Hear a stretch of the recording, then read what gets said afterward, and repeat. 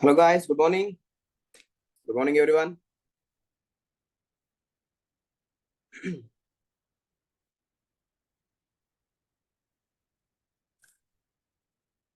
Hello guys, am I audible and visible?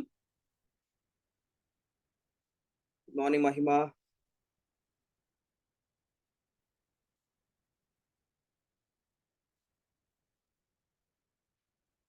Good morning Subhadra. Yeah, good morning. So we're discussing renal physiology, right?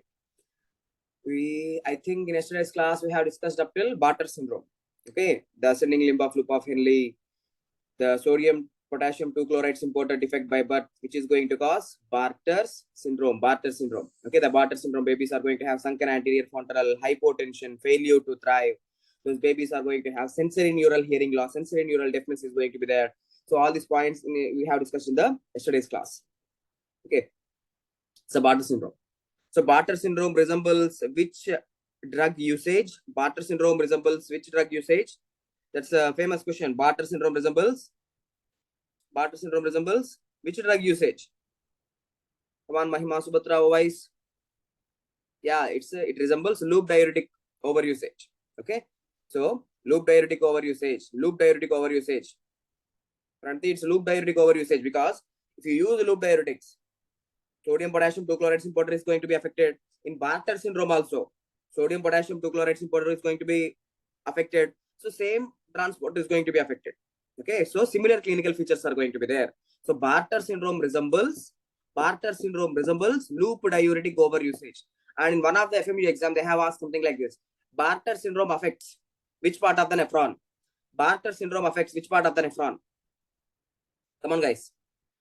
Bartter syndrome affects which part of the nephron? And PCT, Rahul, you are saying PCT. Oh my God. Bartter syndrome affects proximal convoluted tubule. No, ascending limb of loop of Henle. Rahul, Bartter syndrome affects ascending limb of loop of Henle. Okay. Yeah. Like, in hurry, you might get confused. Okay. Yeah. So without any further late, now chalo. Let's continue. Let me share the content.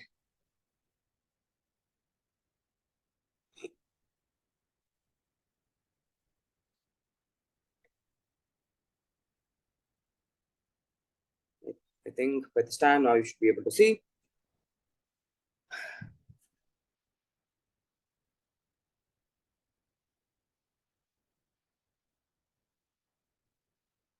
I hope everyone got the PDF. Now, after this, now ascending limb of loop of Henle is completed. Okay, ascending limb of loop of Henle is completed. Now, these things are not needed for you because they are anyway not there in your book. They are not there in your book. You just leave it. Now, first come to this slide. Okay, come to this slide, distal convoluted tubule. I will discuss about this medullary hyperosmolarity in a minute. But before that, let me discuss about the distal convoluted tubule. Come to this slide. Distal convoluted tubule, DCT. Okay, distal convoluted tubule. So, please take a white paper and draw this, or at least listen. Here I am showing you the distal convoluted tubule. Okay, now the urine is coming like this.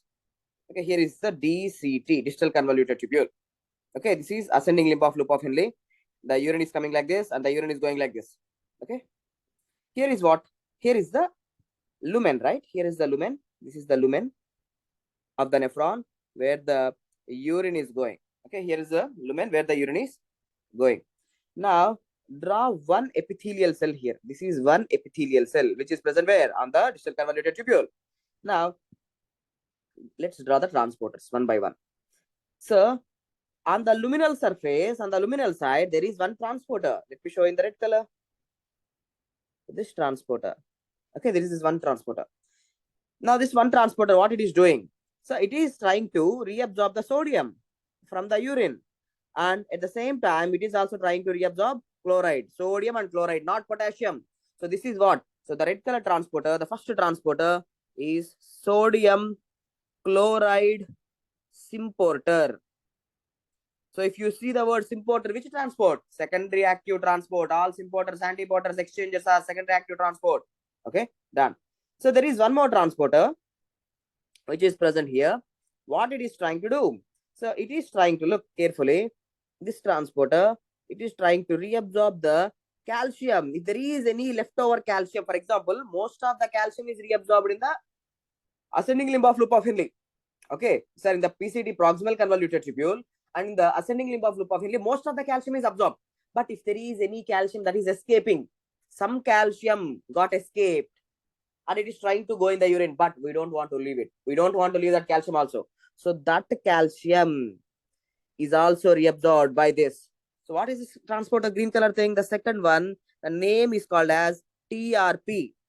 Okay, TRP V5.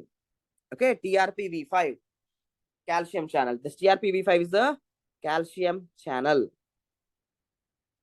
Okay, this TRP V5 is a calcium channel. Okay, it's taking so much space. It's a calcium channel. Don't forget. Okay, TRP V5. TRP stands for transient receptor potential. Transient receptor potential vanilloid calcium channel 5. Okay, so transient receptor potential vanilloid calcium channel 5. So just remember that one thing. Next, one more transporter. The third transporter, which I am showing on the basolateral membrane. This transporter, everyone's favorite transporter. Do you know what it will do? It's going to throw 3 sodium. Sorry. Yeah, it's going to throw 3 sodium out of the cell and brings 2 potassium into the cell. So what is this? By using the ATP. By using the ATP. So the third one is sodium potassium pump or ATPase. Sodium potassium pump or sodium potassium ATPase. Okay. And the last channel, the favorite channel for the examiners, that is this one. What is this channel? So this channel, what it is doing, it is trying to bring the sodium into the cell and it will exchange the calcium out. It will take the calcium out. Okay, this calcium. So the same calcium, skin calcium. Okay, so that thing. So what is this thing? What is this thing? The pink color thing. So that channel is sodium calcium exchanger. Okay, sodium calcium exchanger. Okay, sodium calcium exchanger. Okay, sir. The 4 transporters on the distal convoluted tubule completed. Now, integration. Now trying to integrate. Okay, sir, there is a drug. Let me take the drug in little orange color. So, there is a drug, X drug. Now, what this drug is doing? So, when you use this drug, this channel is going to be blocked. Okay, this sodium chloride channel is blocked. So, what is this X drug? Okay, this X drug is called as thiazide diuretic. Okay. Now tell me, thiazide diuretics, what they will block? They will block sodium chloride symporters. Okay, they will block sodium chloride symporter. Thiazide diuretic, where it is acting? It is acting on the distal convoluted tubule. Thiazide diuretics acts on distal convoluted tubule. Okay, done. Okay, done. Now, why we are calling it as a diuretic? Yes, sir. Why we are calling it as a diuretic? Because if you block this, sodium is not reabsorbed, chloride is not reabsorbed. So sodium will start to lose in the urine. Chloride will start to lose in the urine. Wherever sodium goes, water follows. Wherever chloride goes, water follows because they are osmotically active. Okay. So more water is going to go out in the urine. That will cause diuresis. Okay. So if you block this, sodium is not getting reabsorbed. Sodium lost in the urine. When sodium is losing in the urine, that will cause diuresis. Simple. Simple. Okay. So completed. Next integration. Okay. This is the next integration. Pharma integration, sir. This is next integration. That is pharma integration. Guys, first tell me. Okay. Listen carefully and tell me. Let me check whether everything is clear or not. Am I sharing the screen? Is everything okay? Let me check.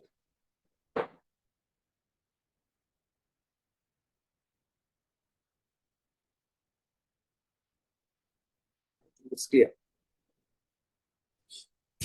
Yeah. Now my question is, in how many ways sodium is trying to come into the cell?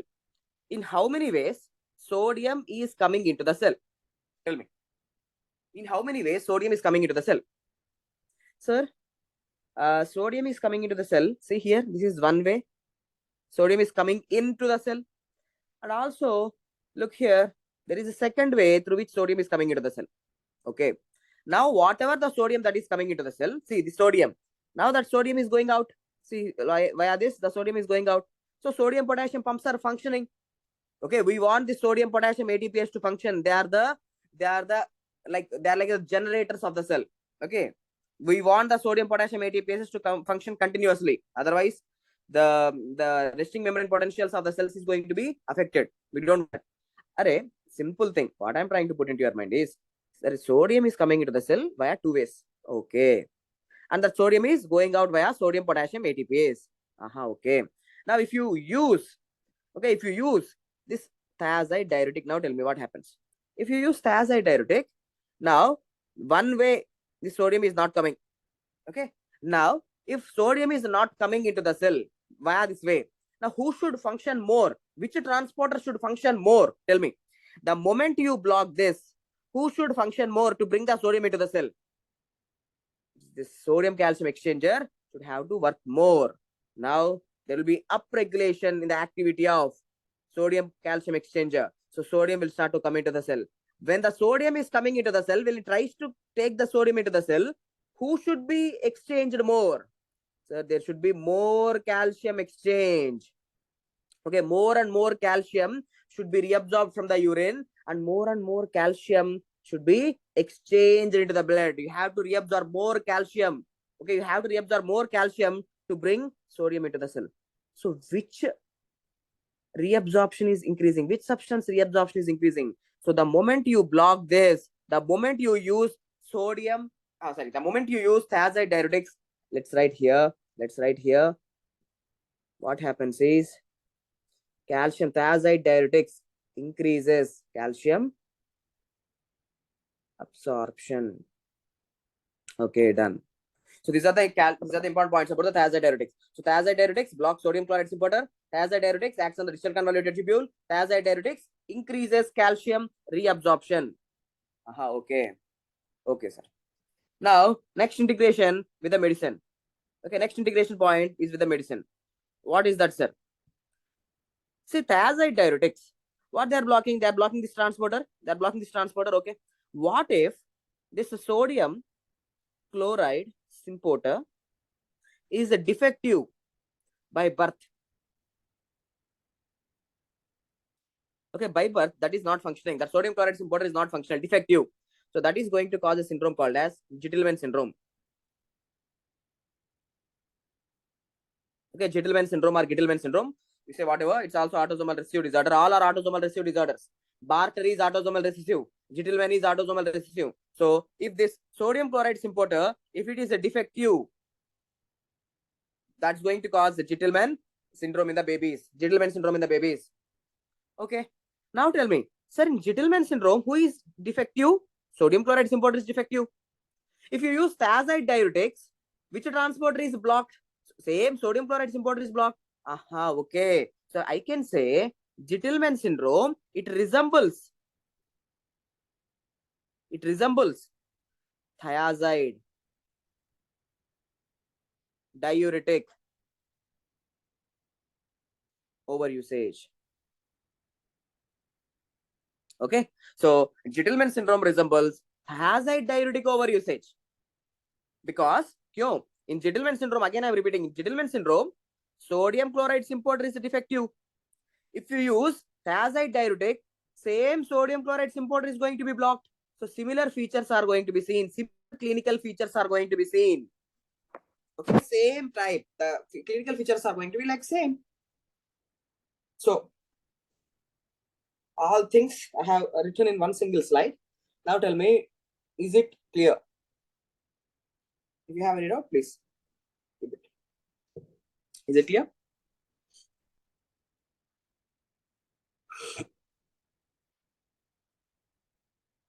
If you use loop diuretics, both calcium and magnesium are going to be lost. If you use loop diuretics, both calcium and magnesium are going to be lost in the urine. If you use thiazide diuretics, more calcium will be reabsorbed. Okay, more calcium will be reabsorbed. Done. Now, the same, whatever we have discussed so far, that's the same thing is here, it's there in the image. So there is no point for me to go again. Okay, here this is the urine side. Okay, urine is going like this. Urine is going like this. Okay, now you know there are 4 types of transporters. See, one is sodium chloride importer. Second one is calcium channel. This is the calcium. Okay, this is the calcium channel. Okay, that's the TRP V5. No need to write, just I'm explaining. So there is sodium, potassium. See, sodium, potassium, ATPase. 2 potassium is coming in. 3 sodium. See, these 3 sodium are coming out. That's the sodium, potassium, ATPase. And see, this is what sodium, calcium exchanger. Sodium is coming into the cell and calcium is getting exchanged. Calcium is getting exchanged. So there are 4 transporters. Okay, 4 transporters. Okay. Next, sir, in this slide, I have given all the 4 transporters, DCT transporters, you know, 4 transporters. Already, don't write again and again. You have already taken the notes. Now, what else I want you to know is, come to this slide again. What else I want you to know is, sir, there is a hormone in our body. There is a special hormone in our body. Let me talk about that hormone. Let me take some other color. Yeah. See, that hormone is parathyroid hormone. Parathyroid hormone. You know, parathyroid hormone increases the calcium reabsorption. So what this parathyroid hormone is doing is, parathyroid hormone, it will come like this and it activates. Whenever there is parathyroid hormone in the body, physiology, parathyroid hormone is activating which transporter? Sodium calcium exchanger. Okay. So what happens? More calcium will be reabsorbed. More calcium will be reabsorbed. Okay. So whenever we are having hypocalcemia in our body, whenever the calcium levels are going down. Okay, look here. Are మన బాడీలో, okay, in our body, whenever there is hypocalcemia, that hypocalcemia stimulates what? Which glands? Parathyroid glands. Parathyroid glands produce parathyroid hormone. What this parathyroid hormone is doing? See, it activates the sodium calcium exchanger. So more calcium reabsorption. That's it. Okay, know this one point. Okay, so sodium calcium exchanger physiology. Sodium calcium exchanger is activated by which hormone? Parathyroid hormone. Parathyroid hormone increases calcium reabsorption. Okay, see here, calcium reabsorption is regulated by parathyroid hormone. True. Thiazides, just now I have explained, thiazides increases calcium reabsorption. True. So normal points about the DCT also completed. After this, integration. What is that syndrome? Gittleman syndrome. Sir, in Gittleman syndrome, okay, in Gittleman syndrome, what you need to know? Look, let's check one by one point. I hope these points were already given in your book. Okay, look. Sir, sodium chloride importer. That's in the DCT. You already know it. Sodium chloride importer. It is blocked by thiazide diuretics. Okay. Sodium chloride importer mutation will cause Gittleman syndrome. Okay. You already know it. I have explained you. Gittleman syndrome is autosomal recessive.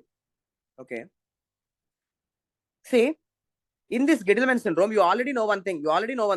There is a defect in the sodium chloride importer. Okay. But now learn one more thing. Okay. The sodium chloride transporter is defective. Okay. But also there is one more channel in the nephrons. One more channel in the nephron that is defective. That is called as TRPM6.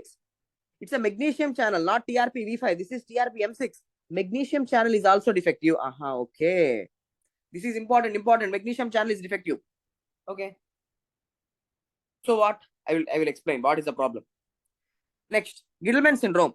It resembles, I have explained you, thiazide diuretic overusage. Okay.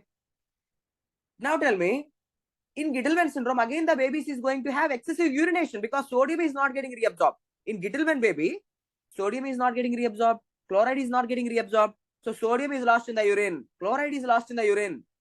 So these babies are going to have polyuria. Okay. So these babies are also getting dehydrated. Because of this dehydration, the baby is not growing properly, failure to thrive. Okay. So because of so much dehydration and polyuria, the blood volume is decreasing. So if you look the BP will be decreased. Most of the time, or it can be normal also, but for most of the time, the BP can be decreased, but never increased, never increased. Same, Bartter also, hypotensive disorder. So Gittleman also, hypotensive disorder. Means BP is going to decrease, but never increases. Bartter also, hypotensive disorder. Gittleman also, hypotensive disorder. Both are autosomal recessive disorders. Why I am stressing so much? Because later, when we discuss about the Liddle syndrome, you will understand. Okay, so because of the dehydration here, there is again sunken anterior fontanelle. There is again sunken anterior fontanelle. Okay, but Bartter syndrome, remember, Bartter syndrome, there is a deafness, sensory neural hearing loss, deafness. Okay, but in Gittleman syndrome, the one extra point which I wanted to know is, sir, here the TRPM6 channel is defective. So because of this defect in this channel, the magnesium levels in the body will come down. Magnesium reabsorption will not occur. The magnesium reabsorption will not occur. So in the body, magnesium levels will come down. So whenever the magnesium levels will come down, whenever there is severe hypomagnesemia,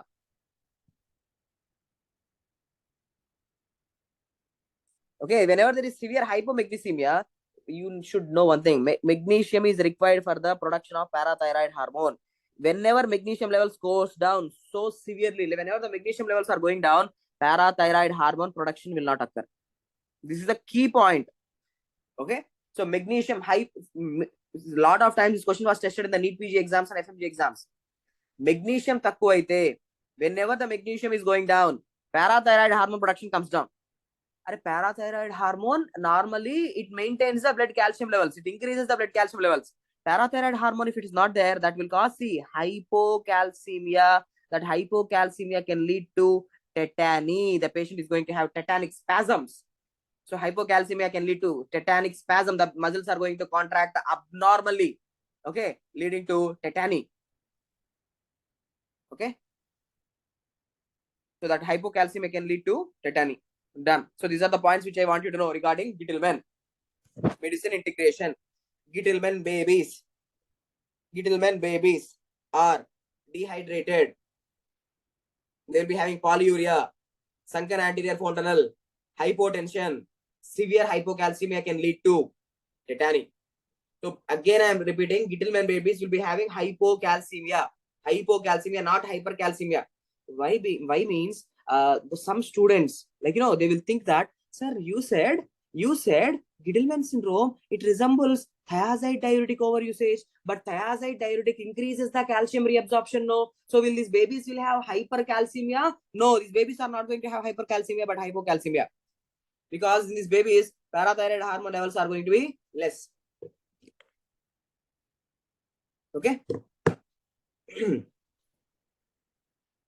So chalo, Gittleman also completed. Bartter completed, Gittleman completed. This Bartter and Gittleman, they will come in your medicine and they will also show up in your pediatrics. Next, differences between PCT, DCT, proximal convoluted tubule, distal convoluted tubule. Sir, PCT mein brush border is there. In DCT, there is no such thing as brush border. Okay. In PCT, between the cells, there are gaps. Okay. For example, see, if this is the PCT, one cell is here, this is the other cell. In between the cell, gaps are there. So gap junctions are, leaky junctions are there. But in the DCT, there are tight junctions. For example, if I am talking, this is the DCT, for example, in between cells, there is no gap. Okay, there are tight junctions. Okay. So PCT में leaky junctions है for more water reabsorption and more substance reabsorption. DCT में there are tight junctions. Okay. So as there is, like, here, as there is leaky junctions, as there is spaces here, water can be reabsorbed between the cells. See, water can be reabsorbed between the cells. That is called as a paracellular water reabsorption. What is paracellular water reabsorption? Simple. Water can be reabsorbed between the cells. Okay, between the cells, water can be reabsorbed. But here, such water reabsorption cannot occur. So paracellular water reabsorption occurs in the PCT. In DCT, there is no paracellular water reabsorption. Paracellular means between the cells, water is reabsorbing. In PCT, true. Okay. In PCT, there is something called as carbonic anhydrase type 2 and 4. Later in the topic of acid-base balance, you will understand. Okay, in the PCT, there is carbonic anhydrase type 2 as well as type 4. In the DCT, D for only 2, D for though, right? Though. Okay. So only type 2. Okay, DCT, there is only carbonic anhydrase type 2. What is this carbonic anhydrase? It helps in the reabsorption of bicarbonates. We will discuss that in the acid-base balance topic. Done. PCT versus BCT topic हो गया. चलो. Next, the last topic in the renal, the last main part in the nephron. That's the collecting duct. Okay.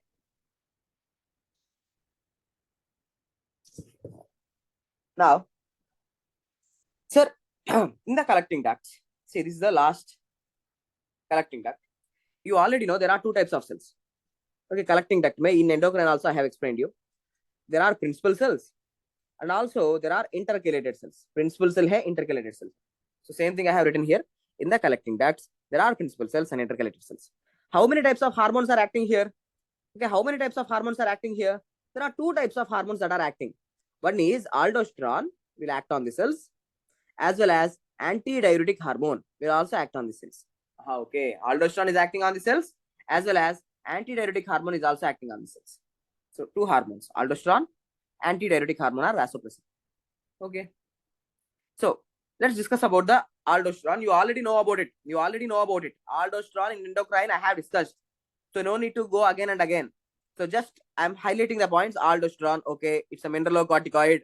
Aldosterone helps in what? Sodium reabsorption. You know, aldosterone helps in sodium reabsorption. Okay, just wait for understanding purpose. Sir, this is principal cell. This is intercalated cell. Who is our hero here? Aldosterone.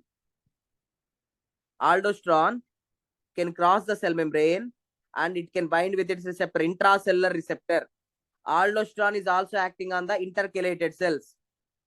Now, what are the three functions of aldosterone? When aldosterone is acting on the cells, sodium will be reabsorbed. Okay. Potassium will be excreted.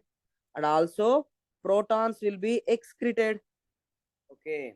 So, sodium reabsorption, potassium and proton excretion. So, same things I have written here. Sir, aldosterone ko three functions. Sodium reabsorption. Okay. Sodium reabsorption, potassium and proton excretion. Okay. Sodium reabsorption, potassium and proton excretion. These are the three functions of aldosterone. Along with some sodium. See, along with some sodium, even some water can be reabsorbed. Okay. But very little water. That's not much. Along with some sodium, some water can be reabsorbed. In one of the FMG exam, they have asked, what is the powerful stimulus for the production of aldosterone? Okay, what is the powerful stimulus for the, sorry, not production, release. Powerful stimulus for the release of aldosterone. See, aldosterone ka function kya hai? Aldosterone can excrete the potassium. Aldosterone can excrete the potassium, which means whenever your blood potassium levels are increasing, that is bad. Hyperkalemia is bad. That can lead to arrhythmias. That can kill the patient. So whenever your blood potassium levels are increasing, that will stimulate the release of aldosterone. So potassium can be excreted in the urine. So this is the important point. What is the major stimulus for the release of aldosterone? That is hyperkalemia. Important MCQ. So hyperkalemia is the most powerful stimulus for the release of aldosterone from the adrenal gland. Okay. Done. So this slide also you know it. There is no need for me to explain it again and again. Sir, when aldosterone is acting, I have written aldosterone is acting. What this principal cell will do? The sodium is reabsorbed, potassium is excreted. But the name I want you to know. Sir, what is this channel through which the sodium is reabsorbing? This channel through which the sodium is reabsorbing is called as epithelial sodium channel. Aha, okay. So whenever aldosterone is there, then only, whenever aldosterone is there, only then the epithelial sodium channels are functioning. Okay, whenever there is aldosterone, only then the epithelial sodium channels are functioning. Without aldosterone, they should not function. Okay, without aldosterone, they should not function. But now let me tell you a disorder. Okay, let me tell you a disorder. But before that, let's see what are these points which I have written over here. Sir, have I discussed with you aldosterone have Cytoplasmic receptors. Yes, aldosterone have intracytoplasmic receptors. Thyroid hormones have intranuclear receptors. Don't forget. Okay. Now let's discuss about a disorder. What if these channels, okay, these channels, they are doing some overaction. Overaction means what? We all do overaction, right? See, without aldosterone body mein nahi hai. But this channel, epithelial sodium channel, this is doing overaction. Okay, it is doing the overaction. Look here, the epithelial sodium channel activity, it is under the control of aldosterone. But what if it is doing overaction? Overactivity is going to cause Liddle syndrome. See, Liddle syndrome is autosomal dominant. See, this is important. This is important. Bartter and Gittleman are autosomal recessive. Bartter and Gittleman are autosomal recessive. But Liddle, it's looking like little. It's looking like little, right? But it is not little, sir.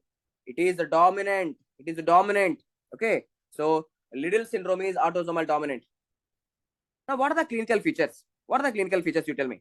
Sir, if those channels are doing overaction, okay, you know the 3 channels are there. Okay.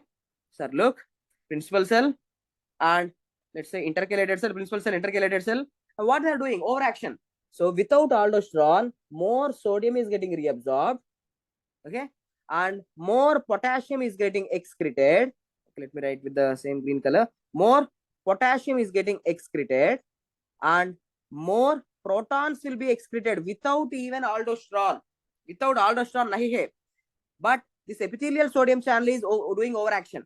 So more sodium is getting reabsorbed. When more sodium is getting reabsorbed, automatically more potassium will be excreted. When more potassium is excreted, automatically in the intercalated cell, it will excrete more protons. So all these things are happening in high quantities because overactivity. So now tell me, what happens? Because of this more sodium, the patient is going to have hypertension. Aha, okay. Bartter and Gittleman are hypotensive disorders. Bartter and Gittleman are hypotensive disorders. But Liddle is hypertensive disorder because more sodium is getting reabsorbed into the body. Okay. So potassium is going out. So that will lead to hypokalemia. Protons, that are the acids. Protons are the acids. Acids are going out of the body. That will lead to alkalosis. Okay. Okay. So this Liddle syndrome is a condition where the patient is going to have hypertension with hypokalemic alkalosis. Okay, hypertension with hypokalemic alkalosis. Okay, so just give me a minute. I'll be coming back. Just 1 minute, sir. 1 minute. Okay.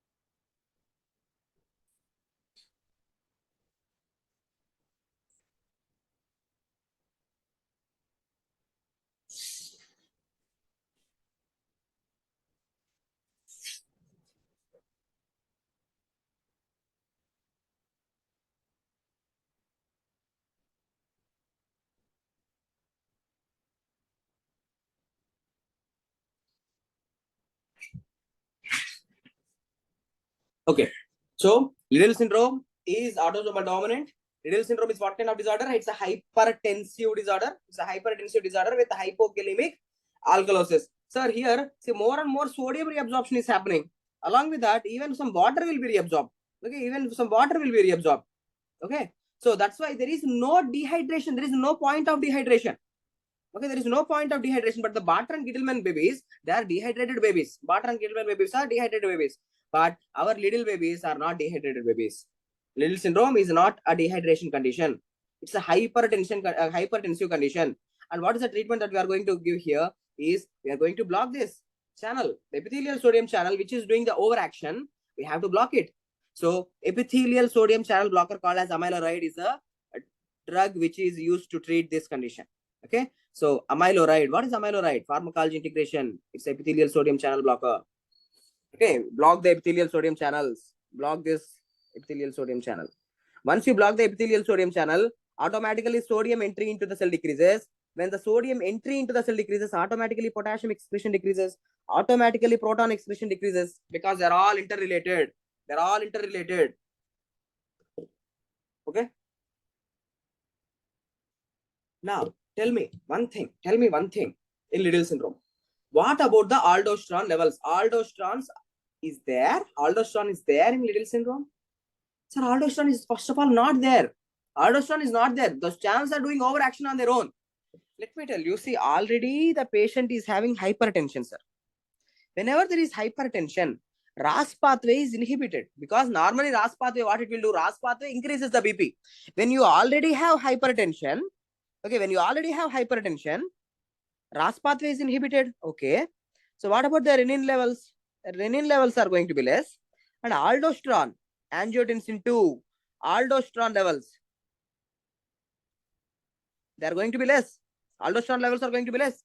So that's what I have written here. Listen carefully. Aldosterone levels are less in Liddle syndrome. In Liddle syndrome, aldosterone levels are reduced due to inhibition of RAS pathway. So whenever the patient is having hypertension, the RAS pathway is usually inhibited. Okay. So this is a question which was asked in the exam. Hypertension. Okay. You know, hypertension means it's not Bartrand, it's not Giddle. Hypertension with hypokalemic alkalosis is seen in Liddle syndrome. Okay.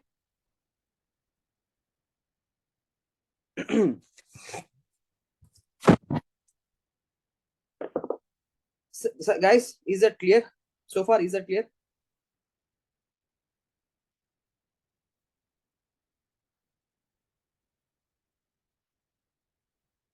Is that clear?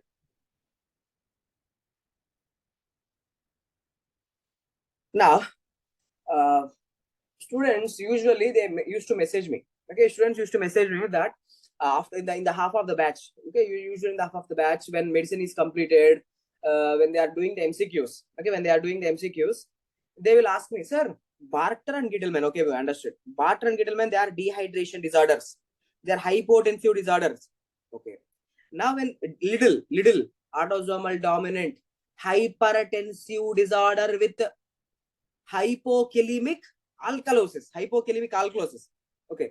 But let me tell you one thing. Sir, if you look Bartter and Gittleman, usually student message me. Most of the students, when they are doing the Q banks and exams, grant test, they will get this question. Bartter, Gittleman. Tell me one thing. In these conditions, more urination is there or less urination is there? Polyuria. In both the conditions, there is polyuria. Polyuria is there. True. Okay. Means what happens? The polyuria is going to decrease the blood volume. Blood volume is decreasing. Listen carefully. When blood volume is decreasing, what happened to their BP? I have said you, Bartter and Gittleman, they are hypotensive disorders. Hypotensive disorders. See, the patient is having dehydration. Okay, the patient is having dehydration because of the polyuria. The dehydration and decrease in the blood volume is causing the hypotension. So whenever hypotension is there, what happened to the RAS pathway? So RAS pathway is activated. Okay, RAS pathway is activated. When the RAS pathway is activated, we have angiotensin 2 and aldosterone, RAS, renin, angiotensin, aldosterone. We have aldosterone.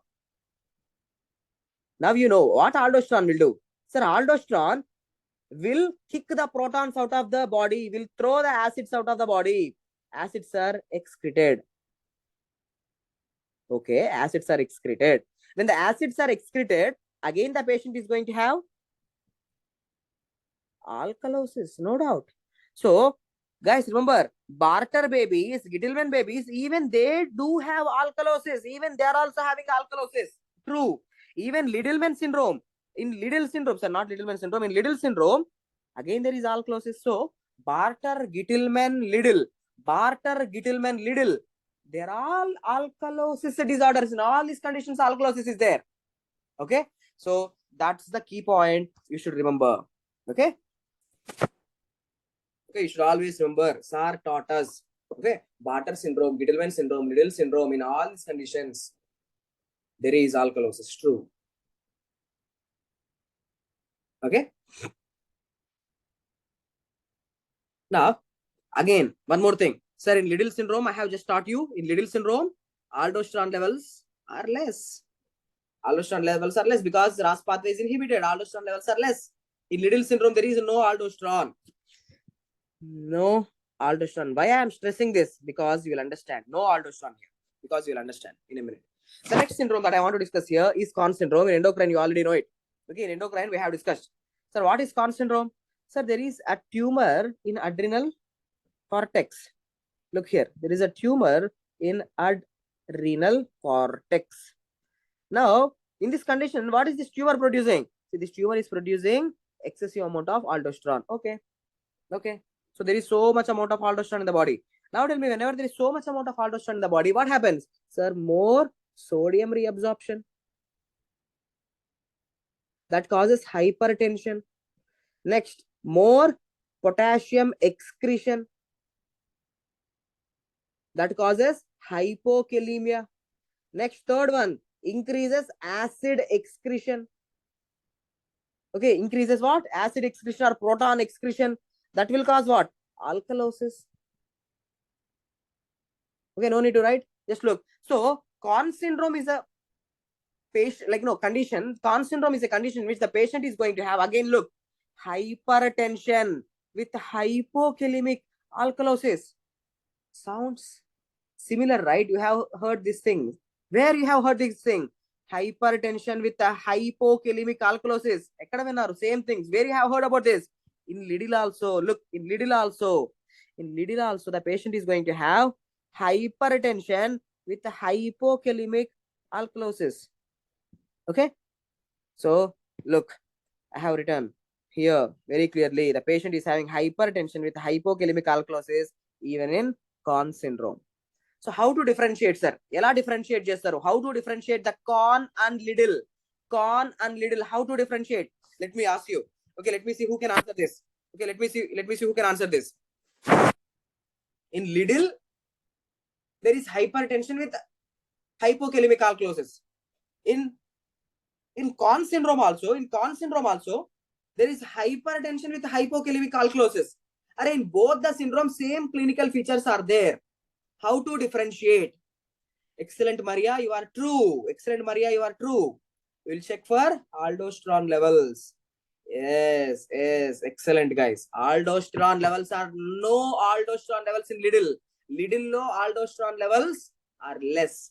Liddle में aldosterone नहीं है, but Conn में क्या problem है? अरे Conn में in Conn syndrome the main problem itself is aldosterone. Aldosterone levels ज़्यादा है. Okay, so in both Liddle syndrome and Conn syndrome, there is hypertension with hypokalemic alkalosis. Okay, with lower renin levels in both the condition, lower renin levels, but aldosterone levels are elevated in Conns, but it is reduced in Liddle. So that's the tricky question that will come from medicine. Okay. So the basics should be taught in physiology. Physiology mein the basic and integrated case will be coming in the medicine. So done, sir. Now how to treat this condition? Now tell me how to treat this condition. Conn syndrome. How to treat this? अरे Conn syndrome में main problem क्या है? Aldosterone. So we have to use aldosterone antagonist. So the Conn syndrome is treated. The treatment of Conn syndrome. Yeah. So the treatment. Just wait.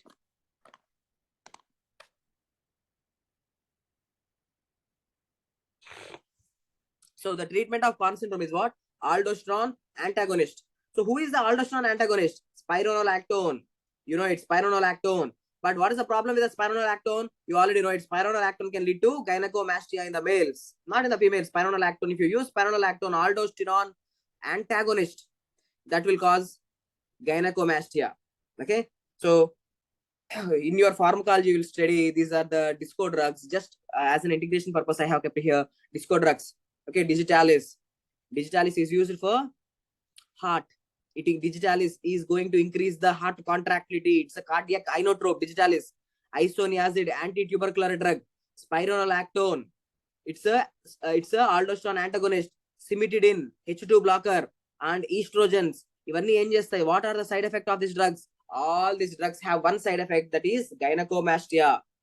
Okay, our spironolactone is also going to cause gynecomastia. That's it. So completed, sir. Okay, now one question I want you to answer. One question I want you to answer. Okay, this is also a question asked in your FMG exam. You tell me, sir, in Con syndrome low, okay, who is more? Aldosterone is more. So more sodium is getting reabsorbed into the body. Okay, more sodium is getting reabsorbed into the body. So now if I check the serum sodium levels, will the patient going to have hypernatremia or hyponatremia? Please tell me. If I check the serum sodium levels or the plasma sodium levels, will the patient be having hypernatremia or hyponatremia? Please tell me.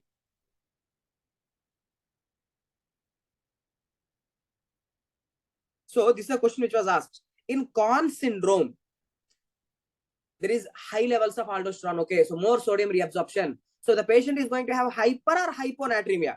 So usually our intuition or simple logic will say hypernatremia, right? But let me tell you what happens is, okay, the sodium levels are going to be normal. Okay, the blood sodium levels are going to be normal. Okay, the main reason for the blood sodium levels is going to be, the main reason is, let me tell you. So look, in Con syndrome, okay, in Con syndrome, yes, aldosterone is more, no doubt. Aldosterone is more. So more water is getting reabsorbed, and more sodium is getting reabsorbed, and also water is getting reabsorbed. So sodium is getting reabsorbed and water is also getting reabsorbed. Okay. See, whenever more sodium and water is getting reabsorbed, okay, so what happened to your blood volume? BP not needed here. What happened to your blood volume? Blood volume increases. More sodium is there, more water is getting reabsorbed. So that increases your blood volume. Your blood volume is increasing. Now zyada blood volume here. Now you are having more blood volume. Is that good? Definitely not good. Is that good? Definitely not good. So whenever you are having more blood volume, so that more blood is going to the atria. More blood is going to the atria. So atria are going to stretch. Atria are going to stretch. Now atria will understand. Atria are like brain. They will understand. अरे body में ज़्यादा blood है. Body में ज़्यादा fluids है. So immediately atria will release something called as atrial natriuretic peptide. In the name itself, it's there. Produced by atria. It causes natriuresis. Atria understand. Array, there is more blood, which means there is more sodium in the body. Body lo sodium ఎక్కువైంది. There is more sodium in the body. That is leading to more blood volume. So immediately the atria is going to release atrial natriuretic peptide. Natriuresis. So that will immediately cause sodium excretion out of the body. So whenever sodium is going out, that will also cause water loss. So blood levels will come back to normal. Okay, so sodium is going out of the body because of the atrial natriuretic peptide. Sodium is again trying to go back. Okay, so sodium is going out of the body. So sodium is going out of the body. Okay, sodium is going out of the body. So what happened to the sodium levels in the blood? And on one side, aldosterone is like a husband. Okay, aldosterone is like a husband. He's working. He's earning. He's trying to increase the sodium. But atrial natriuretic peptide, what wife does? Okay, she is going for shopping and spending. On one side, he is trying to earn the money. Wife is trying to spend the money. Okay, in the same way, aldosterone tries to increase the sodium. Whenever sodium increases in the body, atrial natriuretic peptide will try to excrete the sodium. So the blood sodium levels are almost normal for most of the time. The blood sodium levels, right? The sodium levels in Con syndrome. Okay, sodium levels in Con syndrome are normal. Okay, but still these patients are having hypertension.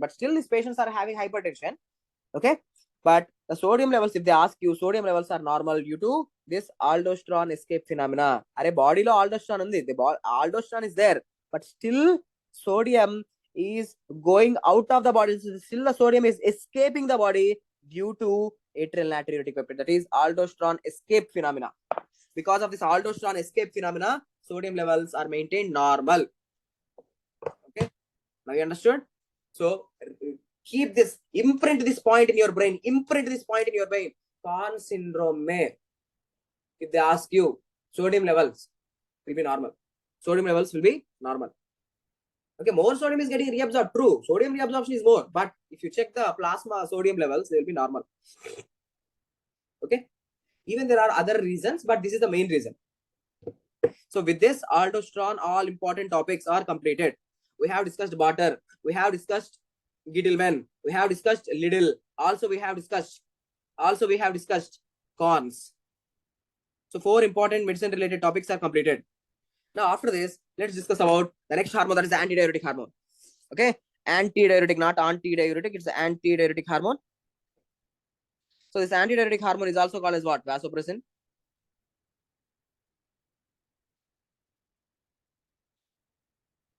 You already know important points about the vasopressin. I have given the mnemonic. So from where this antidiuretic hormone is produced? Produced in hypothalamus, not posterior pituitary. Antidiuretic hormone is produced by the hypothalamic nuclei. Which nuclei? Supraoptic nucleus produces antidiuretic hormone. Paraventricular nucleus produces oxytocin. Don't forget. Okay. So where this antidiuretic hormone is stored? So storage place is posterior pituitary. Stored in posterior pituitary. Okay, stored in posterior pituitary. Where it will act? It will act on which cells? Principal cells or intercalated cells? Antidiuretic hormone acts only on the principal cells. It acts on principal cells. Where it acts? It acts on V2 receptors. It acts where? On its receptor. The receptors are called as V2 receptors. Guys, first today, endocrine physiology. Endocrine physiology, I have discussed about the secondary messengers. Secondary messengers, we have discussed. Sir, antidiuretic hormone, when it is acting on V2 receptor, which secondary messenger is produced? V2. Antidiuretic hormone on V2. V2. Antidiuretic hormone on V2. Which secondary messenger is produced? It uses which secondary messenger? Can you tell me? Let me see who can answer. Subhatra, excellent. CAMP. Excellent. CAMP. Okay. CAMP. Antidiuretic hormone on V1. Antidiuretic hormone on V1 receptor. IP3. Okay, sir. You have to repeat. Okay. So you are in the beginning. You are in the beginning stages. Almost for your exam, 6 months are there. Most probably the exam will be in July. Maybe it's in August also. No one doesn't know. Okay. FMG exam, it's already happening late. Already happened late. So most probably your exam may be in July, or maybe in August also. Okay. So you are having a lot of time. You have to revise physiology. The main problem with the physiology and the basic subjects is, see, physiology is happening now. Okay. So most of the students, they will study physiology, they will understand the concept, they will do one-time revision and they will leave it, because after the physiology, you are going to have ENT, Aptha, medicine, surgery, PSM, microbiology, okay, pediatrics, anesthesia, derma. These all these subjects will come. When you are learning these subjects, you will just simply leave the physiology. You are going to just leave the physiology, because physiology is the one subject which is going to happen in the beginning. So you are going to leave this physiology. So when you leave that physiology, after 4 or 5 months, when you open physiology, it will be for you, sir, these topics are like new topics. Okay. So do as many repetition as possible for those subjects which are happening. For example, general pathology completed. Okay, general pathology completed. No. So you will be doing that general pathology again after 3-4 months. Means revision. So all general pathology gaya, inflammation gaya, cell injury gaya, genetics gaya, okay, immunology gaya, all neoplasia gone. So you can't retain these things for longer period. So if you have to retain, you have to do the repetitions. CAMP is used by which hormones? CGMP is used by which hormones? IP3 is used by which hormone? So you have to do the repetition. Okay, repeat, sir. Again, you might feel during the class, you might feel, sir, lot of topics are coming, so many topics are coming, but they are worth knowing. My physiology, my notes will bring you 15 to 20 marks. Okay, 15 to 20 marks. That one book will bring you 15 to 20 marks, and that's not a small thing. That's not a small thing. Okay. Chalo. So now let's discuss about the antidiuretic hormone. Sir, let's say something like this. So the last part of the nephron, collecting duct. Collecting duct. Is it permeable to water? Normally. Okay, normally it's not permeable to. Okay, it's not permeable to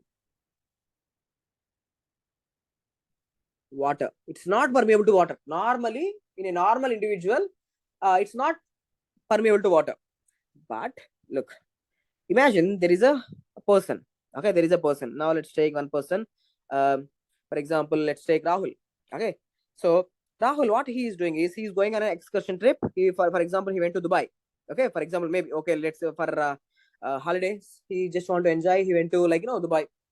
Now he went for the desert safari. Imagine he went for the desert safari. In desert, he got misplaced from the troop. Okay, from the other fellows, he got displaced, and he is roaming in the desert for one day. He is walking in the desert because he got misplaced. Now, when he is walking in that hot desert, definitely he's going to sweat. Okay, he's going to sweat. Now he's sweating and he's not getting water. He's not drinking the water, so he's getting what? Dehydrated. Now, when he's getting dehydrated, what happened to his blood volume? His blood volume is decreasing. Now tell me, sir, whenever blood volume is decreasing, okay, he's removing the water out of the body. He's removing the sweat. He's removing the pure water. Sweat is hypotonic solution. He's removing the pure fluids out of the body. So what happened to the blood concentration? The blood concentration increases. The blood is hyper concentrated or hyper osmolar. Okay, now the blood is getting hyperosmolar, maybe 320. It should be around 290 to 300. Now the blood is getting hyperosmolar, 320. Now tell me, now is that the time he should produce more urine or less urine? Tell me. Now that's the time he should conserve water as much as water. He should conserve as much water as possible in the body. So he should produce less urine. The urine volume should be less. So that's why, do you know what happened? Whenever the osmolarity increases, hyperosmolarity, this is the stimulus. Hyperosmolarity will give the stimulus for the release of antidiuretic hormone. Okay, what is the stimulus for aldosterone? The major stimulus for the aldosterone is hyperkalemia. Don't forget, the major stimulus for aldosterone is hyperkalemia. Here I have written major stimulus for aldosterone, hyperkalemia. In the same way, the major stimulus, let me write here.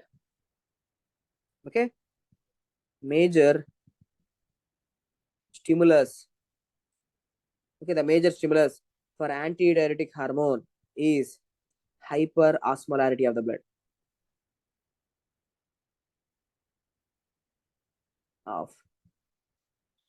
Okay, the hyperosmolarity of the plasma is going to stimulate the release of antidiuretic hormone. Okay, it's going to release antidiuretic hormone. Okay, now antidiuretic hormone came. Now, what this antidiuretic hormone is going to do? I have said you, antidiuretic hormone is going to act on its receptor. When it is acting on the receptor, see, now for the first time, now this collecting duct. Okay, now this collecting duct, these principal cells. Now what they are doing, they are producing these water channels. Previously, these water channels are not there. Now these water channels are produced. They will start to reabsorb water. When they are reabsorbing the water, only in the presence of antidiuretic hormone. Normally, they are not permeable to water, but under the influence of this hormone, whenever this antidiuretic hormone is there, now pure water, not sodium dependent, pure water is getting reabsorbed. This is called as facultative water reabsorption. Okay, we'll see the points one by one. See the points. So usually collecting duct is impermeable to water, but under the effect of antidiuretic hormone, it becomes water permeable. So this type of water reabsorption is called as facultative water reabsorption. In yesterday class, I have discussed PCT. There is obligatory. 70% water reabsorption, obligatory water reabsorption. That is sodium dependent, 70% sodium reabsorbed, so 70% water reabsorbed. That is obligatory water reabsorption. But in collecting duct, it is facultative water reabsorption under the influence of antidiuretic hormone. Okay. So in collecting duct, see, in collecting duct, it is solute free water reabsorption because sodium is not getting reabsorbed. Pure water is getting reabsorbed. Okay, pure water is getting reabsorbed. So it is solute independent or solute free. Okay, so look at here. This is sodium free water reabsorption, which means sodium is not reabsorbed. Okay, sodium is not reabsorbed, only water is reabsorbed. Okay, next, my question to you. Let me ask you one question. Look at here. Look at this. If the antidiuretic hormone is there, okay. Now, in the presence of antidiuretic hormone, maximum water reabsorption occurs where? This is a question which was tested in FMGE, NEET PG, as well as INICT. In all these exams, this question was there. If there is antidiuretic hormone, maximum water reabsorption occurs where?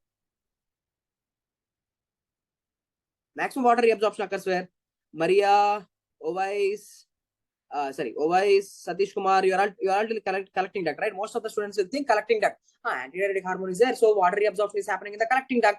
Remember, maximum reabsorption of all the substances occurs in PCT. 70% water, sir. 70%. Okay. So always the answer is PCT. Doesn't matter antidiuretic hormone unda leda. It's not. It doesn't matter. Antidiuretic hormone hai or nahi hai doesn't matter. Always maximum water reabsorption occurs in PCT. Okay. So under the influence of antidiuretic hormone, look here. Under the antidiuretic hormone, greatest volume of water is reabsorbed in PCT. Okay. Under antidiuretic hormone, that's it. Maximum water is reabsorbed in the PCT. Done.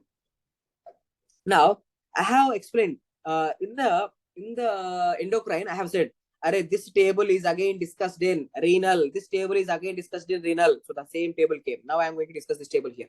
Okay, in endocrine lo cheppanu. In endocrine I have told you the table will be discussed in the renal. So this is the table. Now questions. Is this table important? Absolutely important.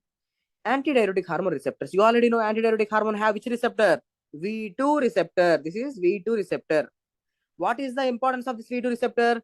V2 receptor helps in absorption of, V2 receptor helps in absorption of water. Okay, where it is present? On the collecting ducts. So, right, V2 receptor, where it is present? Present on location. See, location. Collecting duct. What is the importance? The action is water reabsorption. Okay, the V2 receptors are also present on endothelial cells. Okay, blood vessels में endothelial cells है. Look here. A है blood vessel. Okay, blood vessels are surrounded by what? Smooth muscles. Okay, blood vessels are surrounded by smooth muscles. This is a smooth muscle. And inside the blood vessel, what do you have? These are the endothelial cells. Now, in the endothelial cells, they have these vesicles. Look, they have these vesicles in which there is something called as von Willebrand's factor. Okay, what is stored in the endothelial cells? Von Willebrand factor. Now, what is the name of this vesicle in which von Willebrand factor is there? Pathology. Important MCQ. Von Willebrand factor is stored inside these vesicles. What is the name of these vesicles? These vesicles are called as Weibel Palade bodies. Okay, pathology it will come. Weibel Palade bodies. Okay, WPW, like WP bodies, the Weibel Palade bodies. Okay, WP bodies, Weibel Palade bodies. Look here. What is this receptor? This is V2 receptor. Okay, V2 receptor is also present on endothelial cells. So antidiuretic hormone. Okay, antidiuretic hormone ADH. Antidiuretic hormone. It acts on these V2 receptors. So who is going to be released? Von Willebrand factor is going to be released that can form the platelet plug that can form the clot later. Okay, that helps in the clotting. Okay, so this is one thing. So right here, V2 receptors are also present on endothelial cells. And when you stimulate the V2 receptors, they can lead to release of von Willebrand factor. And where is V1 receptor present, sir? Look, on the same blood vessel, these are the smooth muscles, no? Here on the smooth muscles, V1 receptors are present. Antidiuretic hormone. Okay, when it is acting on the V1 receptor, smooth muscles will undergo contraction. When a smooth muscle is undergoing contraction, blood vessel will undergo constriction. Blood vessel is undergoing constriction, spasm, constriction. Okay, so V1 receptors are present on smooth muscles of blood vessels. Okay, simple remember thing. V1 is present on the blood vessels. What is it's doing? It helps in vasoconstriction. Vasoconstriction. That's why the name vasopressin. Okay, it causes vasoconstriction. Okay, and NEET PG exam, V3 receptors, only one point, they are present in anterior pituitary. They are present in the anterior pituitary.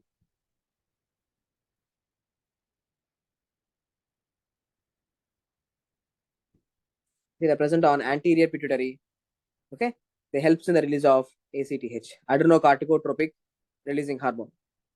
Okay, so V3 receptors are present on anterior pituitary. V3 receptors are present on the anterior pituitary corticotropes. V3 receptors are present on anterior pituitary corticotropes. They release as ACTH. Done.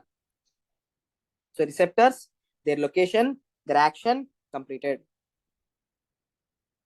Receptor, their location, action completed. Now, I will be discussing about, again, I'm trying to integrate. In your exam, I'm telling you, see, 100%. I can give you 100% guarantee that this one of these two questions will come in your exam. One is diabetes insipidus or SIADH. One question is pakka. Diabetes insipidus or SIADH. And also with the same confidence, I will give you one question will be pakka. GLUTs or SGLTs. Pakka question will be there. Even the recent exam question was there regarding the glut. Or you can have the question regarding the SGLTs. Gluts are facilitated diffusion. SGLTs are secondary active transport. So one question will be pakka. And one question will be 100% sure from diabetes insipidus or SIADH. Okay. So listen carefully. Now I'm going to discuss about these two things, diabetes insipidus, SIADH. We'll discuss. But before that, small topic is there. Look here. Sir, what is this condition which I'm showing you? What is this? Is this what is being done here? Sir, the patient is having, this is esophagus. Okay, these are the dilated veins in the esophagus. This is not rectum. Don't think this is proctoscopy. Okay, this is esophagus, sir. These are the dilated veins in the esophagus.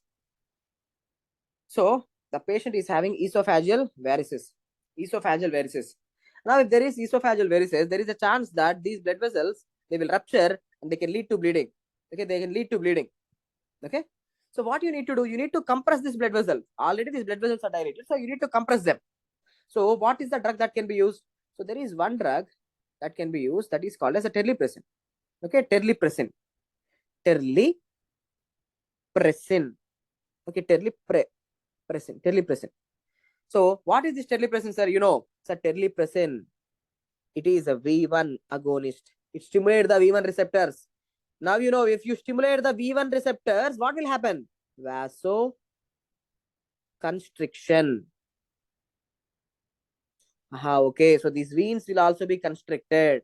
So what is the drug that can be used for the esophageal varices? The drug of choice is terlipressin. It's a V1 receptor stimulant. Okay. Now, there is a drug called as a desmopressin.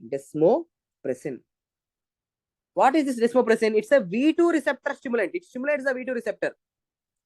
Now, see, imagine the patient is having von Willebrand's disease. What is the problem with the von Willebrand disease, sir?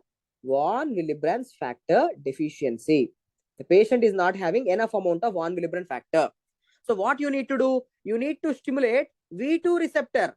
If you stimulate V2 receptor, more von Willebrand factor is released. Okay, more von Willebrand factor is released. We have discussed. So if you stimulate the V2 receptor, see, if you stimulate the V2 receptor, that releases von Willebrand factor. So desmopressin, where we will use desmopressin, one place. Desmopressin can be used in the treatment of von Willebrand's disease. Okay, and it also used, desmopressin is also used in the treatment of a condition called as, remember, desmopressin is also used in the treatment of diabetes insipidus. I will explain you about the diabetes insipidus in a minute. 1 minute we will discuss about the diabetes insipidus. But for now, just remember, desmopressin is used for diabetes insipidus. How we'll discuss. So let's start with the diabetes insipidus. First, come to this slide. After that, I will explain you the SIDH. First, come to the diabetes insipidus. Tell me, what does it mean by diabetes? Diabetes का meaning क्या है? Come on, sir, please tell me. Come on, be active, be active. Sir, diabetes का meaning क्या है? First, diabetes का meaning क्या है? Come on, sir. All the students who are listening to me, doctors, okay, 5th year completed. What is the meaning of diabetes? Diabetes, Garima is saying insulin abnormal levels. Harish is saying, sir, sugars. Maria is saying glucose more than normal. Okay, Pavan, increase blood glucose levels. Please tell me, like, no, you please tell me. I will tell you. Today I will tell you what is diabetes. Exact meaning of diabetes. Harish is saying decrease sugars, glucose abnormality. Listen, guys, the exact meaning of diabetes is more urination, polyuria. Diabetes is nothing but the patient is going for more urination. That's it. That's the exact diabetes means the patient is going for toilet. Simple. Polyuria, going, urination. You know, sugar patient, diabetics, like, you know, they will be always going to the urination, polyuria. So diabetes right now, from this today, you should know diabetes ka meaning, sir, polyuria.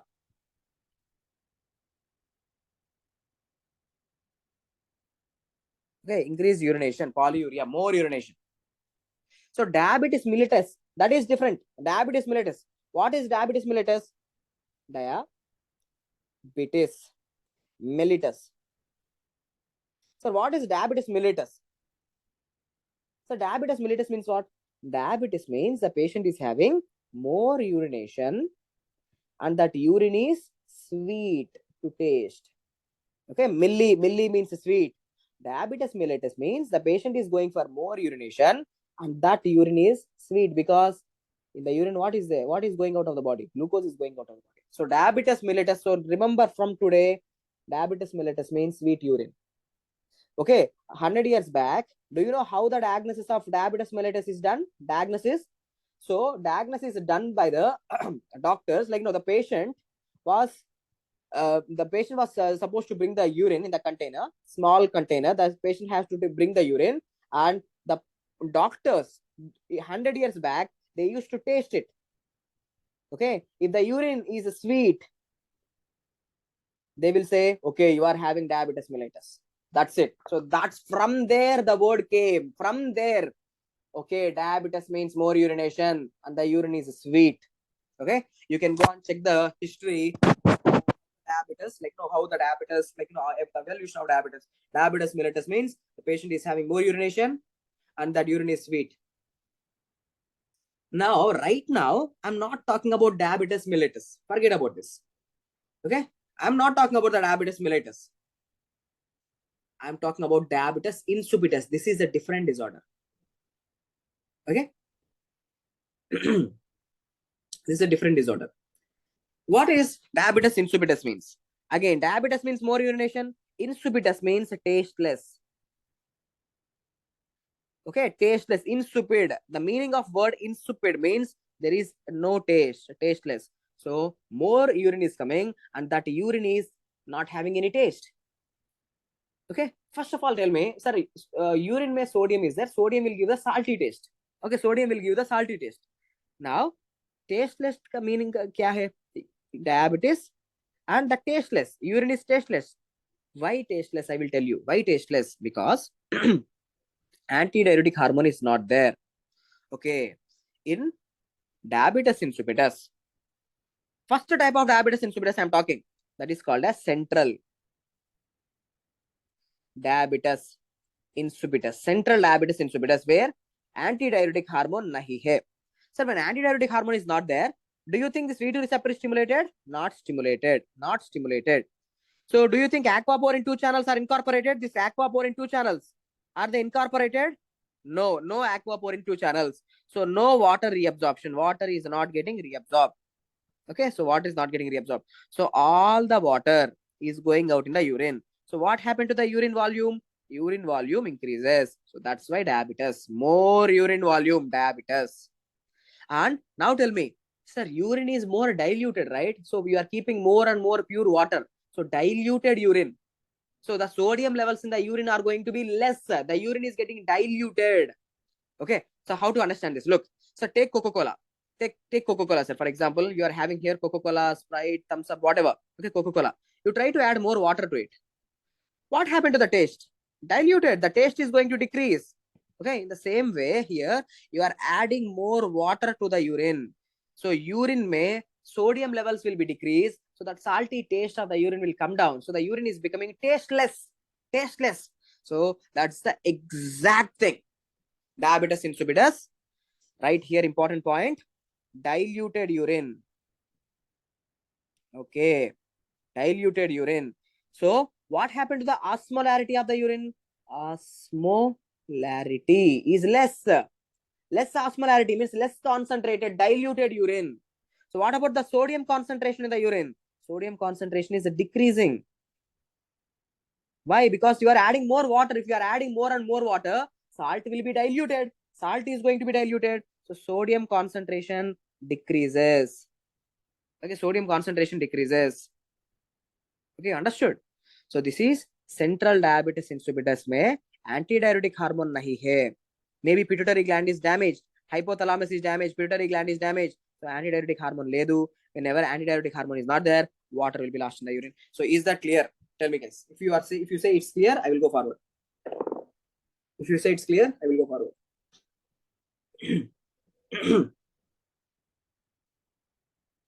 So you understood the name diabetes from now, from today. What you should say? Diabetes means more urination.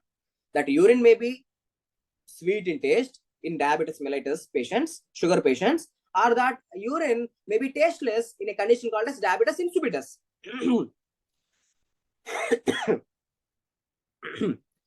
Now, look, second thing. Second example, which I want you to, okay, let me just duplicate this. Duplicate. Okay, I have duplicated. Now I'm erasing. Don't worry. I have already duplicated the slide. So let me erase here. So now, in other conditions, say, hypothalamus is normal, good, functioning good. Pituitary gland is also functioning good. There is no problem. And antidiuretic hormone is getting produced. See, antidiuretic hormone is getting produced. So antidiuretic hormone, hey, abhi hai. But where is the problem? Now this receptor is mutated on the nephrons, in the kidneys. This receptor is mutated. V2 receptor resistance. Again, same story. No aquaporin 2 channels, no water channels. So water is lost in the urine. So again, diabetes insipidus. So what is this one called as? This is called as a nephrogenic, not central problem. Problem in the kidneys. Nephrogenic diabetes insipidus. One example I have discussed, that is the central diabetes insipidus. Here, this is central diabetes insipidus where antidiuretic hormone is not there. The second example is antidiuretic hormone is there, but receptor resistance, that is called as nephrogenic diabetes insipidus. Both the conditions, same clinical features. Both the conditions, same clinical features. Okay. So look. So in this slide, I have very clearly given types of diabetes insipidus. Central diabetes insipidus, nephrogenic diabetes insipidus. If I am the examiner, in between diabetes insipidus and SIADH, two disorders, I said, no, I will give the question from diabetes insipidus. Okay. So types: central diabetes insipidus, nephrogenic diabetes insipidus. Central में problem with where hypothalamus or pituitary glands are damaged, so no antidiuretic hormone. अरे antidiuretic hormone नहीं है तो what you have to give? Replace antidiuretic hormone. So the treatment is desmopressin. Give desmopressin, that is V2 receptor stimulant, V2 receptor agonist. It will go and act on the V2 receptors. Body में vasopressin नहीं है. Okay, no vasopressin. So give desmopressin. It is similar to vasopressin. It will go and stimulate the V2 receptors. So that's why I have asked you to remember. Say diabetes insipidus case, what we will use? Desmopressin. Okay, now tell me. Desmopressin is used in which type of diabetes insipidus? Which type of diabetes insipidus? Central or nephrogenic? In central. So add this point here in central. In central diabetes insipidus, desmopressin is used. In central diabetes insipidus, desmopressin is used. Okay, ठीक है? Now, nephrogenic diabetes insipidus, I have explained you already, V2 receptor resistance. Now, why the kidneys are getting damaged? Why the V2 receptors are getting damaged? Why the V2 receptors are resistant? Super high yielding point. If you use certain drugs like lithium, that's a mood stabilizer used in the treatment of what? Lithium mood stabilizer, sir. Which is used in the treatment of what? In which people we will use lithium? In which patients? Lithium. Bipolar disorder. Okay, in bipolar disorder, in highly anxious patients.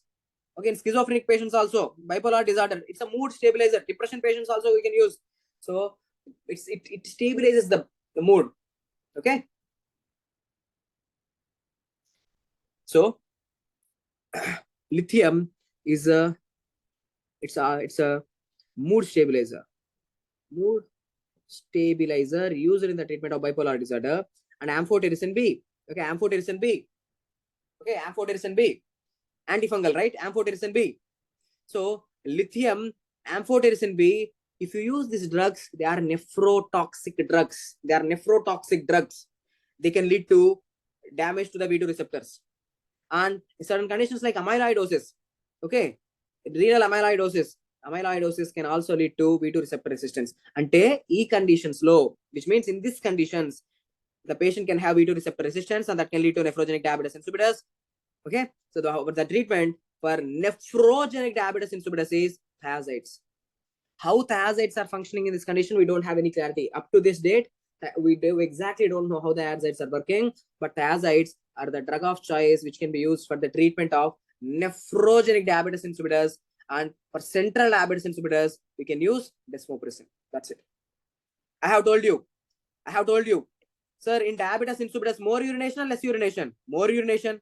Diluted urine or concentrated urine? Diluted urine. See, urine concentration is decreased. Diluted. Decrease means what? Diluted. Urine is diluted. Now, the urine osmolarity is very, very less because more and more water is going out, right? So, urine concentration or osmolarity decreases. As you are losing, guys, listen carefully. As you are losing more and more water out of the body, what happened to your blood? Think, more water is going out. So, what happened to your blood? Sir, blood or the plasma is getting concentrated. Plasma osmolarity is going to increase. Okay, plasma osmolarity is going to increase. So the same thing I have written here. So, look, plasma osmolarity increase, which means plasma sodium concentrations. Plasma mein sodium levels are increasing because you are removing the water. Listen carefully. You are removing the water out of the body. Okay, so you are removing the water out of the blood. So blood is getting concentrated. So automatically sodium is also getting concentrated. You are removing the pure fluid. You are removing the water. As you are removing the water, solutes will be concentrated. Sodium will be concentrated. So that's why the sodium concentration is increasing. It's not that new sodium is not adding, sir. New sodium, kottaga sodium em add avatledu. Okay, new sodium is not adding. Simply you are removing the water out of the body. So sodium levels will be concentrated. Okay, the concentration of the sodium will be more. That's it. Okay, so these three things. completed. Okay, in this table also, look. In this table also, look. In diabetes insipidus, the one thing which you should always remember, diabetes insipidus means water is going out of the body. Okay, so urine osmolarity, urine is getting diluted. Okay, plasma is getting concentrated. Plasma mein sodium levels are increasing. Okay, now what is the investigation of choice? MCQ tested. Now look at me, sir. Look at me once. Look at me. Sir, imagine I'm the doctor. Okay, and I'm having a patient. Okay, sir, I'm the doctor and I'm having a patient right now. Imagine the situation is something like this. I'm having a patient. The patient is complaining that, sir, previously everything is okay. Previously, okay, 3-4 months back, everything is okay, but I don't know the reason why. Okay, I don't know the reason why. These days, I'm having more and more urination. Okay, for every 1 hour, I feel like for every half an hour, I feel like I have to go for the urination. 3 months back, everything is okay, sir. But recently, I had an accident. I had a road traffic accident. In that road traffic accident, like there is trauma to my head. Okay, the trauma to my head, road traffic accident, which means damage to the pituitary gland, damage to the hypothalamus and pituitary gland. So antidiuretic hormone is not coming. When antidiuretic hormone is not coming, more water will be lost. That's the concept. That's the concept. Okay. So he's complaining that, sir, these days I'm having more and more urination. Now, what you might think, maybe this patient, you might think, first thing, maybe he is drinking more water. That's a possibility. Maybe he's drinking more water. That is leading to more urination. Okay, that's a possibility. He's drinking more water. Maybe that is causing more urination. So what you have to do is ask this person to stop water. First, ask him to admit him in the just general ward. Okay, admit him in the general ward. Don't give him water. Okay, don't give him the water.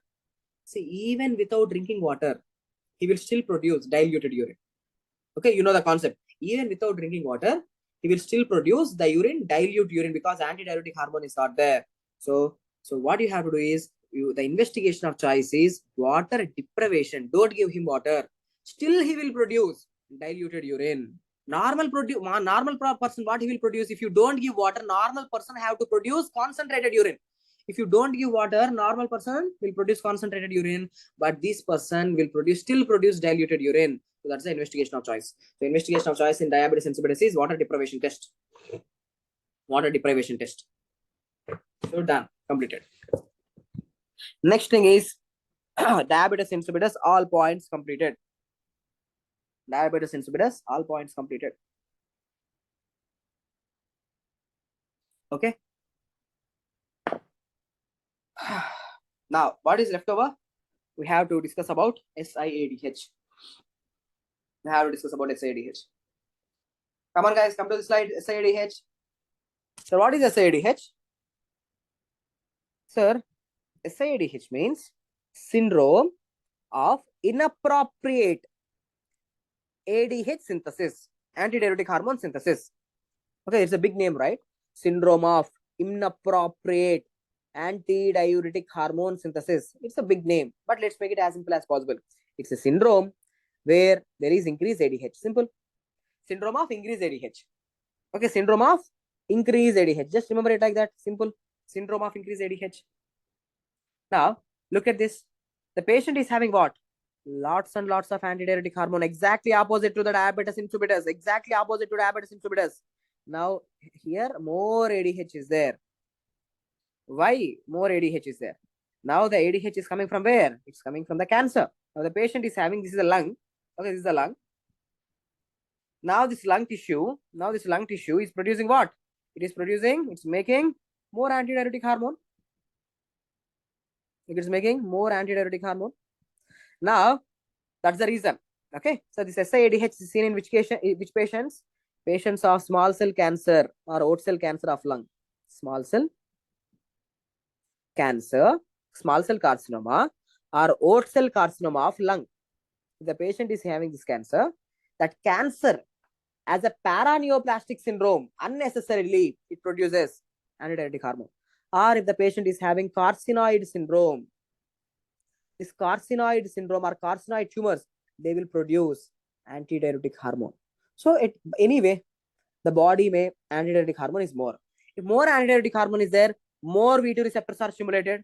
If the V2 receptor is getting stimulated, now these new channels, aquaporin 2 channels are functioning more. More number of aquaporin 2 channels are there. So more water reabsorption. Look, sir, 3 arrows I have kept here. More and more water is getting reabsorbed. Now tell me, as you reabsorb more and more water, what about the urine? What about the urine? Concentrated urine or diluted urine? Now you are going to have less urine volume. And that too, concentrated urine. Okay, urine అనేది తక్కువ produce అవుతుంది. Urine అభి కమ్ హై. Okay, less urination. And concentrated urine. Concentrated urine means osmolarity. Means concentration, osmolarity of the urine increases. Urine osmolarity increases. Okay, but what about the plasma osmolarity? Plasma osmolarity, you are reabsorbing more water, sir. More water is getting reabsorbed. Means you are putting more and more water into the blood. So plasma osmolarity decreases. Plasma osmolarity is decreases. Okay, you can say the plasma is getting diluted and the plasma osmolarity is decreased. Plasma osmolarity అనేది తగ్గిపోతుంది because you are keeping more and more water. You are reabsorbing more and more water. So the plasma osmolarity is decreasing. Okay. Now tell me, how can we treat this condition? How can we treat this condition? We can treat this condition. Let the antidiuretic hormone be there. We have to actually go for the surgery. Okay.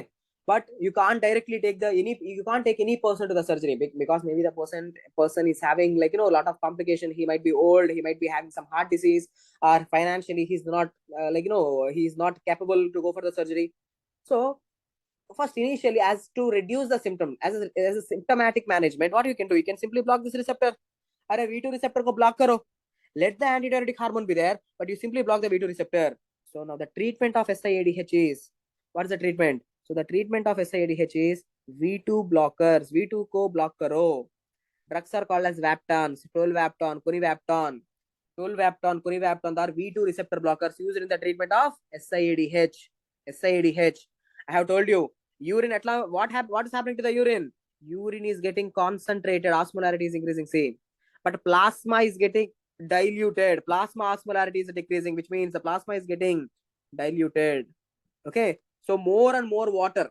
See, you are keeping more and more water into the plasma. As you are keeping more and more water into the plasma, what happened to the plasma sodium levels? So the plasma sodium levels are decreasing, see. So dilutional. Okay, dilutional hyponatremia, which means plasma sodium levels are decreasing because you are adding more water. When you add more water, the sodium will be diluted. So that's why dilutional hyponatremia. Don't think that sodium is going out, sodium is getting removed. No, so same sodium is there, but if you add more water, the sodium will be diluted. Okay, so done, sir. Now what is the investigation of choice? Investigation of choice. Look at me. Look at me. Now a patient is coming to you. Okay, now a patient is coming to your clinic. He's saying, sir, previously everything is okay. Previously everything is okay, sir. But these days, I'm losing my weight. Very rapidly, I'm losing my weight. I'm having difficulty in breathing. I'm having dyspnea. Okay. So what might be the reason? Weight loss, dyspnea. Maybe he's having lung cancer. Okay, weight loss. Cachexia, I am not able to eat properly. Cachexia, weight loss, weakness.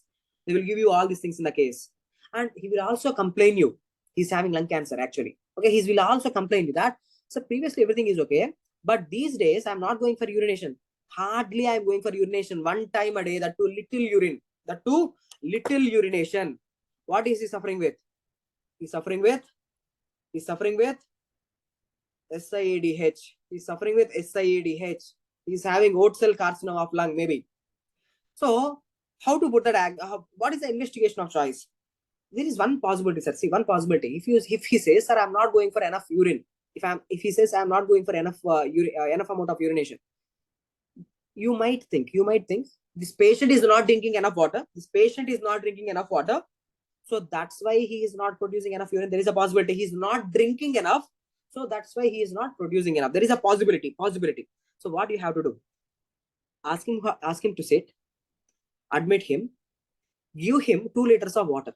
Give him 2 liters of water. Ask him to drink, drink, drink, continuously drink, drink, drink. If he is a normal individual, he should go for urination within the next half an hour. Okay, within the next half an hour, he should go for the urination. But my patient is having SIADH, more antidiuretic hormone. Okay, my patient is having antidiuretic hormone, lots and lots of antidiuretic hormone. Even after drinking water, see, even after drinking water, still he is not producing the urine. Still he is not producing the urine. Okay, he is loading the water. You are giving the water, but water is not coming out. Water is not coming out. So that's why there is a dilutional hyponatremia. The blood is getting diluted. There is sodium level going down. Okay, so the investigation of choice. Okay, the investigation of choice in our patient is water loading test. In SIADH, you have to give him water and check for the urination. Check for the urine levels. Okay, SIADH. So with this, SIADH also completed. And diabetes insipidus also completed. Diabetes insipidus, SIADH, both are completed, sir. So in renal, what we have discussed? We have discussed Bartter syndrome, Gitelman syndrome, Liddle syndrome, Conn syndrome, diabetes insipidus, SIADH. Okay, we have discussed all the six things. Out of the six things, at least you can expect 3 questions from medicine. 3 questions from medicine, and 1 question will be pakka sure coming either from SIADH or diabetes insipidus. If you are lucky, 1 question will be on the diabetes insipidus, 1 question can be on the SIADH. Okay, if you are lucky, 2 questions can come directly from this. Okay, now. Okay, now guys. Okay, guys. Understood SIADH and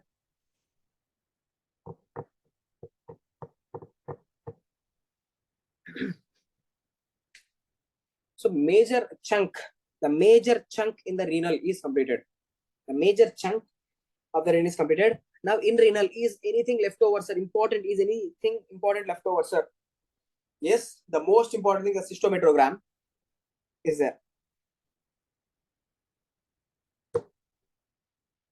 Yeah, in SIADH, okay, Vishnu Yadav is asking. Vishnu Yadav, you tell me. In SIADH, okay, here this is SIADH only. No, in SIADH, what about the urine? You tell me. Urine osmolarity. Look, urine osmolarity is increasing, which means urine sodium levels are going to be more. Urine may sodium is getting concentrated because you are not putting urine, like you are not keeping any water into the urine. So urine osmolarity increases, urine sodium levels are increased, urine concentration increases. Okay, so urine volume, the amount of urine volume the patient is producing is decreases. Urine volume is decreases. Okay, so done, sir. Now after this, okay, let's discuss about the bladder innervation. We are coming to the end. Bladder innervation. Okay, this is your cute little bladder. So your bladder, okay, this is your bladder. Okay, what your bladder is holding? Okay, bile or what? No, this is not gallbladder. This is the urinary bladder. Okay, so your urinary bladder is holding what? Urine. Okay, your urinary bladder is holding urine. Okay, sir, cool. Now, what is the muscle that is surrounding the urinary bladder? Okay, muscle that is surrounding the urinary bladder. The name of the muscle is called as the detrusor muscle. It's a smooth muscle. Okay, there is a smooth muscle that is surrounding your urinary bladder, and that smooth muscle is called the detrusor muscle. Detrusor muscle. Okay. Now, my question to you: are you able to contract your detrusor? Okay, are you able to contract your detrusor? I'm asking you. So there is a detrusor muscle. Okay, your bladder is surrounded by detrusor muscle. Okay, you are having internal urethral sphincter, and external urethral sphincter. Now my question to you: are you able to? Now I'm asking you, contract your detrusor muscle. Are you able to contract your detrusor muscle? Can you contract your detrusor muscle and can you go for the urination? Is it under your control? No. Detrusor is a smooth muscle. You can't contract it. Okay, you can't contract it. It is not under your control. It is not under your control. It is involuntary. So urination, okay, that contraction of detrusor muscle or relaxation of the detrusor muscle, it is not under your control. Okay. Now let me tell you, who is contracting? What is the nerve supply? Every muscle in your body is supplied by the nerve. Every muscle is supplied by the nerve. So detrusor is also a muscle. Internal urethral sphincter is a muscle. External urethral sphincter is a muscle. All these are the muscles. So they are having nerve innervation. They are having nerve innervation. From where the nerve innervation is coming? So they are not under your control, so which means involuntary. Look, involuntary means autonomic nervous system, right? Autonomic, they are having autonomic innervation. Autonomic innervation. So sympathetic nervous system, look. Sympathetic neurons are coming from where? From T10 to L2. Okay, from T10 to L2. This is the, see, there I have seen some, like, some of the online platforms, they have mentioned a different value, but in anatomy books, it's very clearly given. Sympathetic neurons are coming from which segments? Sympathetic neurons are coming from T10 to L2. T10 to L2. Look, these orange color fibers. What are these orange color fibers? They're all the sympathetic neurons. Now, where these sympathetic neurons are going? Sir, these sympathetic neurons, look carefully. These sympathetic neurons, this orange color, these orange color fibers, they are coming to the detrusor. Okay. And these orange color fibers, they're also going to the internal urethral sphincter. Okay. Now, my question to you, sir, what are these sympathetic neurons doing? What are the sympathetic neurons doing? Now tell me, sympathetic nervous system, what it will do? When you are sympathetically active, when you have to fight or fly away, is that the time for urination? Is that the time for urination? No, that's not the time for urination. So you are not supposed to contract the bladder. Now this is not the time to contract the bladder. So right here, the sympathetic neurons or the sympathetic nervous system, what it will do? It will relax. It will relax the detrusor muscle, not contracting. It will relax detrusor muscle. Okay, and it will also, what it will do to the internal urethral sphincter. Now the internal urethral sphincter need to be contracted. Now this is not the time for urination. When you are sympathetically active, that's not the time for the urination. So the sympathetic nervous system relaxes the detrusor muscle, but contract internal urethral sphincter. Okay. Okay. So sympathetic nervous system is innervating the bladder detrusor muscle. Look, the orange color is going to the detrusor muscle. The same orange color is also going to the internal urethral sphincter. Okay, done. Now let's talk about the parasympathetic. Okay, sympathetic innervation is coming from T10 to L2. Sympathetic innervation is coming from the T10 to L2. Now look at the parasympathetic. So the parasympathetic supply is coming from S2, S3, S4 segments. Okay, from S2, S3, S4, segments S2, S3, S4. From the segments, what is coming? Actually, here it should be 3 line, but anyway, no problem. From S2, S3, S4 segments, see, these parasympathetic neurons, they are going to the detrusor muscle. Okay, they are going to detrusor muscle. And these parasympathetic fibers, they are also going to internal urethral sphincter. Okay. Now, what they are doing when you are having parasympathetic activity, rest and digest and relax. So when your body may parasympathetic nervous system, when it is active, what it will do to the detrusor muscle? What it will do to the detrusor muscle? That will cause contraction of detrusor muscle, right? And what it will cause to the internal urethral sphincter? When you have to excrete, when you have to go for the urination, the internal urethral sphincter need to be relaxed. So parasympathetic nervous system, relax. What it will do? It will relax internal urethral sphincter. Okay, the internal urethral sphincter should be relaxed so that the urine will go. The urine will go down.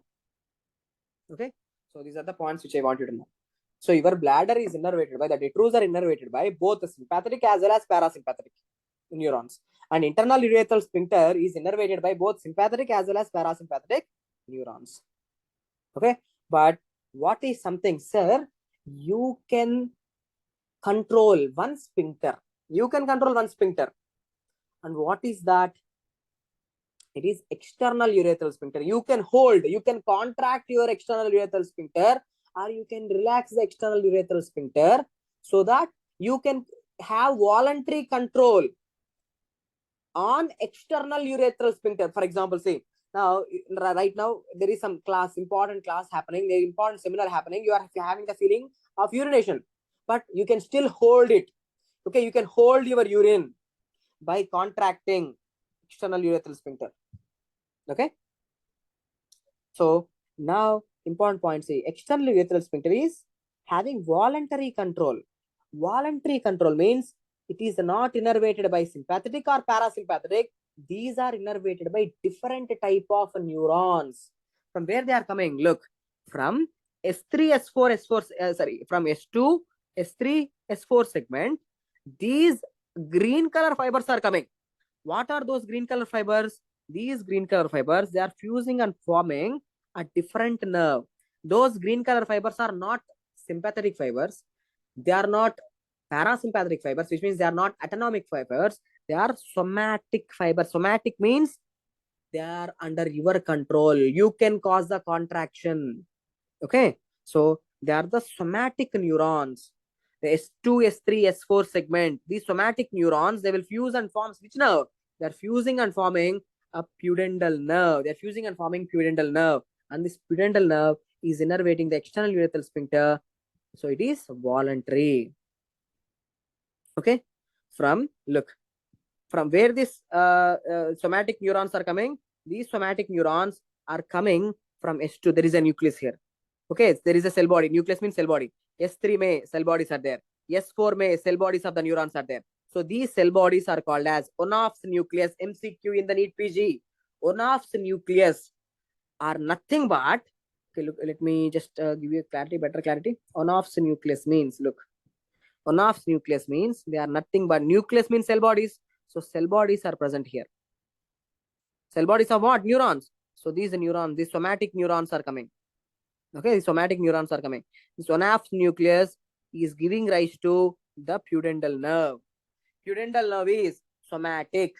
It controls the external urethral sphincter, which is voluntary. So with this, the topic is also completed. Bladder innervation is also completed. What they will ask you is pudendal nerve root value. Pudendal nerve root value is S2, S3, S4. Okay, pudendal nerve innervates external urethral sphincter. Clarity or not? Do you have clarity? Do you have clarity, sir? Right?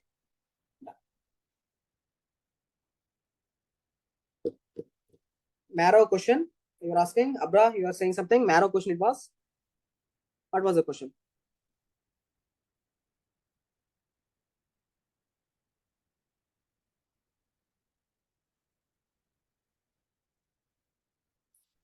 Abra, you are saying something. Marrow question. You are saying there was a question in marrow. Okay, there was a question in marrow. Yeah, root value of pudendal nerve is S2, S3, S4. Yes, marrow question. Like marrow question means like, it's there in every Q bank, marrow, preplantar, whatever, like whatever cerebellum, whatever Q banks are there. And even previous year FMG questions also, PYQs also, this question is there, S2, S3, S4. It will again come in your gynecology also. Okay, done. Now, don't write this thing. Don't write this thing. Already you have taken the notes. Don't write this thing. Parasympathetic supply is coming from S2, S3, S4. Sympathetic supply is coming from, okay, T10 to L2. Sympathetic supply is coming from T10 to L2. Now, what parasympathetic nervous system is doing? Parasympathetic nervous system is going to cause the contraction of the detrusor. Parasympathetic nervous system causes the contraction of detrusor. And what about the internal urethral sphincter? I have explained. Parasympathetic nervous system, it causes relaxation of internal urethral sphincter.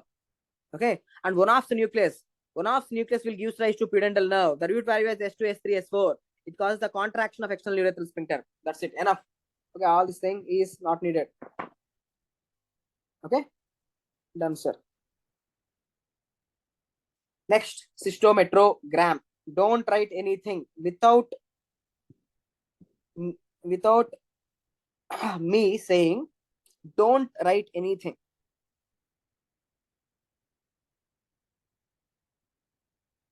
Okay, so cystometrogram in the entire renal physiology. Before going to the exam, if you have to know one thing, go through cystometrogram. I am observing for the last, okay, 5 papers. In last 5 papers, at least 3 papers, in the last 5 papers, in at least 3 papers, this question was asked 3 times. This question was asked cystometrogram, cystometrogram, cystometrogram. Okay. So, chalo, let's begin cystometrogram. What is the cystometrogram all about? Let me tell you. Sir, this is your bladder. Okay, first let me tell you. Sir, this is your bladder. Okay. Sir, what are these things? Bladder is receiving the urine from ureters. Okay, ureters say bladder is receiving what? Urine. Okay, urine. Okay, look here. Here is the urine that is getting collected. Okay, first thing. For the first time, urine is coming. Look, for the first time, urine is coming. Now, when the urine have started to come into the bladder, now tell me what happened to the pressure inside the bladder? What happened to the pressure inside the bladder? Now, urine have started to fill. Okay, here is the internal urethral sphincter. It is closing. Okay. Now, what happened to the pressure? Pressure increases. Initially, pressure increases. So, when bladder filling starts, when the bladder is starting to fill with the urine, okay, when you are increasing the urine volume, what happens? The pressure also increases. Pressure also increases. Okay.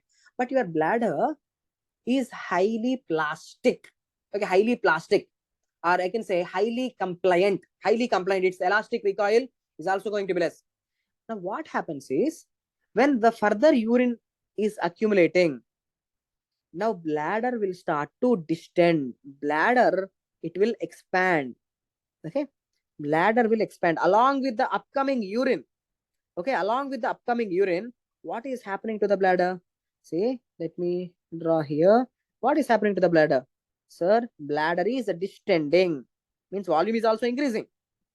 Okay, so as you are filling with the urine, bladder also distends. So now tell me what happened to the pressure. Sir, if only urine is accumulating inside the bladder, pressure increases. But now, according to the amount of urine coming, bladder also just adjusting its volume, bladder also distending. So what happened to the pressure, you tell me? Okay, bladder kuda distend avutundi. Bladder is also distending. So volume is increasing. When volume is increasing, and at the same time urine is coming, and the bladder is also distending. So what happened to the pressure? Pressure remains constant. Pressure remains constant. Pressure remains constant. Okay. Yeah, Maria, Sai, Pranita. Okay, you are true. Bladder pressure remains constant because it's distending. Okay. So pressure is same. So that's the same thing which I am showing you here in the cystometrogram. Look carefully. So here in the cystometrogram, always first look at the x-axis. On the x-axis, I am talking about the volume of urine in the bladder. Means bladder volume increases. Means the the amount of urine in the bladder is increasing. First 0 ml, 100 ml urine accumulating, 200 ml urine, 300 ml, 400 ml urine accumulating. Okay, so that's the thing. Second, here I am talking about the pressure inside the bladder. Pressure inside the bladder. Initially see, as the urine is coming, okay, as the urine is accumulating, initially the pressure is more. Okay, the pressure is increasing. Okay, but after that, the pressure is not increasing like this. First, initially pressure increased, but the pressure is not increasing like this. Okay, almost the pressure is it is constant. Almost it's like a flat line. Okay, so that is 1B. So what is happening at 1B? Bladder is distending. Bladder is distending. Okay, volume is increasing. At the same time, inside the urine is also increasing. So the pressure is almost constant. Okay, so this is explained by Laplace law. Okay, sir, Laplace law. What is Laplace law? So Laplace law is telling us that at the same time, the bladder volume is increasing and also the urine volume is increasing. So the pressure is not going to be increasing. The pressure is almost constant. And what is happening during 1B? The bladder is distending. Okay, 1B, the bladder is distending. Okay, the bladder is stretching or bladder is distending. What 1B represents? Distensibility of the bladder. or bladder compliance. Compliance means stretching, no? Bladder compliance. Okay. Or 1B represent compliance. There is one more name, plasticity. Okay, bladder is distending, stretching. That is called the plasticity. Now, you might think, why Sir is saying so many things? 1B, the pressure is constant, explained by Laplace law. Bladder is distending or stretching. 1B represent plasticity of the bladder. 1B represent bladder compliance. Why Sir is teaching so much? Because these are the questions. In the last FMG exam, okay, in the last FMG exam, the last means not the previous one, not the 20 days back, the last June attempt, this is the question asked. Phase 1B represents. Phase 1B represents. What it represents, phase 1B? Plasticity, that's the question. Phase 1B represents plasticity. Before that exam, December attempt, the phase 1B is explained by Laplace law. Okay, phase 1B is explained by, just remember that one word, Laplace law explains phase 1B. Okay. Now, when you have this much volume with the bladder, how much ml urine is there? 400 ml urine is there. Now, your bladder is not going to stretch further. Enough. Your bladder have stretched enough. Now, see what is happening. Now there is increase in the pressure. It's somewhere around 400. Now the pressure in the bladder shoots up. That is phase 2. Now what you will have? Now the pressure inside the bladder is increasing. The bladder is not distending. Now you will have a feeling for urination. Okay. Now you can't stop the, you can't hold it. Bladder pressure so much. Now you will run for the urination. Okay. See, when you have 150 itself, when you have 150 amount of urine itself, then you will feel like, okay, the urge for urination starts. But if you have this much amount of urine in your bladder, you can't hold it further because the bladder pressure is increasing sharply. So the same 3 phases. 1A. What is 1A? Initial. 1A, bladder filling starts. There is small rise in pressure. 1B, bladder filling continues. Bladder distance, so pressure constant. 2, the phase 2, sharp rise in pressure at which ml? 400 ml. Okay, at 400 ml. Okay. That's the point which I want you to know. So look here, when you have first urge for the urination at 150 ml, first urge to avoid means empty, to empty your blood. First urge to avoid 150 ml. When you have marked sensation of bladder fullness, the marked sensation of bladder fullness is at 400 ml. At 400 ml, you can't hold it. Okay. So with this cystometrogram topic is also completed. Okay. You know these formulas. Already you know these formulas. Filtration fraction. You know the formula filtration fraction. GFR 125 by renal plasma flow. How much? 625. How much is that? 20%. In yesterday's class, I have explained filtration fraction is 625 lo 125 filter avutundi. 625 may 125 filters. So 20%. You know the formula for GFR also. What is the formula for GFR? The formula for GFR or clearance is UV by P. You know the formula. These are the 2 important formulas which I want you to know. Okay. So they will, if they ask you excretion rate of any substance, they will give you X substance. And if they ask you how much of that substance is excreted per minute, okay, so excretion rate, just check the urinary concentration and volume of urine production. Just U and V are enough, but these things are not that much needed. These things are not that much needed. At least these 2, they were never asked. These excreted rate, reabsorption rate, they were never tested in the FMG exam. So at least enough. Filtration fraction, GFR. The most important thing is the GFR calculation, UV by P. That's the question. Okay, done, sir. So with this, renal completed. Okay, with this renal completed. Now you might think, sir, acid-base balance is there. Oh my God, acid-base balance. Sir, acid-base balance, I will do it in general physiology. Okay, when I am doing the general physiology, I will explain the acid-base balance with general because it better fits there. Okay, acid-base balance, I will explain the general physiology. Okay, so last part of this renal is pending. Pending means it's actually acid-base balance. It's a topic of, it will come in general physiology. Also, it is in renal, but I will explain with the general physiology. So renal completed. Okay. Now shall we take a break? Shall we take a break of now do you want a break? Now we have started at 9 o'clock, 9 to 10, 10 to 11. 2 hours completed. 2 hours, 5 minutes completed. Shall we take a break or not needed? The next system that we have to start is the central nervous system. Next system, sir, that we are starting is the central nervous system. Yeah. The last system, systemic physiology. Before itself, I am telling you, see, sir, central nervous system weightage, how much? Sir, central nervous system weightage, frankly, I'm speaking, I won't say like, sir, physiology, important subject, central nervous system, any questions vasthayi. Central nervous system, direct question is only one. Only one question will come from central nervous system. Okay. Indirect questions will integrate with anatomy. Okay. Central nervous system is highly integrated with anatomy and highly integrated with medicine. Okay. So direct physiology question, one question will come. Direct question. Indirect questions you can expect two. Means apart from one, indirectly you can expect two questions from this notes, from that notes, whatever I gave. If you see the central nervous system, three questions will be coming. Okay. Done. Let's take a break. We'll meet at after 5 minutes. Now the time is 11:05. We'll meet at 11:10.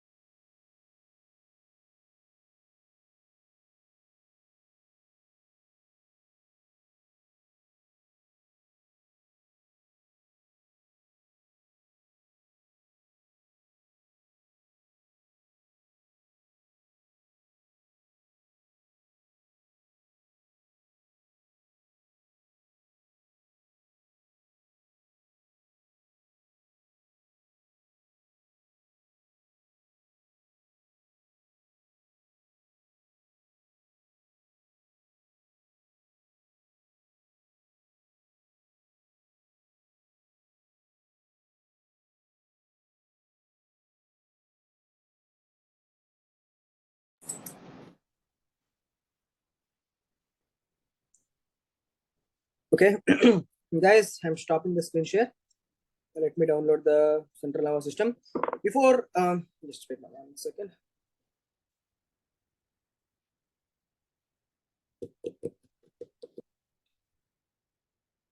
Before that, let me share the renal share.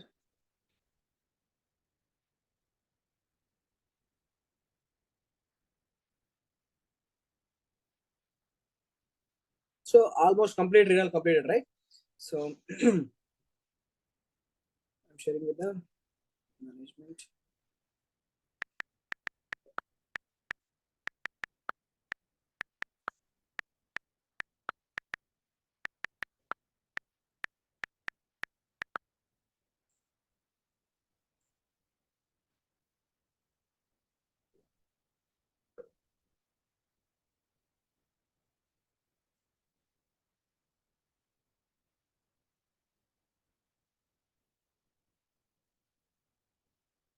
So it's done. The PDF is shared. The renal PDF is already shared. Now let me download the central nervous system one.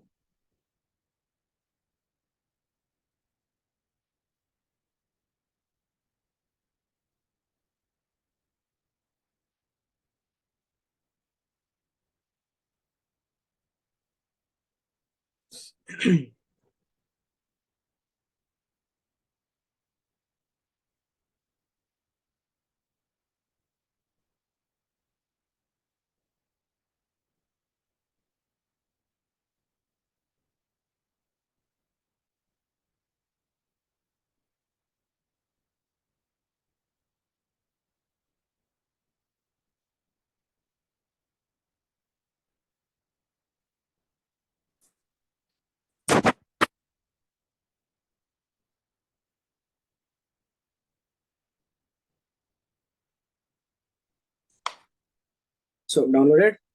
3, 2, start. So in central nervous system. So what are the important topics that you should know in central nervous system? See, the one important topic which I always want you to know is the ascending and descending tracts. So this ascending and descending tracts is the one thing which will come in physiology as well as anatomy. Okay, physiology mein, anatomy mein, ascending and descending tracts, this topic will come. Okay, and one question is going to be there, pakka in your exams. Ascending and descending tracts, one area where you will get the question, sure, no doubt, one thing. And one more question, that is a Brown-Sequard syndrome. Okay, there is a syndrome called as a Brown-Sequard syndrome that will show up in your exam, highly important. Okay, next after that, your touch receptors, different types of touch receptors. That's the one important area which you have to know. Later, basal ganglia. Basal ganglia, a lot of times questions has been asked. Basal ganglia. Okay, regarding the basal ganglia. That's also one important thing. And the recent FMG exam, do you know what is the question? Direct question from the physiology. Hypothalamus. Hypothalamus regulates temperature. That's the question. Hypothalamus regulates your body temperature. In hypothalamus, which nucleus regulates the body temperature? I will tell you now. Okay, I will tell you in the chapter. So without any further late, so let's begin. But before starting, I want to ask you, because I thought most of the students are from ISM. Okay, I thought most of the students are from ISM. So ISM students had already classes. Okay, ISM students had already they had FMG classes, so they have an idea about the central nervous system physiology. But I don't know, you guys are from mainly from which universities, but I want to know how good you are with your central nervous system. Okay, how good you are with your central nervous system physiology. Good, like you know about the brain, brainstem, medulla, pons, the spinal cord, the autonomic nervous system, the somatic nervous system. You have idea about this?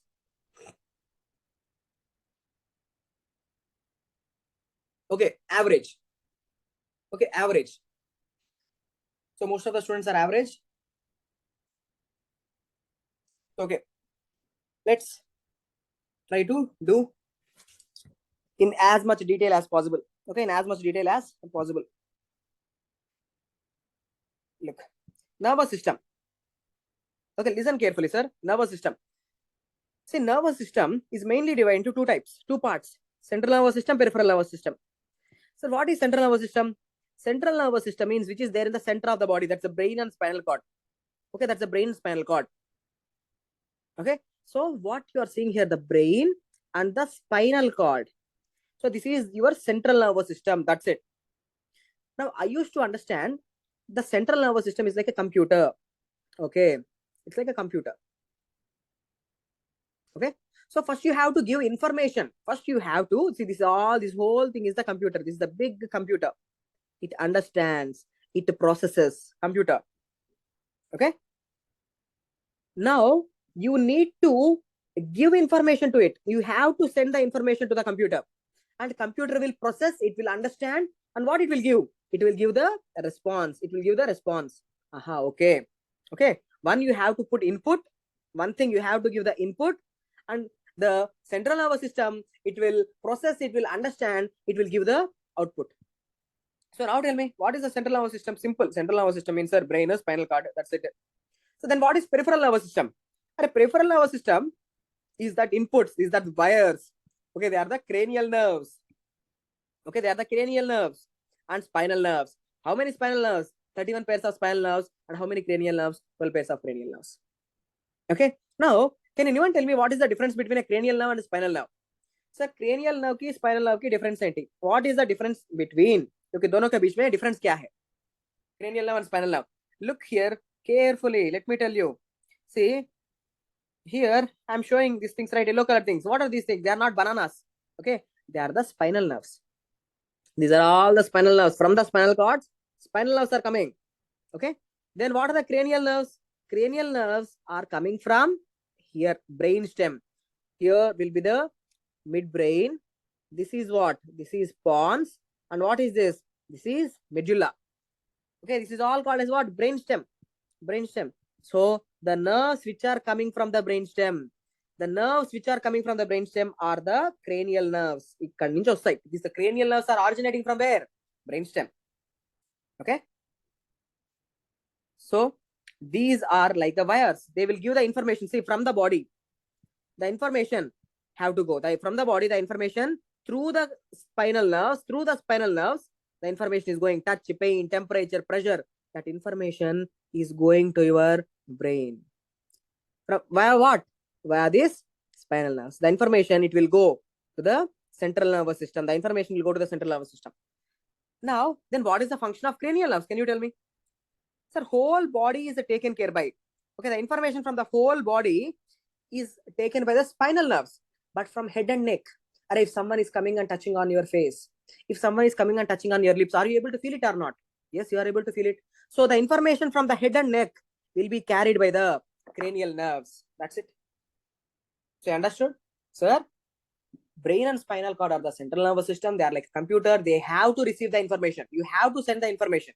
Via what? Via cranial nerves and spinal nerves. So cranial nerves and spinal nerves అనేవి information తీసుకెళ్తాయి. They carry the information. They carry the information to the brain and take the information out of the brain also. They will take the information out. Okay. So that's the basic thing. Next, what is sensory nervous system?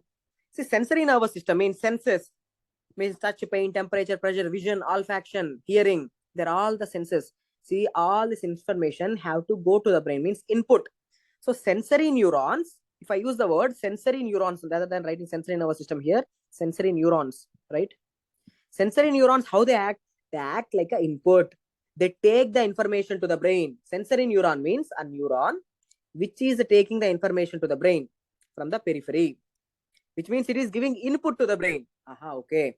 So sensory neuron is also called as afferent. Afferent sensory fibers are also called as afferents. They take the information to the brain. They take the information to the brain.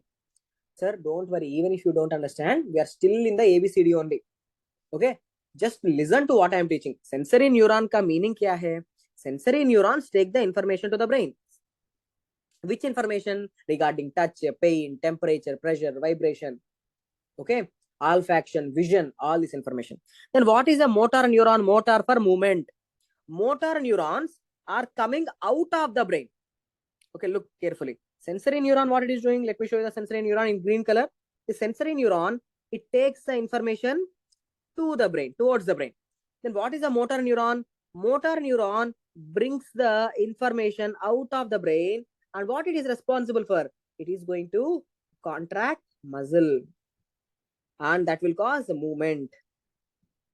Okay, motor neurons helps in movements. Sensory neurons helps in taking the information to the brain. One is input, other is output. Okay, motor neurons are efferents. They are outputs. Okay, so done. Now, listen carefully.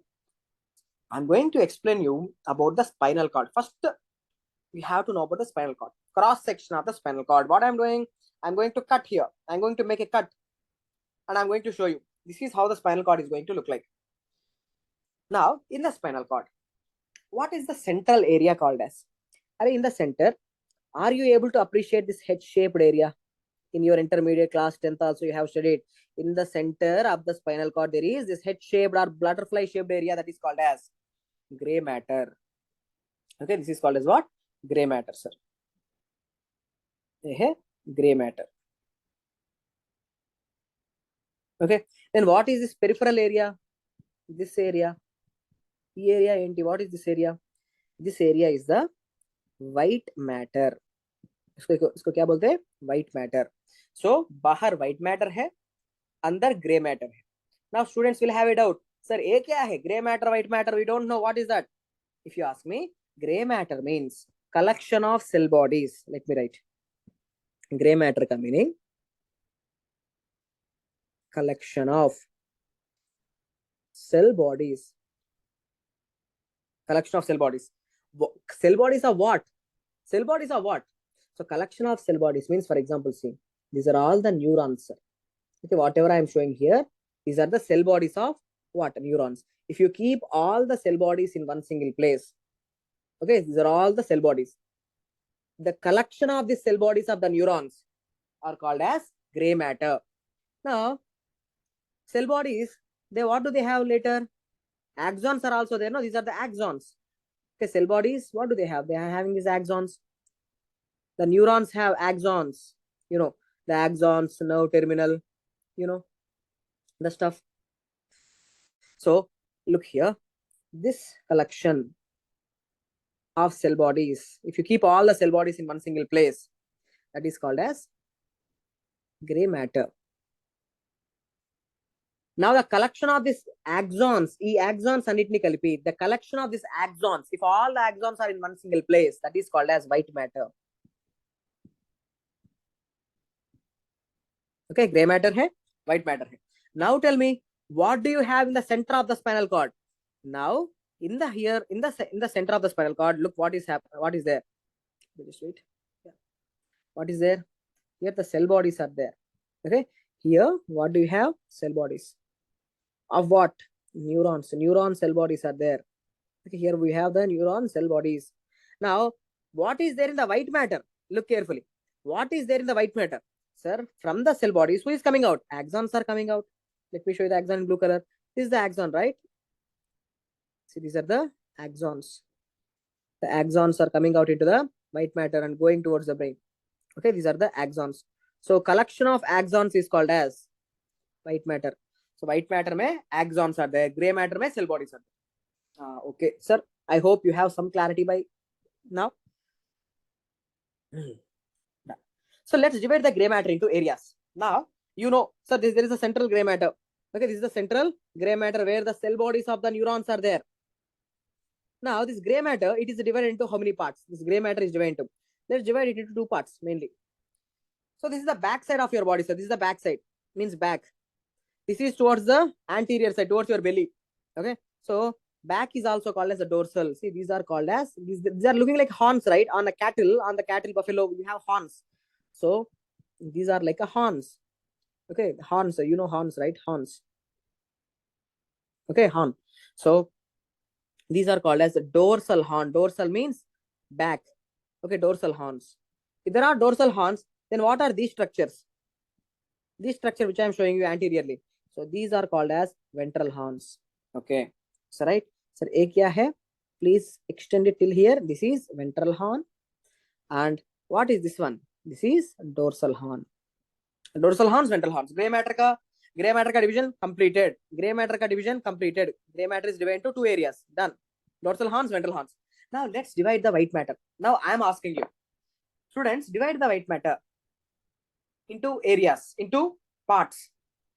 Now the white matter, sir, it is divided into, look, dorsal में white matter है, इधर white matter है, look. So this is called as what? Dorsal column. White matter is called as column. And there is white matter in the anterior side or ventral side. This is called as what? Ventral column. Okay, or anterior column. You can say anterior column or ventral column. Dorsal column, ventral column. And there is white matter on the sides. Sides may be white matter hai. What is this side white matter called as? Lateral column. So white matter is divided into dorsal column, anterior column, and lateral column. Dorsal, anterior, lateral. Dorsal, anterior, lateral. Three columns. Dorsal column, anterior column, and lateral column.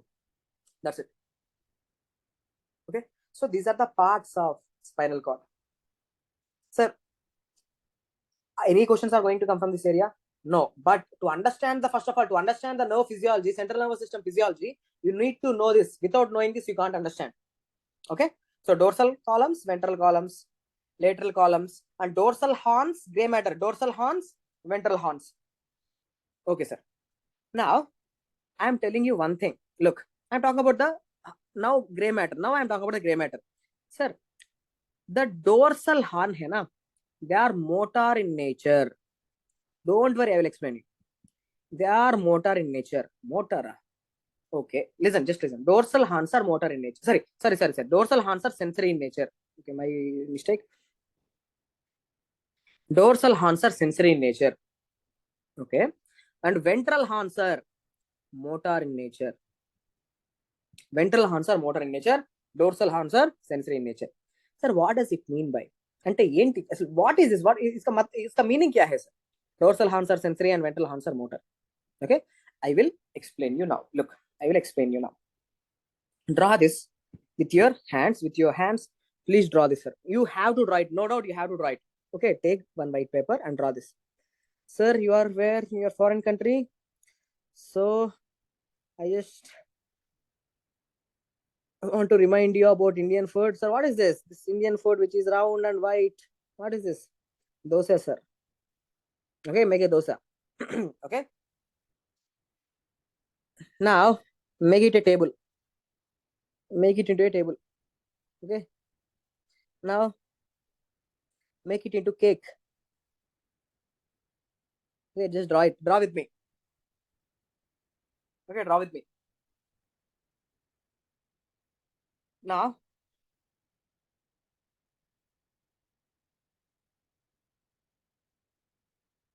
keep it like this.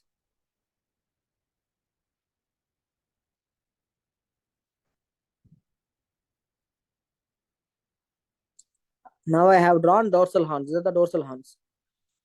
Now what I am drawing? These are the ventral horns.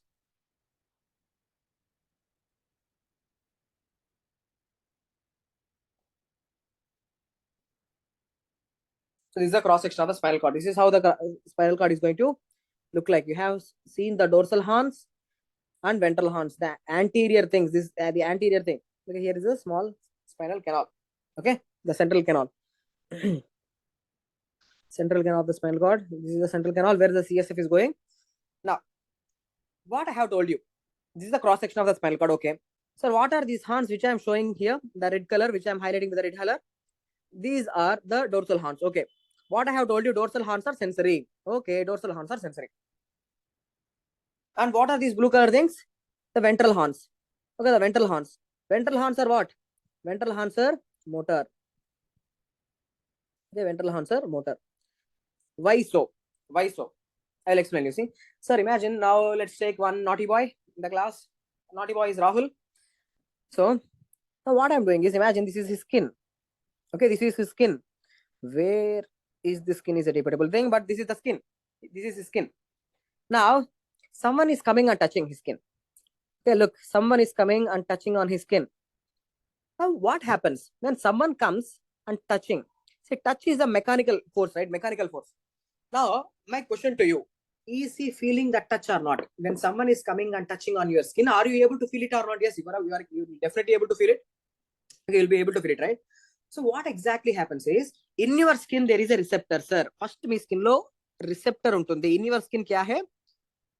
Receptors are there. What is this receptor? Touch receptor. This is a touch receptor or tactile receptor. Now, what happens? Sir, I hope you have already studied in your class 7th and 12th. Energy cannot be created or energy cannot be destroyed. Neither created nor destroyed. It can only be transformed to one form to other. Okay. Energy can be transformed to one form to other. It can never be created nor destroyed. In the same way, your touch is one form of energy. Touch is a mechanical energy. Now receptors, what is the function of receptors? Receptors ఏం చేస్తాయి? Receptors are apparatus. They will take one form of energy. They will take this mechanical energy, and that mechanical energy will be converted into electrical energy. Now in the receptor, electricity is generated. Mechanical energy is converted into electrical energy. Okay. Okay. Now from here, these receptors are attached with sensory neurons. Look, this receptor, now it is giving this electricity to the neuron. Now see, look here. This is the sensory neuron. Now this sensory neuron, it is coming like this. Now this sensory neuron, here is the cell body. Now this sensory neuron, it is having the cell body here outside the spinal cord. Now this sensory neuron, it is taking the information about the touch. Okay, the touch information. Now that information is going in the form of electrical impulse. That information is coming, and where that information is going? It is going into dorsal horn. So which means all the sensations from your body, someone is coming and touching on your skin, on your hand. So from your hand, that sensory neuron, look at me, sir. See, look at me. See, someone is coming and touching on my hand. From here, the receptor, here the receptor is activated. From here, the sensory neuron, it is taking the information like this. It is taking the information. Now the sensory neuron, it will enter into my spinal cord. It will enter into my dorsal side of the spinal cord. It will enter into the back side. It will enter into the back side, dorsal side of the spinal cord. So that's why the dorsal are sensory. So dorsal horns, they receive the information. So they are receiving the information. Okay, so that's why dorsal horns are sensory. Now you understood why dorsal horns are sensory? Here I have written dorsal horns are sensory. Now the same statement I gave. Ventral horns. Ventral horns are motor. Why? Let me tell you. Now when someone is coming and touching, okay, someone is coming and touching Rahul. Okay, so Rahul have to respond, right? Rahul have to respond. Okay, now he have to do something. He have to give the movements. Okay, now what happens? Look, from here, one neuron is starting. Okay, one neuron, it is starting. From where it is starting? From the ventral horn. Now this neuron, look, it is coming out. It is coming out of the spinal cord. It is coming out of the spinal cord, and it will directly go and innervate the muscles. It will go and innervate the muscles. And what it will do? It will cause contraction of muscles. Okay, required muscle, contraction of required muscles. So what I'm trying to put into your mind is, sir, this green color neuron, what it is doing? It's causing the contraction. So what is this? Is it a sensory neuron or motor neuron? It's a motor neuron. So from where the motor neurons are originating? Tell me. Sir, motor neurons ekkadi nunchi start avutunayi. From where the motor neurons are starting? The motor neurons are starting from ventral horns. So that's why ventral horns are motor. Ventral horns are motor. Okay. So sensory information, see, I have said you, sensory information is going into the central nervous system and motor information is coming out. Okay. So this central thing is the computer. It's your central nervous system computer. It receives the information and it gives the information back. So right now still I am in ABCD. Okay, don't worry. I have to teach you a lot of things. I will teach you a lot of things. Okay, don't worry about that. Now you tell me, sir, there is a virus. Okay, sir, there is a virus which is coming and damaging this ventral horn. Okay, there is a virus which is coming and damaging the ventral horn. Now tell me, the patient is going to have sensory losses or motor losses? एक virus है. Okay, it is it is damaging, it is growing, it is replicating in the ventral horns. So which functions will be lost? You tell me. Motor function loss. So motor function loss means the patient is not able to move anything, the patient is not able to contract the muscles, so that will lead to paralysis. So can you tell me what is this virus? I believe you have already answered in the chat session. What is that virus? That virus which will grow in the ventral horns, which will lead to paralysis. Excellent, Sai, Pranta, Pradarshini. Yeah, motor, Jyoti. Yeah, it's a polio virus. Excellent. Okay, polio. So polio virus grows in the ventral horns, lead to motor loss. Okay. Now the same information I will show you here. Look carefully. Okay, again, let me duplicate.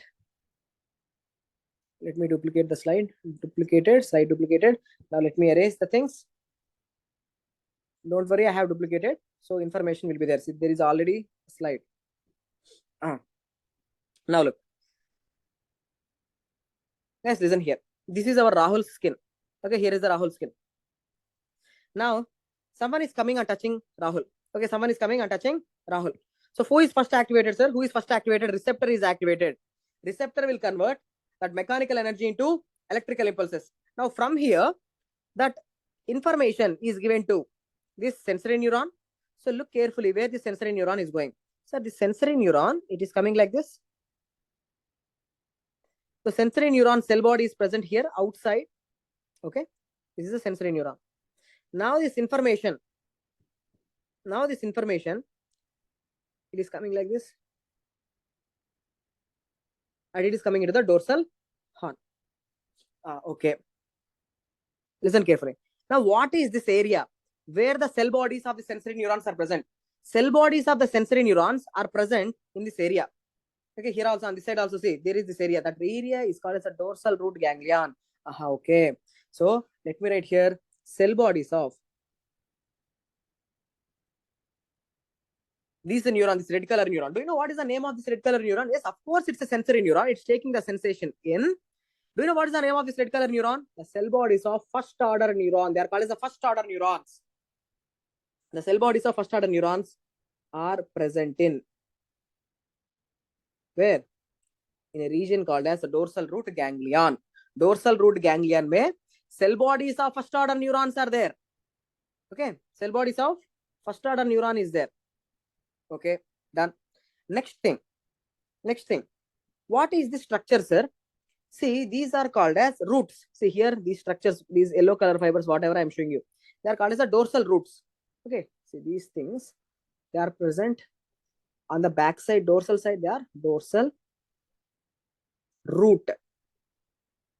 Okay, now you tell me, dorsal roots, are they carrying sensory information or are they carrying motor information? Dorsal roots, are they sensory or are they motor? Sir, dorsal roots are sensory. Simple. Sir, dorsal horns are sensory. These horns are sensory. Okay. And dorsal roots are also sensory. Okay. Done.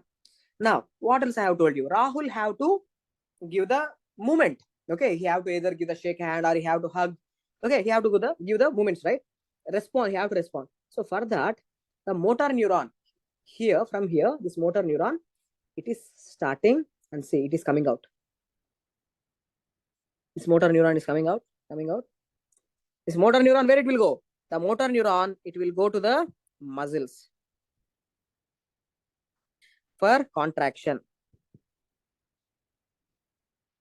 for movement. You know it. Now my question to you, sir, A kya hai? What are these things? Sir, what are these things? These are again roots. Which roots? Are they dorsal roots or ventral roots? You tell me. Sir, they are ventral roots, right? So these are ventral roots. These are all ventral roots. Now tell me.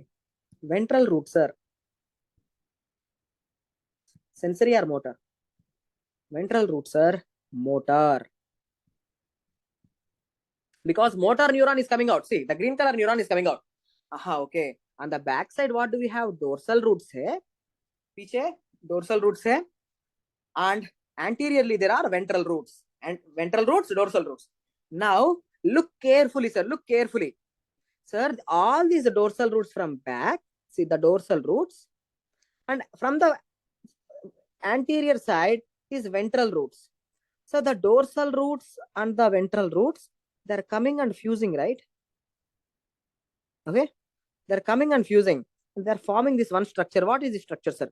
The dorsal roots and ventral roots, they are coming and fusing and forming that structure. What is the structure? So what is the structure, sir? Dorsal roots, ventral roots, kalisipothunai. They are fusing and forming the structure. What is the structure? Anyone? Spinal nerves. Exactly, Satish Kumar. True. They are forming the spinal nerves. So spinal cord in GMO, who is coming after the spinal cord? What are these? These are the spinal nerves. Okay, from the spinal cord, spinal nerves are coming. So now tell me, sir, spinal nerves, are they sensory or are they motor? I am asking you. Spinal nerves, are they sensory nerves or are they motor nerves? Look carefully and tell me. Spinal nerves, are they having sensory neurons or motor neurons? You tell me. Excellent, excellent. Mixed. So all your spinal nerves, whatever are having, meekunna all spinal nerves, the 31 base of the spinal nerves, are all mixed nerves. Okay, so write this point. That's the point which I want you to know. So spinal nerves, sir. All spinal nerves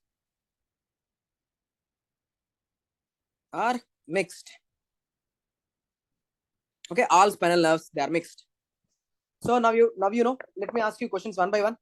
Sir, tell me one by one answer.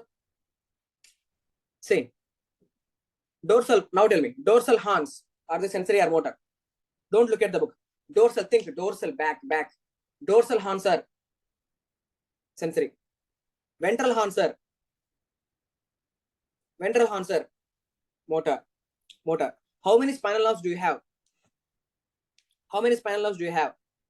31 pairs of spinal nerves. Spinal nerves, are they sensory nerves or motor nerves? Spinal nerves, are they sensory nerves or motor nerves? They are mixed. Use the word mixed. All the spinal nerves are mixed nerves. Okay, spinal nerves are mixed nerves. Sir, roots. I use the word something like this. Roots are pure. I am giving the statement. Roots are pure. What does it mean? Exact thing will be there in your books also. Textbook also, same word will be, same statement will be there. Roots are pure. Roots are pure means what? Dorsal roots are purely sensory. True. Ventral roots are purely motor. But the nerves are mixed. Okay. So roots are pure. The dorsal root is sensory, ventral root is motor, but the nerve is mixed. Okay. So that's a statement you need to know. Okay, that's a true statement. Roots, right? Roots are pure.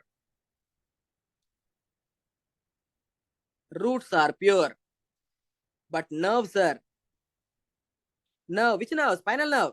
Okay, nerves are mixed. Okay, nerves are mixed. In nerve, what do you have? In nerve, you have sensory neuron as well as motor neuron. Nerve and enti, nerve is nothing but the collection of neurons. Nerves are nothing but the collection of neurons. Inside nerves, you have neurons. Okay, just like a wire. Okay, just go and check the electrical wires. Inside the electrical wires, copper wires are going to be there. Okay, inside the electrical wire, you are going to have a lot of copper wires, right? In the same way, here also look, inside the nerves, you have neurons, both the sensory as well as motor neurons. So done, sir. Now, let's write one important MCQ here. See, spinal cord. From where it is starting? In adults, neonates, that's not important. Just forget about it.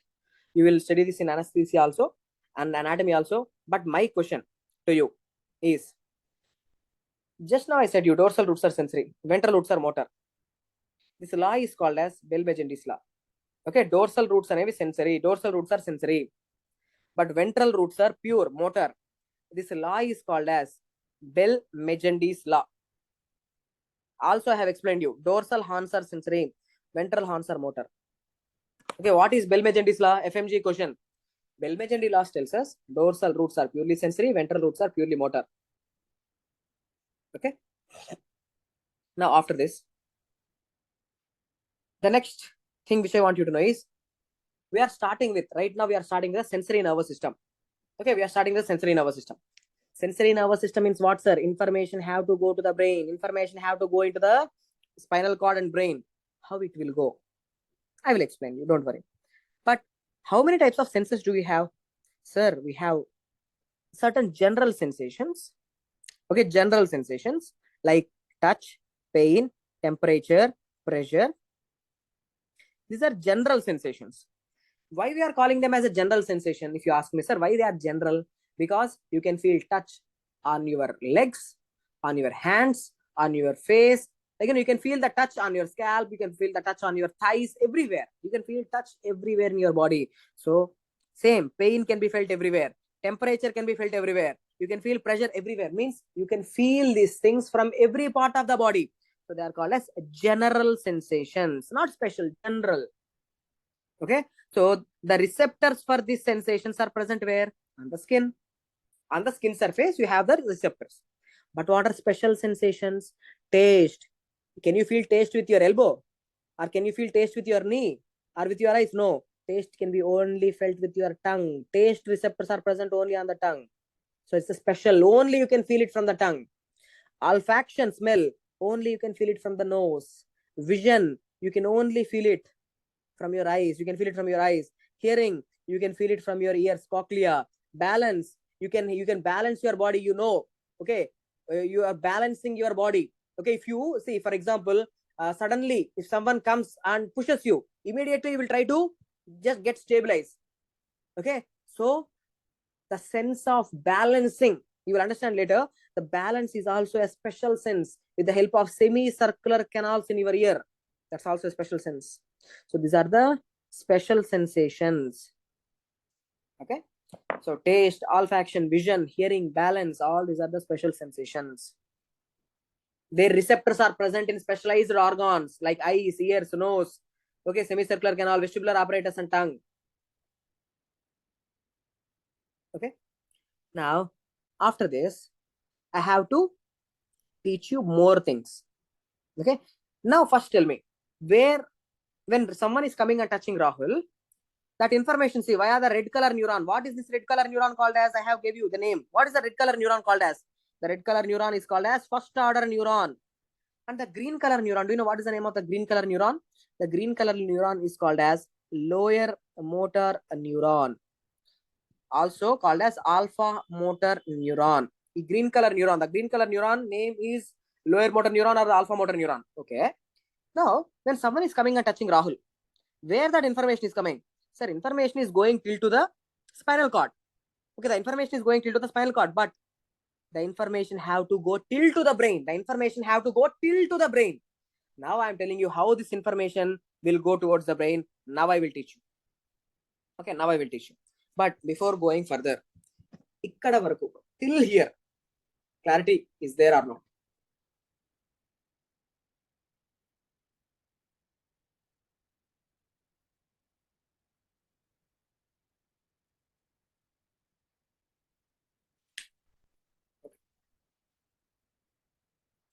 Chalo.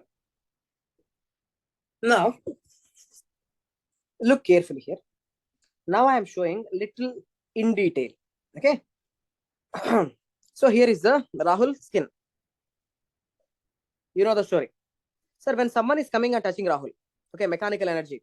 First, what happens? A receptor is activated. You know it. So receptor is attached with which order neuron? First order neuron. See, this is the first order neuron. Now I am taking this first order neuron like this. Okay. So the first order neuron, look, where is it going? The first order neuron cell body. What is this? This is the dorsal root ganglion. The first order neuron, it is coming and entering where? The first order neuron is entering into the spinal cord. Okay, the first order neuron is entering the spinal cord. Now, what happens is, from here, see, there is a cell body here. From here, second order neurons are taking this information, the electrical information. Okay, the electrical information is taken, the information about the touch is taken by the second order neuron. The second order neuron is crossing to opposite side. Remember, see, wherever you see the second order neurons properties, they will cross to the opposite side. Okay. See, now what is this? This is the axon, right? Yeah, axon. Now say, these axons are coming to the opposite side, and where they are going? They are going towards the brain. So that's why, see, this is the white matter. In the white matter, who is going up? Axons are there in the white matter. So look, this second order neuron, it is going up. Now it have entered into where? Medulla. Okay, now it have entered into medulla. Now it have crossing the pons, and now it have in the midbrain. Now the second order neuron, see where it is coming. Now the second order neuron came to thalamus. This is the thalamus. Aha, okay. Now second order neurons are terminated in the thalamus. Now from here, the third order neurons are starting. Now this third order neuron is taking the information where? To the brain. Now here in the cortex, okay, in the cortex, there is a special cortex called as somatosensory cortex. Okay, somatosensory cortex. Where the somatosensory cortex is located, sir, I will tell you. See, this is the somatosensory cortex. Are you able to appreciate this pink color area? This is the somatosensory cortex. Okay, which is this area, this pink color area, this is called as the post-central gyrus. Later on, I will explain you in detail. For now, remember, this is the place where you are feeling touch, pain, temperature, all the sensations, all the general sensations where you are feeling it in this post-central gyrus. Okay, so let me write the same thing here. Yeah, so this cortex, somatosensory cortex, where it is located? It is located in post-central gyrus. Ikkada feel avutaru. So from today, you have to change your logic. You have to change your the concept. Now people will think, normal general people will think that, sir, if someone is coming and touching, the sensations are felt here. Are you feeling the sensation here or not? No, the sensations are not felt here. The sensations are felt in the brain. The sensations are felt in the opposite side brain. Okay, so all your feelings, you are looking right now, you are hearing me in your brain. Right now, you are seeing me in your brain. Right now, all the sensations, if your girlfriend comes and touches you, you are feeling it in your brain. Post-central gyrus, somatosensory cortex. Information is going to the brain and everything is happening in the brain. You are not feeling the sense here. You might think that sensations are felt here. No, sensations are felt in the brain. It's happening in your brain. Post-central gyrus. In anatomy, that area number, there is a pin code for that area. The area number is 312. Brodmann's area number. Brain is divided into areas. The area of this post-central gyrus is 312. What is the function of this post-central gyrus? It's your sensory cortex. It is receiving the sensation. You are feeling everything over there. So I have tried to repeat it as many times as possible. So first order neuron, tilt towards the spinal cord. Second order neuron is going up and tilt towards the thalamus. And from thalamus, third order neurons are taking the information to the post-central gyrus. That is your somatosensory cortex. Okay. So look here, one by one order of neurons. First order neurons from receptor to spinal cord. Second order neurons from spinal cord to thalamus, but they are crossing. Third order neurons from thalamus to the cortex. Is that clear? So look here carefully. Sir, the second order neurons, they are taking the information towards the brain. So can I call them? You should tell me. Sir, you should call them as ascending tracts or descending tracts. You tell me. So these information is going up. The second order neurons and the third order neurons, they are taking the information toward the brain. So you should call them as ascending tracts or descending tracts. Ascending tracts. So look carefully. The second order neurons are traveling in the spinal cord as ascending tracts. Okay, so ascending tracts takes the information towards the brain. That's it. Okay. Later on, I will explain you about this ascending tracts later. You don't write anything here. I don't want to explain anything here. Just remember. Okay. Now, after this, what I should teach you. Now, the next topic which I want to teach you is directly come here. Touch receptor. This is what is there in your book. Okay, this is what is there in your book. These things are not there anyway. Is it? come to the topic touch receptors.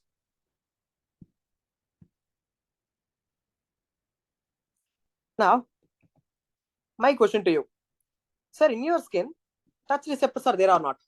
See, someone is coming and touching you. So you can feel it, right? You can feel it. So yes, there are touch receptors in your skin, which is converting the mechanical energy, mechanical touch into electrical impulse. Now my question to you, sir, all touches are same? Tell me, do you think all touches are same? All the touches are same? Yes, definitely not all touches are same. Okay, there are different types of touch.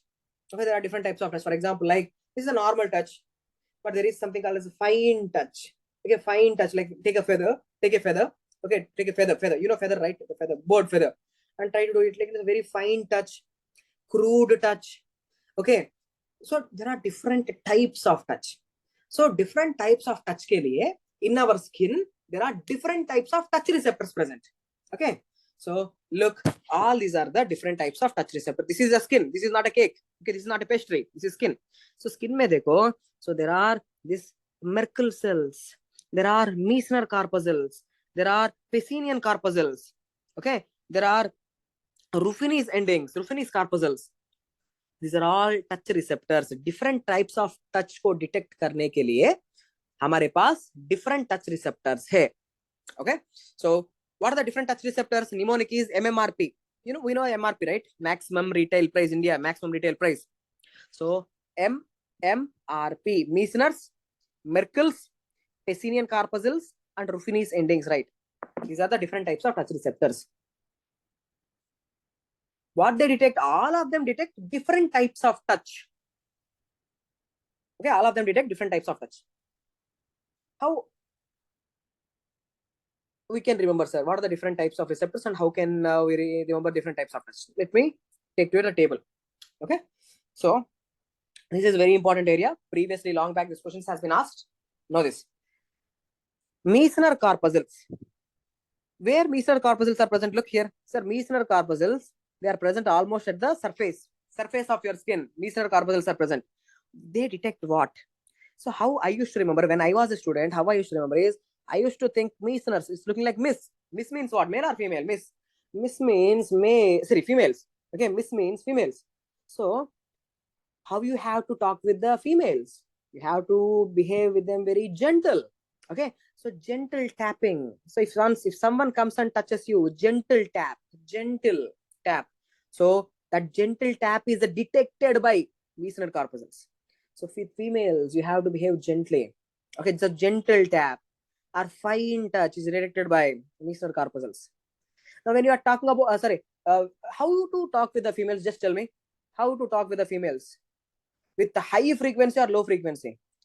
You are not supposed to scare them. You have to be very polite. Talk with them in a nice tone, polite way, like low frequency. So now Meissner corpuscles, they detect a low frequency vibration. Vibration is also a form of touch. Vibration is nothing but a touch, right? Coming and going. So low frequency vibrations are detected by Meissner's corpuscles. Okay, so when I was a student, when I start to think about Miss means what? Female. So lips. Okay, so beautiful thing in the female are the lips. Okay, so the point which I want you to know is the Meissner corpuscles. Where are they mainly present? Sir, the highest concentration of the Meissner corpuscles are present in the lips and fingertips. Of course, they are present on your skin. The whole skin they are present, but highest concentration of the Meissner corpuscles are mainly present in the lips and fingertips. Okay, so hope you understand. It makes easy. Okay, so Meissner corpuscles, gentle tapping, low frequency vibrations. They are more in lips and fingertips. Okay, done. Is that clear? Next, see, imagine there is a blind person. Okay, there is a blind person. Now, when see these blind persons, they can have their own script. It is called a Braille script. Okay, they have their own script called a Braille script. Now, that Braille script is nothing but elevations and depressions, right? The pumps, elevations and depressions. So, there are receptors in your skin. Which can detect edges and corners, elevations and depressions. For example, see, this is my phone. Okay, so this is my phone. Now, see, I imagine I'm a blind person. Now, what I'm doing, see, I can feel this edge. So there is edge. So for example, here there is a design. So there is these elevations and depressions. I can feel it. So which receptor detects those things? Elevations, depressions, edges, corners. Okay. So they are all detected by Merkel cells. Okay. So Merkel cells, for your exam, what you need to know is they are sensitive to edges and corners. They help you to read Braille script. That's it. Enough. These three are enough. Okay. So Merkel cells, they are sensitive to edges and corners. They help you to read Braille script. Okay. And Pacinian corpuscles. So Pacinian corpuscles, look here. Sir, where are the Pacinian corpuscles? See here, Pacinian corpuscles. Are they present on the superficial area of the skin or the deep skin? Are they present on the surface of the skin or deep skin? You tell me. Sir, they are present in the deep skin. Skin ki lopala unnai. They are present deep. So, if you do gentle tapping, will they be activated? No. So, you have to give deep stimulation. You have to do deep touch, not the superficial touch. And they will detect high frequency vibrations only. They can't detect the low frequency vibrations. So the point is, these Pacinian corpuscles, so when compared to the others, they are largest.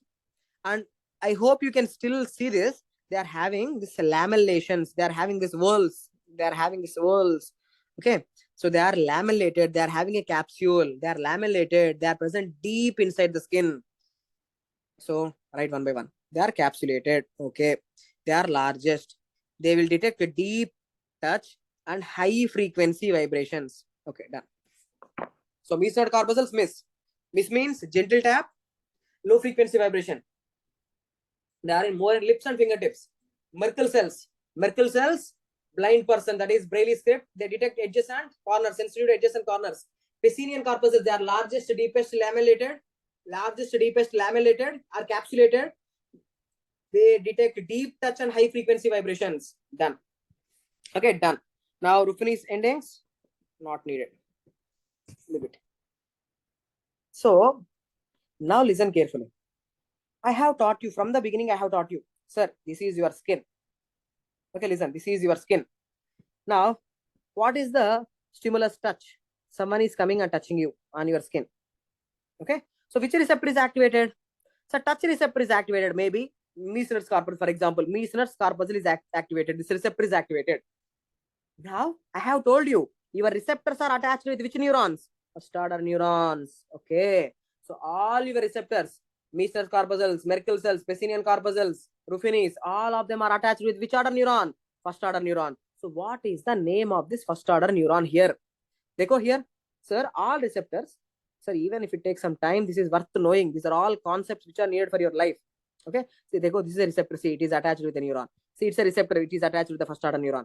See, these are the first order neurons. So all the receptors, they are attached with, see, here also, these are the receptors attached with neurons. So your receptors are attached with neurons. So what is the name of this neuron, sir? First order neuron. So this first order neuron, which is carrying the touch information, it is classified as in like general physiological tissue, it belongs to A beta fiber. Okay. So this A beta fiber, it's a neuron. Okay, A beta fibers are first order neurons which takes the touch information from this receptor. Okay, the first order neurons which takes the touch information, they are A beta fibers. A beta fibers carry touch information. A beta fibers carry touch information. That's it. Okay, now. So you understood this topic of touch receptors is completed. MMRP, Meissner's, Merkel's, Pacinian, Ruffini's. Is that clear, guys?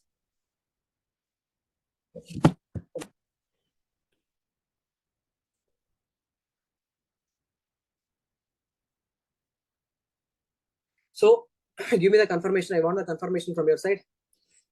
Come on, make me happy. Sir, you understood or not?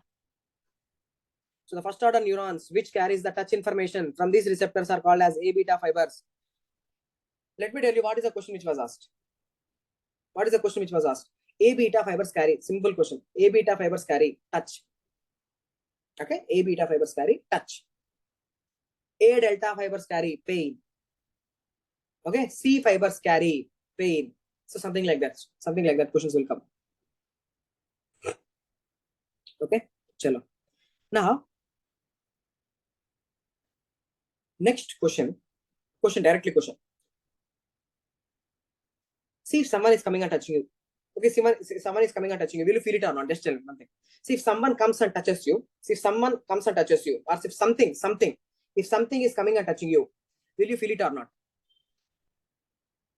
Tell me. Yes, you'll feel it.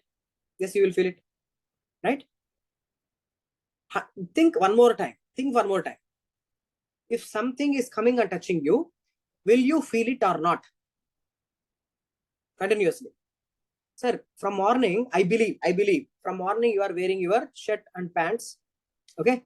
Sir, from morning, the shirt is there on your skin. Are you continuously having that feeling of that shirt is touching my skin, that shirt is rubbing my skin? You might be wearing watch. Are you continuously having that feeling that the watch is there on the wrist?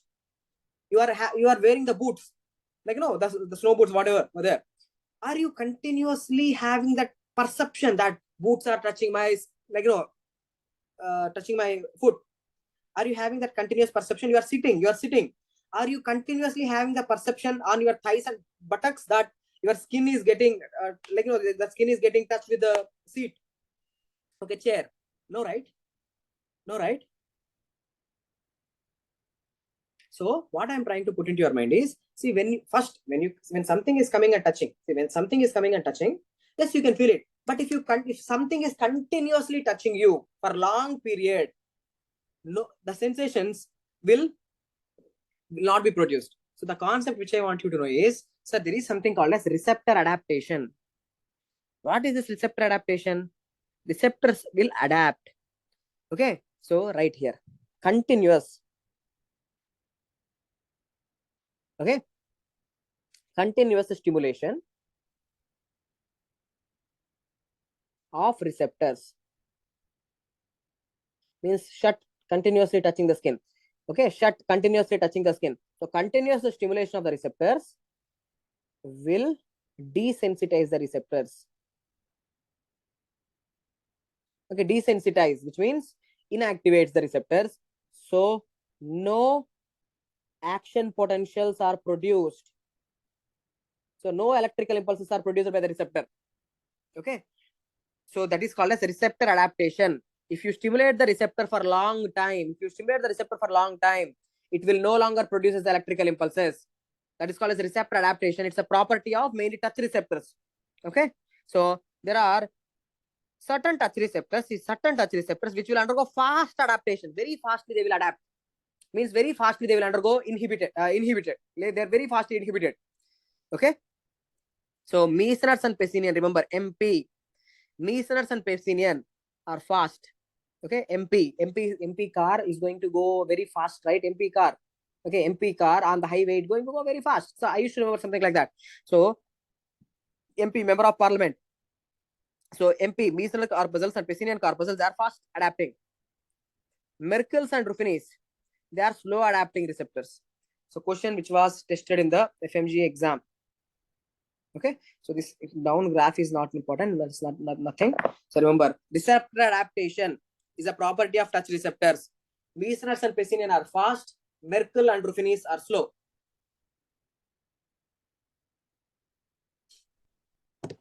Okay. So touch, all important points about the touch are completed. Now let's discuss about pain. Pain. Alright, sir, in this slide, so many things are there, but you don't need to remember anything. Only two things which I want you to know. Sir, pain के लिए specially receptors नहीं है हमारे पास. Pain के लिए special receptors नहीं है, sir. First order neuron है ना, first order neuron का free ending. Free ending itself is going to act as receptor. Okay, skin में, look, skin में. So देखो, so free endings are there. See देखो, here are the free endings. There is no special receptor. हमारे skin में free endings, nerve का free ending, first order neuron का free endings, those free endings act as pain receptor. Okay, so right here, free nerve endings act as pain receptor. So specially pain के लिए special receptors are not there. Okay, how many types of pain are there? Just like touch, there are different types of touch. In the same way, pain be of different types. There is something called as a sharp pain. or fast pain, or dull pain or slow pain. For example, imagine your girlfriend. Imagine your girlfriend is coming to you and she is pricking you with a pin. With a pin, she is pricking you. That's very sharp pain, sharp, localized pain. You will say, like, you can localize it, sharp, pinpoint, precision. You can locate it. That is a sharp pain. Or for example, imagine if you are having a knee pain. Imagine you are having knee pain, or like, the stomach pain, abdominal cramps. That is not a sharp pain, but it's a dull and diffuse pain. You can't say, sir, exactly this is where I'm having pain. You can't say like that. So it's a dull, diffuse pain, like, visceral pains, like stomach ache, like, headache, or you can say like knee pains, joint pains. They're all slow pains, slow pain, chronic pain, protopathic pain. Now question is, sir, touch is carried by which type of neuron? Which type of first order neuron? A beta fiber. In the same way, sharp pain is carried by A delta fibers. Sharp pain from your skin. Sharp pain from your skin is carried by which type of first order neurons? A delta fibers. And slow pain from your viscera is carried towards the sense. It's going to be carried to the spinal cord by which type of first order neurons? C fibers. These are also first order neurons only, but they are C fibers. They are called as C fibers. A fiber, B fiber, C fiber. These are all different classifications of neurons. Now we understood. Sir, pain, sir. It's of two types: fast pain, slow pain. Fast pain is carried by A delta. Slow pain is carried by C fiber. Done. That's it. Enough. All other things are not needed. Okay. If you can remember, again it will come in general physiology. Just try to remember. A delta fibers, they are carrying the fast pain, which means they are having the action potentials going very fastly. So these A delta fibers are highly myelinated. A delta fibers are what? Highly myelinated. But C fibers are unmyelinated.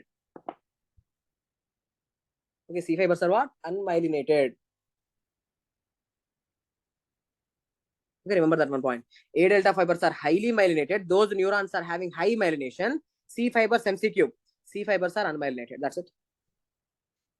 Okay. So other than that, all these things are not needed. These are all for the first year students. Exam going bachelor's, for zero importance. Leave it. So central nervous system, lot of unnecessary things are there. Okay, lot of unnecessary points are there. Just we can remove them. So done. Okay, sir. Now, next. Let me ask you something. Imagine you are all in your foreign. So when you are in the foreign, so you are you should help each other. Okay, you should help each other. Imagine your roommate. Okay, your roommate. For example, there is this couple living in the flat. Okay, when the couple are living in the flat, imagine the boy is having the body pains. Okay, the boy is having the knee pain. For example, he's having what? Knee pain. Now the friend, whoever is there, the lady, whoever is there, they don't have any medications. Okay, they don't have. Yeah, Rahul. Okay, let's take Rahul. So Rahul is having the knee pain. So in room there are no medications. Nothing is there. Okay. So what do we have to do? That girl, how she can help him? How she can help him? There are no medications. There is no diclofenac, no paracetamol, no ibuprofen, nothing. So how can she help? So she can give hot packs, like hot water. Okay, she can give hot pack or cold pack, or she can do massage in that area of the knee. She can give massage, right? Now will it decrease pain or not? Tell me. Yes, definitely that's going to decrease the pain. So why the pain is reducing? Why the pain is reducing? Let me tell you, that is gate control theory. Gate control theory. In the next slide, gate control theory is there. Okay, come here. Gate control theory. Sir, what is this gate control theory? Regarding pain, some important MCQs. See, pain ke baare mein some important MCQs are there. This is one such thing. Let me tell you. First, knee. Let me take here knee. Rahul's knee. Okay, knee. Okay, so what is he having? Pain in that area. Okay, inflammation, knee pain. So the pain signals are going. So via the C fiber, I have told you, knee pain, it's a dull pain. So that information via this first order neuron, the information is going, look, information is going. Where it will go? It will go to the spinal cord. Now in the spinal cord, the first order neurons will give the information to where? Second order neurons. Now the second order neurons will take the information to third order neurons. You know the story. But look, What is this gate control theory, sir? Gate control theory. Sir, gate control theory tells us, what it tells us is, see, the transmission of pain signals can be inhibited. The pain signals are going in this direction. The pain is going towards the brain, but you can inhibit them. The transmission of pain signals, they can be modulated. You can use the word inhibited. Okay, inhibited for better understanding. Okay, so the transmission of pain signals can be modulated where? In the spinal cord. Here, they can be modulated. How they are modulated? Let me tell you. See, whenever in the same area, whenever you give from the same area, wherever there is pain, whenever you give non-painful stimulus. So now the friend is coming and helping to massage in that area. That's a non-painful signals. So the girl is sitting over there and trying to give some massage in that area. So that's a non-painful signals. Okay, non-painful signals. So whenever you give or when you are touching that area, which fibers are activated? A beta fibers are activated. Okay. So now this A beta fiber is activated. Now look what is happening. Sir, now this A beta fiber, it is activated. Now in the spinal cord, look, there is a synapse. In the spinal cord, there is a synapse. What is the synapse, sir? When the A beta fiber is activated, see it is coming. And what it is doing? In the spinal cord, this A beta fibers, they activate inhibitory interneurons. Okay, so what is happening? This inhibitory interneuron is activated. When the inhibitory interneuron is activated, now tell me inhibitory neurons release which neurotransmitter? The inhibitory neurons releases GABA. Okay. GABA is the inhibitory neurotransmitter. Now the inhibitory neurotransmitter inhibits the second order neurons. That's it, simple. So whenever you give non-painful stimulus like skin rubbing, hot pack, cold pack, or massage, so they activate a different type of neuron called as the A beta fibers. So those A beta fibers, what they are doing? Those A beta fibers activate inhibitory interneurons. So when the inhibitory interneurons are activated, they release the inhibitory neurotransmitter called as GABA. So GABA can inhibit second order neurons. So now pain signals are going to the brain? No, the pain signals are not going to the brain. So this is what I have written here. So massaging, hot pack or cold pack first activates the A beta fibers. What these A beta fibers will do? They activate inhibitory interneurons. Inhibitory interneurons inhibit second order neurons. Okay. So this large second order neurons, the second order neurons, okay, in the spinal cord, they are highly myelinated. So the second order neuron is getting inhibited. So that's the question which was asked in the FMG exam. That's the question. So look here. So large myelinated fibers. What are those large myelinated fibers here? Second order neurons are inhibited. In your spinal cord, the second order neurons are highly myelinated. So large myelinated fibers, that means the second order neurons. The second order neurons are inhibit అయిపోయాయి. The second order neurons are inhibited. So pain signals are not going to the brain. The patient can feel, now the Rahul can feel less pain. Okay, less pain. So this theory is called as gate control theory, where you can modulate the pain signals in the spinal cord. Okay, that is given by two scientists, explained by two scientists, Mezak and Patrick Wall. Okay, Ronald Melzack and Patrick Wall. So is that clear, guys? Gate control theory. Now you understood why giving a hot pack or cold pack or massage is going to relieve a little pain. You will feel little like little comfortable. Okay, the pain is going to get less.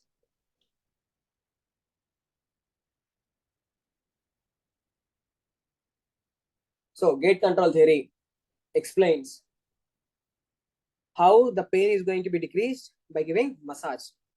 Gate control theory, which order neurons are inhibited? Second order neurons.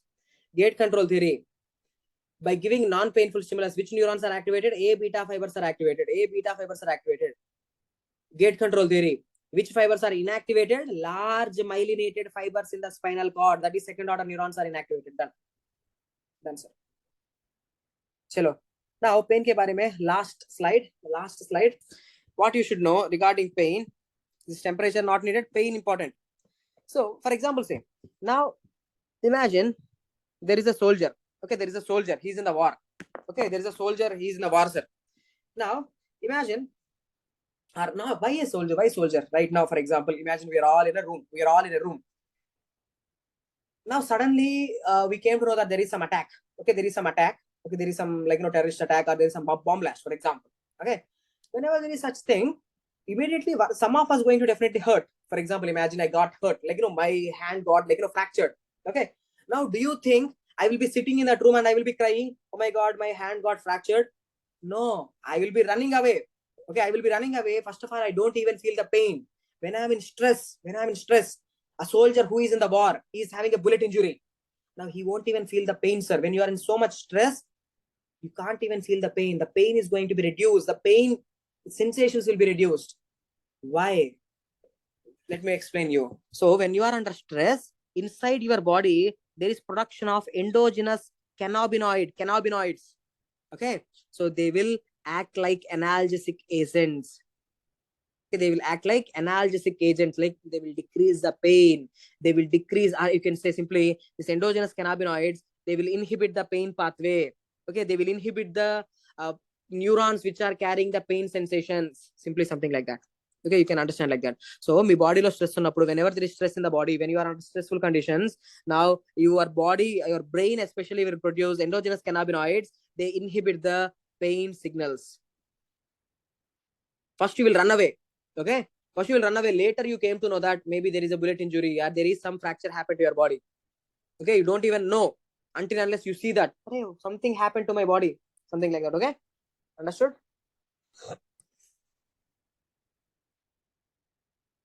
Done.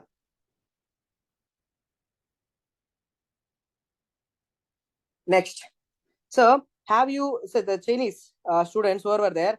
You know about the acupuncture, right? Acupuncture. So, acupuncture is thought to reduce the pain. Okay, acupuncture is thought to, it can also reduce a pain. So, in one of the NEET PG exams, this question was asked, how acupuncture can reduce the pain?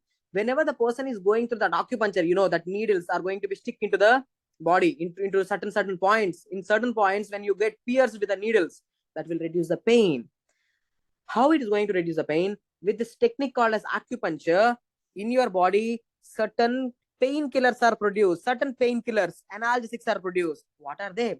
In your body, endorphins, dynorphins, enkephalins, they are produced in your spinal cord and in your brain in an area called as periaqueductal gray matter, especially in the brainstem.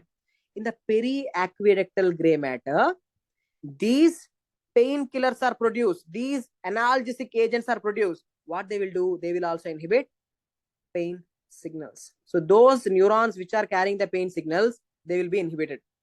Okay. So if a person is going through the acupuncture, again I'm repeating, if a person is going through the acupuncture, okay, if a person is going through the acupuncture, inside the body, especially in the periaqueductal gray matter area, endorphins, dynorphins, and enkephalins are produced. They inhibit the pain signal transmission. Stress in a soldier, stress produces endogenous cannabinoids. They can also inhibit the pain signals. That's it. Okay. So now tell me, sir, touch is carried by A beta fibers. Sharp pain is carried by A delta fibers. Slow pain is carried by C fibers, unmyelinated fibers. In the same way, temperature also have its own fibers. Okay, but I am not going to explain it here. Temperature ke baare mein, here I don't want to explain because it will come again in general. Don't go here. Not needed here. You trust the teacher. Okay, if I say it's not needed, it's not needed. That's it. So with this, general things in the central nervous system, I have completed. General topics are completed. Okay. So just sit back, relax for a minute. Sit back and relax for a minute.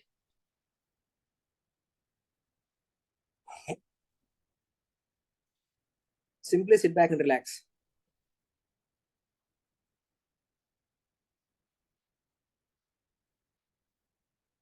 Acupuncture produces endorphins, dynorphins, and enkephalins. Stress produces endogenous cannabinoids. Gate control theory inhibits second order neurons. Gate control theory, A beta fibers are activated. Gate control theory, pain signals are inhibited at the level of spinal cord. Fast pain is carried by A delta fibers. Slow pain is carried by the C fibers. C fibers are unmyelinated. A delta fibers are highly myelinated. Dorsal roots are sensory. Ventral roots are motor. This law is called as Bell-Wegendy's law. Second order neurons cross to the opposite side. Second order neurons, they ascend up as ascending tracts. Second order neurons are terminated in thalamus. Third order neuron starts from thalamus to cortex. Cortex, which cortex? Somatosensory cortex. Where it is located?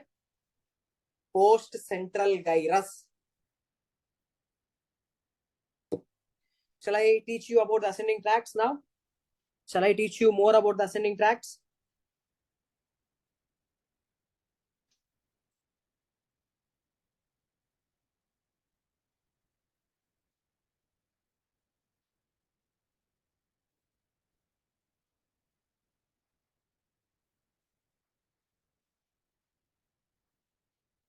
Chalo.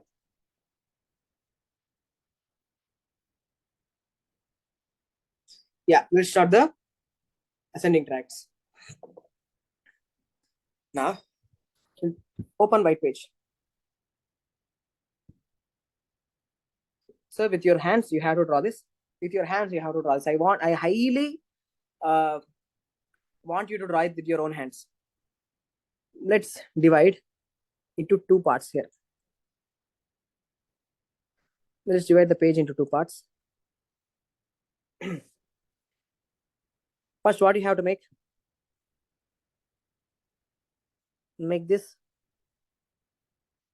dosa.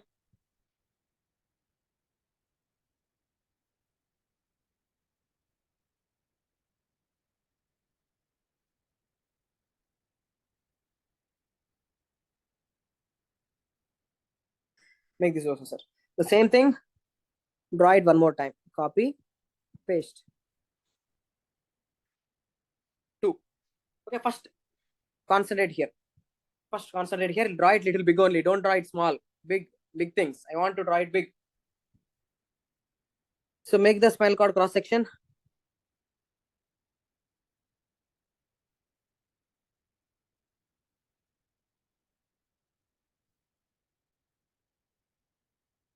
Okay. Now, look. Right now I'm talking about. Okay. Right now I'm talking about certain sensations like pain and temperature. See, pain and temperature. So you can feel temperature or not? Yes, you can feel the temperature. You can feel cold and hot temperature. You can feel the pain or not? Yes, you can feel the pain. Now, this is right side of the body. Let's take, for example, see, this is the left side of the body. This is the right side of the body. Right and left. Okay. Now, listen here carefully. Now, this is your skin. Here is your skin. Same stuff. In the skin, what is there? Sir, receptors are there. Receptor for pain is there. Receptor for touch, receptor for pain, receptor for temperature. Okay. Pain receptors are nothing but free nerve endings. You know it. Now, look. Someone is coming and pinching you. Someone is coming and pinching you. So what happens? You can feel that, right? Now, this first order neuron, look, it is coming like this. This is the cell body here. This first order neuron came to the spinal cord. Okay. Okay. Now, from here, who will start? The first order neuron is giving this information. The first order neuron gives this information to the second order neuron. Now, what I have told you, second order neuron will cross to the opposite side. Now, look carefully. The second order neuron is crossing to the opposite side, no doubt. And it is going up. Where it is going up? It is going to thalamus. Okay, where it is going? It is going to the thalamus. So, guys, listen carefully and tell me one thing. The information from the left side of the body is crossing to the right side. Yes, true. The second order neuron is crossing to the opposite side. True, no doubt in that. But my question is, sir, what is this tract called? As it is ascending tract, no doubt. The information is going where? To the thalamus. So you have to name this ascending tract. Meeru name share. You have to name it. Please name it, sir. Sir, is it going from where? From where it is going? Sir, it is going from the spinal cord to the thalamus. So definitely I will be calling it as spinothalamic. First, right? This is spinothalamic tract. Okay, going from the spinal cord to thalamus.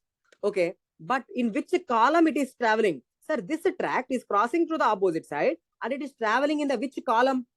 Is it going in the dorsal column, or is it going in the anterior column or lateral column? Which column of which white matter?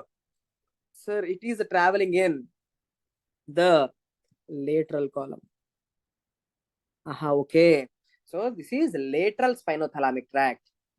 So lateral spinothalamic tract carry which type of information from your body? Pain and temperature. Okay. So pain and temperature is going in which part of the spinal cord? The pain and temperature anevi. Okay, the pain and temperature hai na, from your body say they are traveling in which side of the spinal cord? They are traveling in the side part of the spinal cord. Okay, in this area. Okay. Now, other sensations. Now I am talking about touch, crude touch. This general touch, crude touch, and pressure. Okay, pressure. Now, but the same story, spinal cord.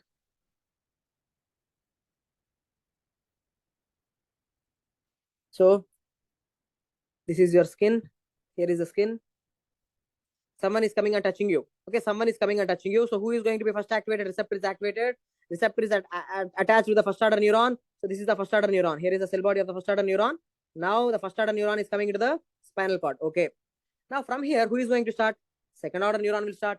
Now, look carefully. So, the second order neuron is crossing to the opposite side. Okay, the second order neuron, it is crossing to the opposite side. But look carefully, where is it going? From here, it will start to, after crossing, it will start to ascend up and it will go to thalamus. So now name this tract. What is this tract, sir? Again, this tract is going from the spinal cord to the thalamus. So again, this is also, okay, this is also spinothalamic tract. But which is spinothalamic tract?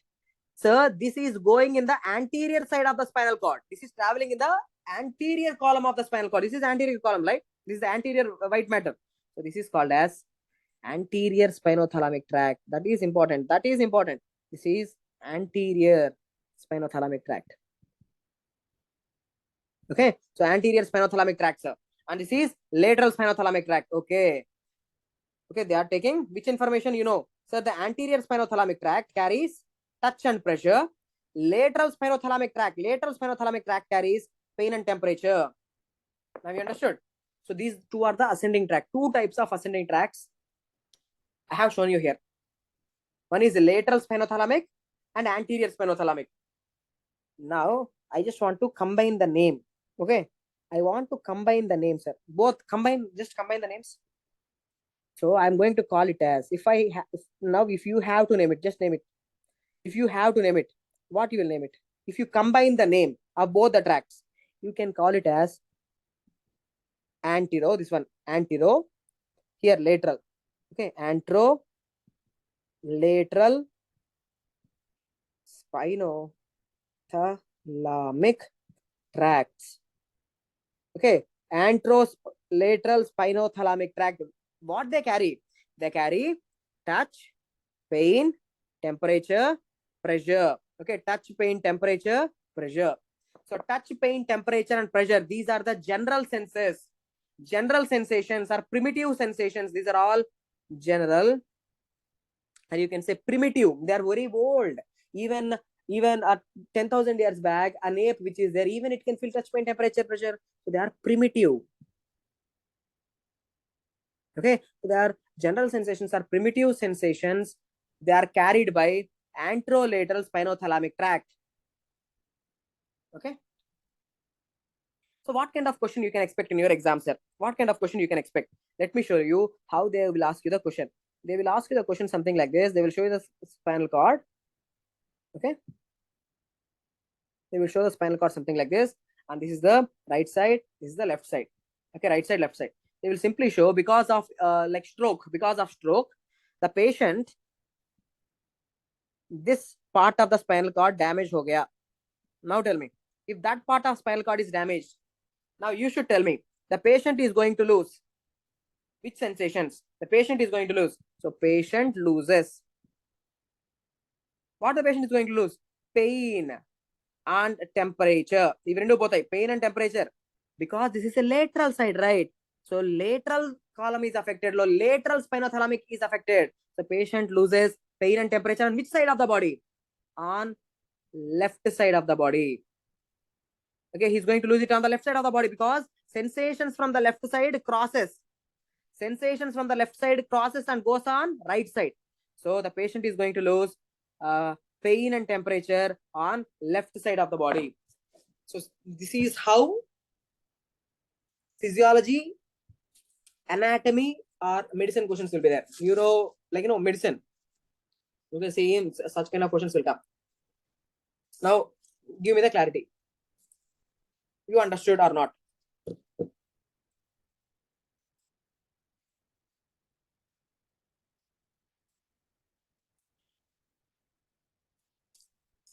Okay, same kind of question was asked in the Marrow scholarship exam. Yeah. So such kind of questions will come. Chalo. So look at here, guys. Whatever I have discussed so far with you, let me show you here. So I have discussed one ascending tract. One ascending tract I have discussed with you so far. One ascending tract. Just don't write anything. First, look at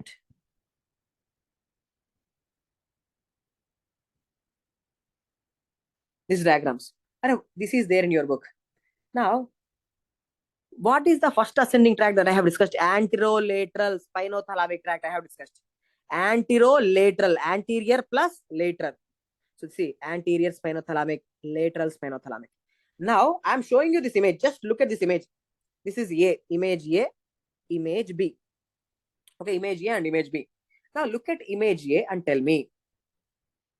Image A, this pathway. Okay, look, this pathway. Is it lateral spinothalamic tract or anterior spinothalamic tract? Tell me.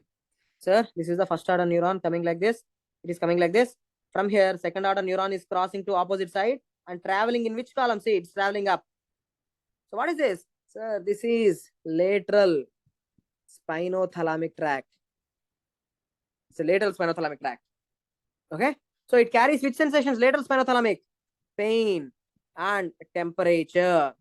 Okay. So then what is this? So this is the first order neuron. It's coming like this. Now the second order neuron is crossing to the opposite side, but where it is traveling? It is traveling the anterior column. So what is this? This is anterior spinothalamic tract. It carries crude touch, not fine touch, crude touch and pressure. Okay, crude touch and pressure. See, both of them, where they are going? Sir, both of them are going to the thalamus. Here also, see, this is going to the thalamus. Okay, so that's why spinothalamic. Now, the question which I want you to know is one important question which I want to add here is, so the second order neurons are going to the thalamus, okay, but which nucleus of the thalamus? In spinal cord, there is in thalamus, there is a nucleus which is receiving all this information. Which nucleus of thalamus receives this information? The nucleus, this see here also, I have given the dotted thing. Okay, so which nucleus receives this information, this sensory information? That is called as ventroposterolateral nucleus. So let me write here. Ventroposterolateral nucleus receives all information. All the sensory information, all touch, pain, temperature, pressure, all this information will be going to the thalamus. Which nucleus of thalamus? VPL. Simply call it as a VPL. Ventroposterolateral nucleus of the thalamus receive all this information. Okay. Done. So one ascending tract completed. That is anterolateral ascending pathway, which includes anterior spinothalamic and lateral spinothalamic. These two, we are calling it as one. Anterolateral pathways carry primitive sensations like touch, pain, temperature, and pressure. Touch, pain, temperature, and pressure. Okay. Done, sir. Now, after this, the second ascending pathway. Take white paper, big white paper, sir. Big white paper. You need to have a complete white paper. Just take. You have to draw it with your hand. Okay, let me also take a big paper. For that, I have to use the note.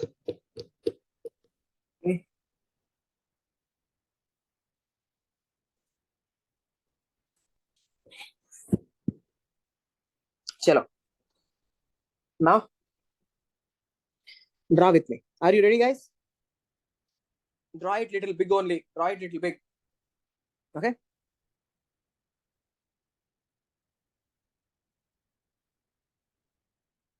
Here, on the top, I am drawing. This is your brain, the cortex. This is your brain, the cross section of the brain. Okay. The parietal lobes, the temporal lobes, the cross section of the brain.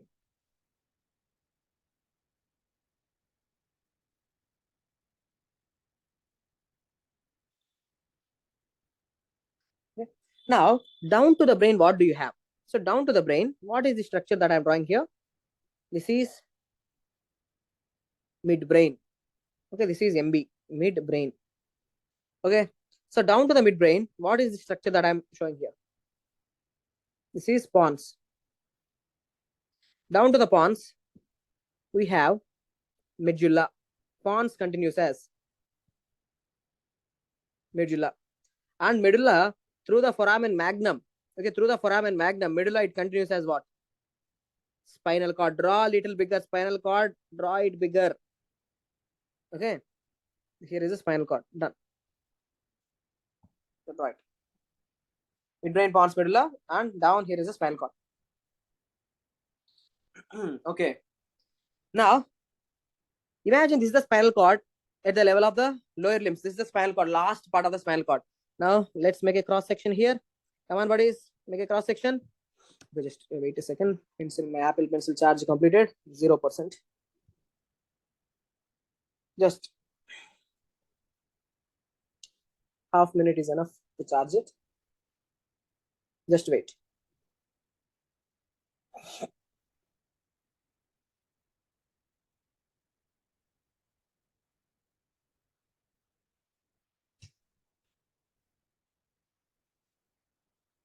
Okay, so now look here. So this is the spinal cord at the lower part. Make a cross section here. Okay, so draw it little big only.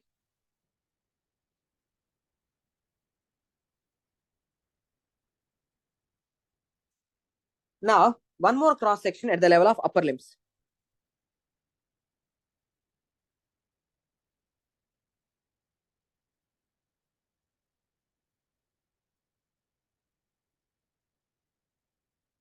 Okay, one more cross section.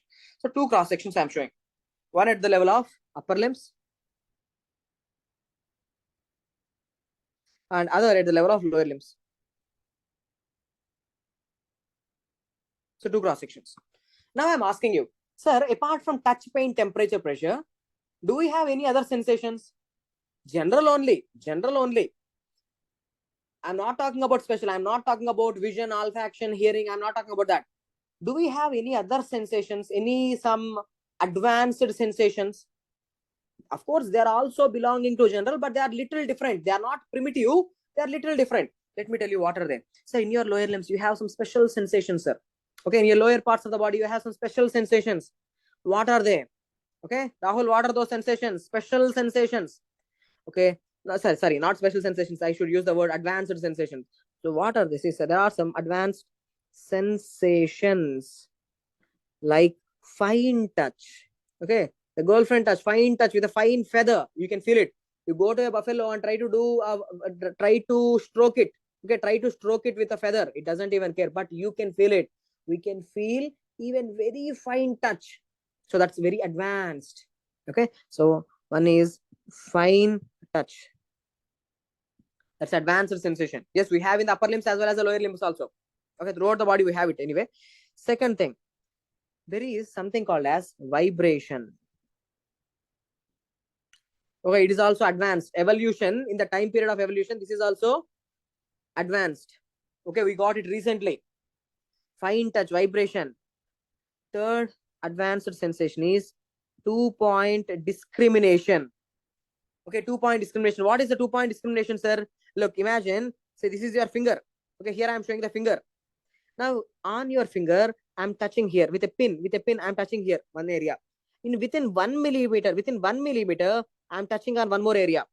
But you can still feel, you will say, sir, you are touching with 2 different pins on 2 different areas, which means our sensations are so much precise, our sensations are so much powerful that even within less than 1 millimeter distance, you can still feel, sir, you are touching on 2 different points. So that is ability to discriminate between 2 areas, 2 points. So that is called as 2-point discrimination. You can discriminate between 2 areas. Okay, you can feel sensations from the 2 areas, even though I'm touching in a very close proximity. So that is 2BD. That's very advanced.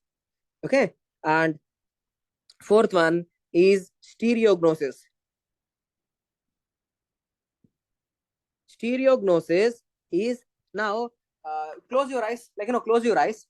Okay, you close your eyes and imagine your friend is coming and like keeping something in your hand. Okay, for example, he is giving you some item. So just with the tactile sensation, okay, so just with the tactile sensation, you can feel whether it's a remote or whether it's a keychain or whether it is some other thing, you can feel it, right? So just with the tactile sensation means you are having an ability to identify the object even without looking. So that is called as stereognosis. So let me write here, ability to identify objects with touch, with just tactile sensation. That's a stereognosis. Yes, it's there in your hands and legs. Mainly it's there in the hands. Okay, so stereognosis. Next, 5th one is conscious proprioception. Okay, conscious proprioception. So what is this conscious proprioception, sir? Okay, conscious proprioception. Look at me. Okay, look at me. Conscious proprioception is the last advanced sensation. Look at me. See, I'm closing my eyes. So for you, see, I'm closing my eyes. Okay, I'm closing my eyes. Even without looking, see, I'm not looking.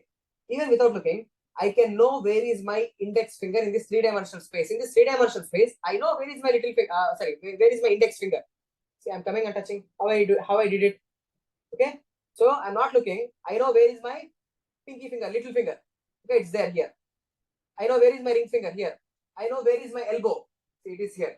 So from here, some special sensation is going to the brain.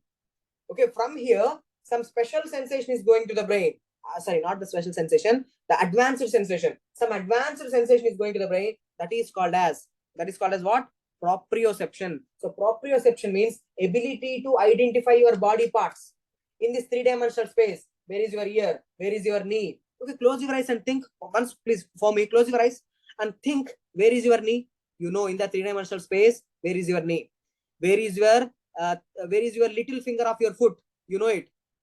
Means even without looking, you know, in this 3-dimensional space, in this room, where is my little finger? Where is my ear? Where is my elbow? Okay, you know it. So from those areas, some sensation is going to the brain. So that advanced sensation is called as proprioception. Okay, so right here now, yeah, not here, sorry, here. So that is a conscious proprioception. Means consciously you can know it. Where is your body parts? So ability, let me write here, ability to identify. Okay, ability to identify your body parts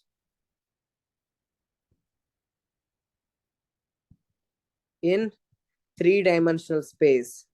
So that is called as proprioception in an easy way. So now look, these advanced sensations are coming via the first order neurons from your body. Okay, from your body, these advanced sensations are coming where? To the spinal cord. I'm talking about the lower limbs. In your lower parts, you have these advanced sensations. Yes. So the first order neuron, it is carrying these advanced sensations, look, into the spinal cord. But important point about this is, see, these advanced sensations, they are directly entering into dorsal column. Okay, the advanced sensations are directly entering into the dorsal column. The first order neuron is not terminated. This is exception. The first order neuron is not terminated. It is directly jumping into the dorsal column and it is going up. Okay, so this first order neuron, actually it should be second order neuron, but here these advanced sensations are carried by these first order neurons. Okay, so this first order neuron is called as, this tract which is going up, this is called as fasciculus gracilis. Okay, so this is called as fasciculus gracilis. Fasciculus gracilis is the first order neuron which is carrying the advanced sensations from lower limbs or lower parts of the body. From lower parts of the body, who is carrying the advanced sensations? Fasciculus gracilis. Is it first order neuron or second order neuron? It's a first order neuron. The advanced sensations, are they crossing to the opposite side? No. Let me write here.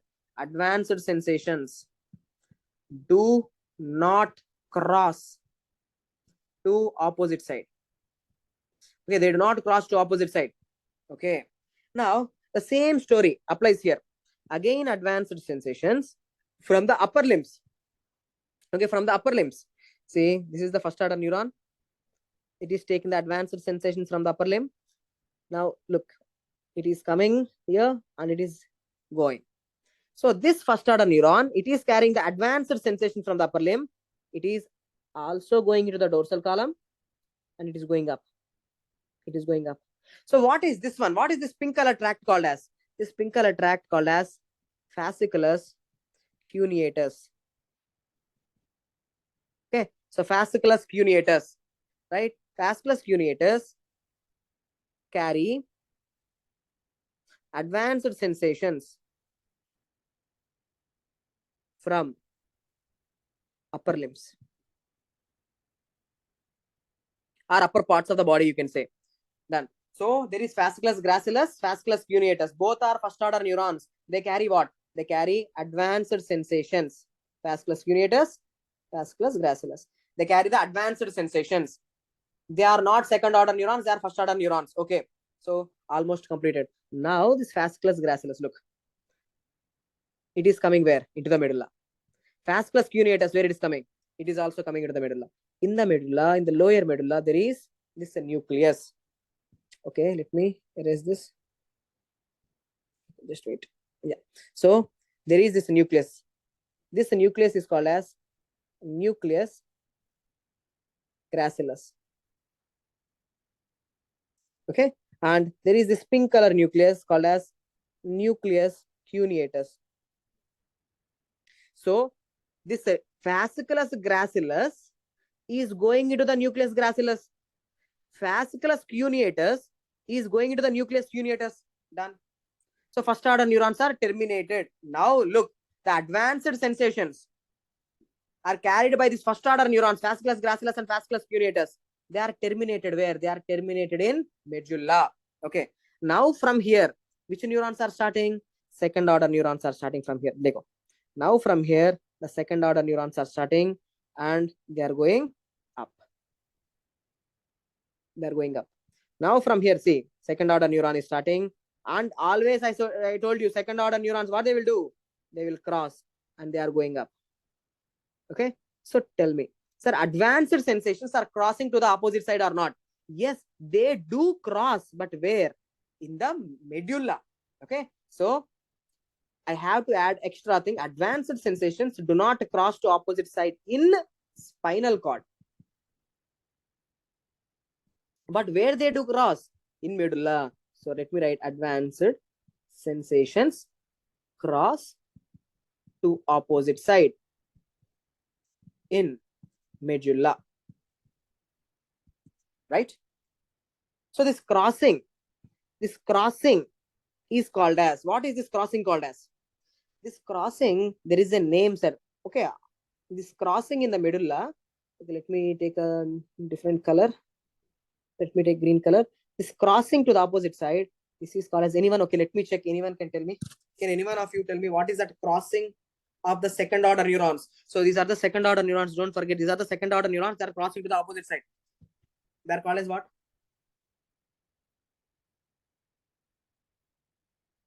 Decussation? No, that's not decussation. That's pyramidal decussation. That is different. That's a pyramidal decussation that is different. Pyramidal decussation is motor. This crossing is called as internal arcuate fibers.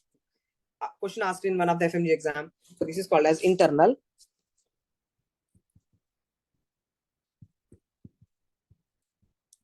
arcuate fibers.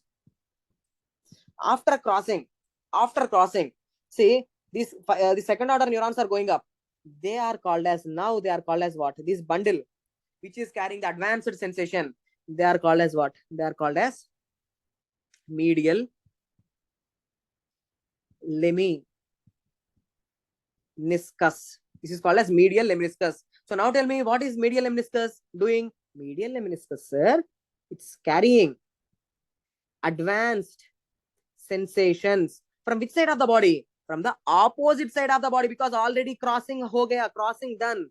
So medial lemniscus, it carries advanced sensation from opposite side. Don't worry, I will share this PDF also. This whatever I'm drawing here, this PDF also I will share. Okay. So medial lemniscus, it's carrying advanced sensations from the opposite side. Okay. So medial lemniscus is made up of which order neurons? Sir, medial lemniscus is made up of second order neurons. These are all second order neurons. Now tell me what happens. Sir, from here story is simple. From here story is very simple. So look here. What is this? Here is the thalamus. So the second order neurons will come to the thalamus, and they are terminated here. The same VPL nucleus, ventro-posterolateral nucleus, same nucleus. From here, who will start? Third order neurons will start, and the information is going to somatosensory cortex. Again, same cortex. The information is going to somatosensory cortex, area number 312, which is located in post central gyrus. This post central gyrus is your somatosensory cortex. This is thalamus. Okay, which nucleus receives? Ventro-posterolateral nucleus receives. Okay, now I will ask you one question. You just try to answer it. Sir, fasciculus gracilis. Look at this blue one. Fasciculus gracilis. Sir, it is carrying advanced sensation from the lower limb. Okay. Sir, but where it is traveling? It is traveling in the dorsal column. Look carefully. Look here. It is traveling where? In the dorsal column. Okay. It's traveling in the dorsal column. Medially or laterally? It is traveling in the dorsal column more medially. But if you look at the fasciculus cuneatus, it is traveling more laterally. Okay. So in the spinal cord, always you should know this one thing. Okay. So if there is a spinal cord, cross section like this.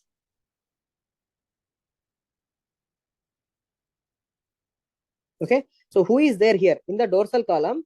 Who is there? Okay. I have drawn it with the blue color, right? Who is there here? Which tracts are going up here in this area? Here in this area, fasciculus gracilis. It is going up. The neurons are going up. And more laterally, who is there? More laterally, who will be going? Fasciculus cuneatus. Okay, fasciculus cuneatus. On this side, this is fasciculus gracilis. Okay. On this side also, one more fasciculus gracilis will be there. Unite from this side of the body. And this side, fasciculus cuneatus will be there. Okay. Simple. So with this, the second ascending tract also completed, sir. So what is the second ascending tract that I have taught you so far? So the second ascending tract, see, which is taking the advanced sensations. So these are what? These are your dorsal column tract, anterolateral tract complete ho gaya. Okay. So now this is what? Dorsal, because it's going in the dorsal column. See, it is going in the dorsal column. So dorsal column, medial lemniscal.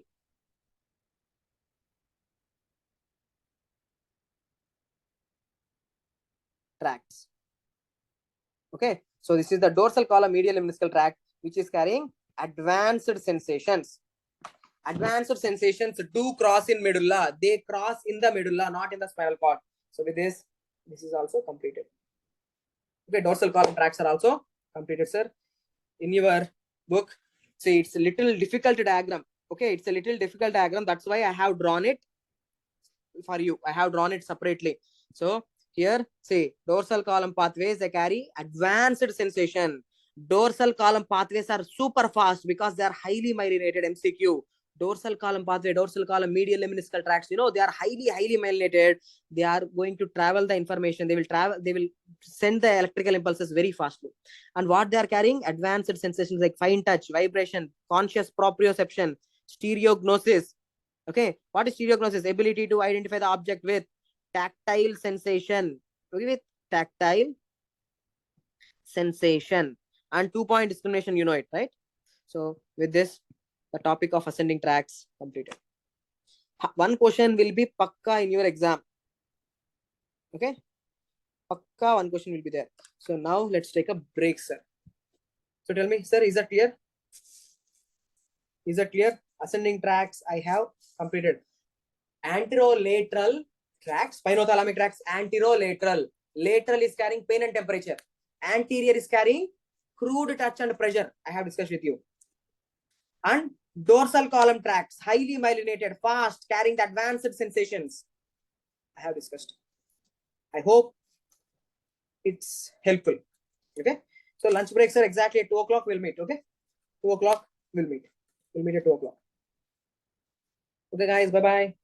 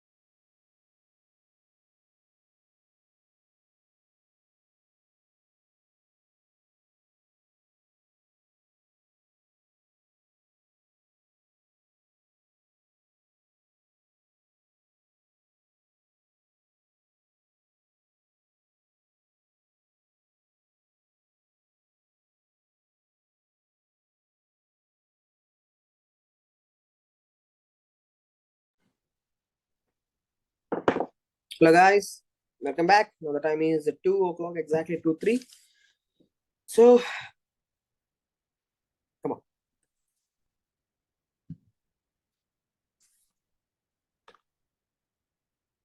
Had your lunch?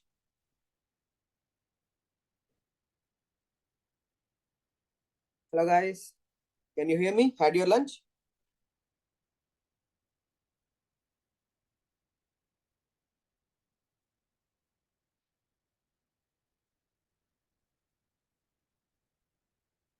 Brunch. Okay, both breakfast and lunch at a time. Huh?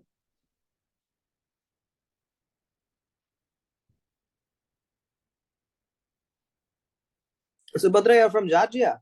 So, saying brunch. Are you from Georgia?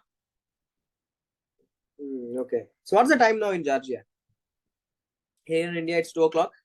In Georgia, it is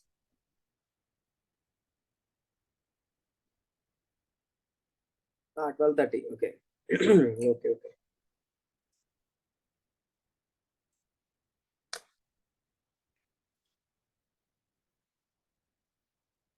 So, tomorrow the topic will be completed by 12 o'clock. Tomorrow, the topic will be completed by 12. Okay. Mahala, you're asking that the class will be completed by what time? Tomorrow. Tomorrow, 12.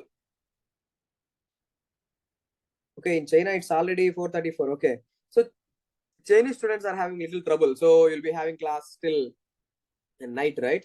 So Georgian students will be having a benefit because you are going to start early and we are going to complete early. Georgian students are having some benefit because we can complete the class early according to the time so that you have enough time to revise. Okay. Yeah, in China, it's little trouble. Okay, anyway, so without any further discussion, come on, let's start. Let's go. Now, I have discussed about the ascending tract, the two types of ascending tracts. The two types of ascending tracts completed. One is the dorsal column pathway. Okay, the dorsal column pathway topic completed. Next topic is this anterolateral pathways. Anterolateral pathways, which includes anterior spinothalamic and lateral spinothalamic, completed. Now, see, let's see some important points. Anterolateral pathways, that is anterior spinothalamic and lateral spinothalamic. They crosses, right? In the spinal cord, they crosses. Yes, they crosses and travels to the contralateral side in the spinal cord. Okay, they crosses and travels contralateral side. Yes, we know it. Contralateral means opposite. But the dorsal column pathways, which are carrying the advanced sensations like fasciculus gracilis and fasciculus cuneatus, they travels ipsilaterally in the spinal cord, but they do cross in medulla. Yes, I have discussed.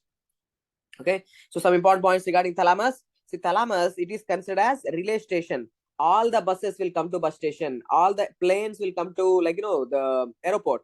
In the same way, all sensations will come to thalamus. All the sensations will come to the thalamus. So that's why it's called as a relay station. All senses will come to the thalamus and stops there. And from there, the sensations will go to the cortex. So thalamus is considered as a relay station, right? All sensations first comes to thalamus. Which nucleus of thalamus? Ventroposterolateral nucleus of thalamus. Okay, VPL, ventroposterolateral nucleus of thalamus. Only one sensation will never come. Okay, one sensation will not come. Okay, only one sensation will not come. That is, any idea? Olfaction. Except olfaction, all other sensations will come. Okka olfaction matrame radu. Okay, only one olfaction is one thing. It won't come to the thalamus, but all sensations will come to the thalamus. From thalamus, which order neurons will come? So from thalamus, the third order neurons are starting from the thalamus. Done. Okay. So thalamus, tell me, is it sensory or motor? Okay, I'm asking you a question. So thalamus, is it sensory or motor, sir? Is it doing sensory functions or motor functions? Mainly. So thalamus, is it sensory or motor?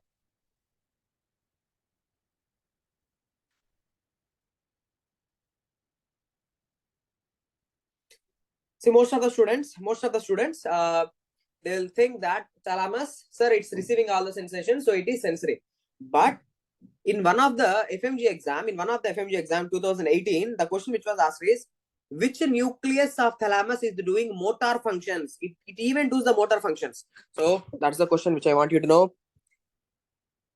Thalamus mein, there is something called as ventro anterior, okay, ventro posterior, okay, and centro medial, okay.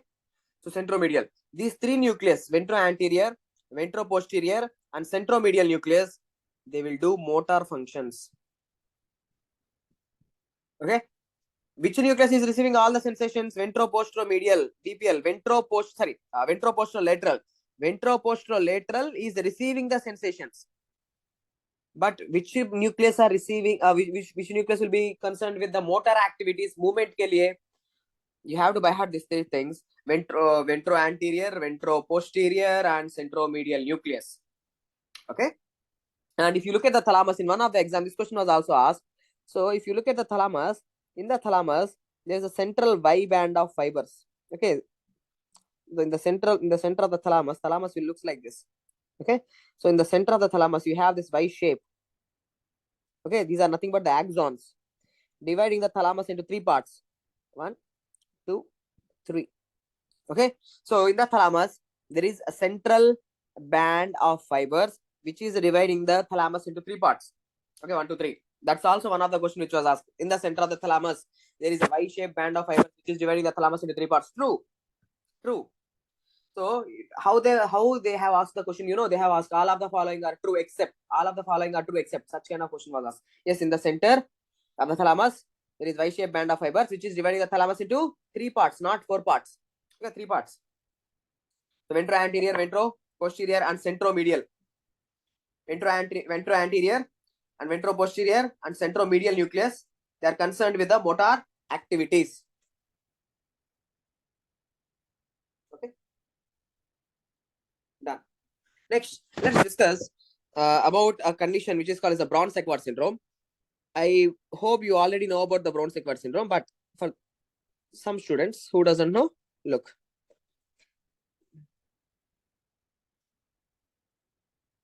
So this is your spinal cord, right?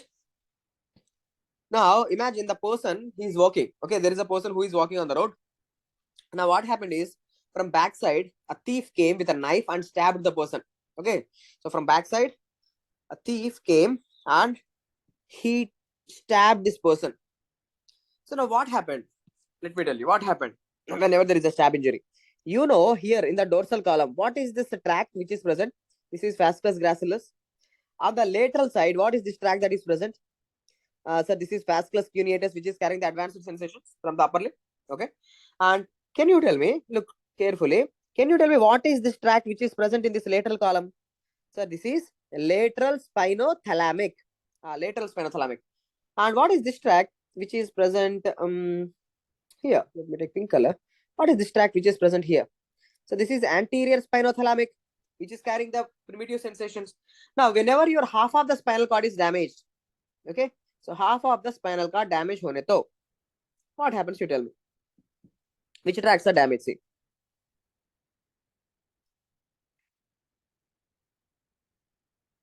Okay, half of the spinal cord is damaged. That is called as, right, hemisection of spinal cord. So whenever there is a hemisection of spinal cord, tell me first, these tracts are damaged. Fasciculus gracilis and fasciculus cuneatus, they are damaged. So dorsal column sensations are lost. So right, loss of dorsal column sensations.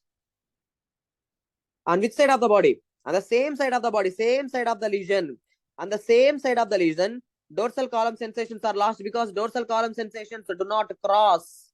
Okay, so loss of dorsal column sensations, that is advanced sensations like fine touch, vibration, 2-point discrimination. Okay, they are lost on same side of lesion. Okay, in the same, they are lost on the same side. For example, this is left side, this is right side. Now the dorsal column sensations are lost on left side. But now here, look, even this left, this lateral spinothalamic tract is damaged, and anterior spinothalamic tract is also damaged. So primitive sensations are also lost. Touch pain, temperature, pressure. Touch pain, temperature, pressure also lost, but which side? Opposite side of the body. So right here, the loss of, because of these two, loss of loss of, not advanced, primitive sensations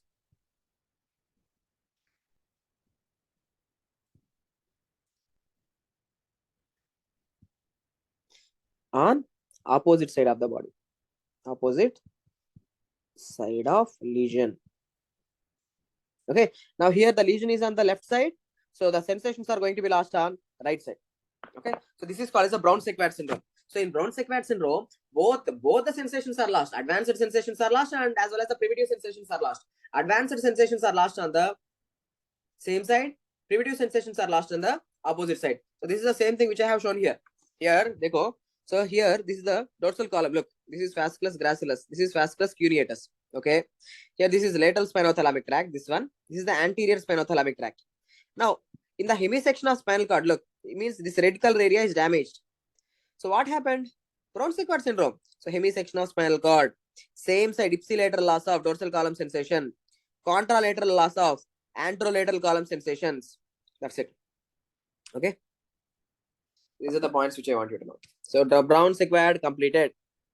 So understood what is Brown-Séquard syndrome?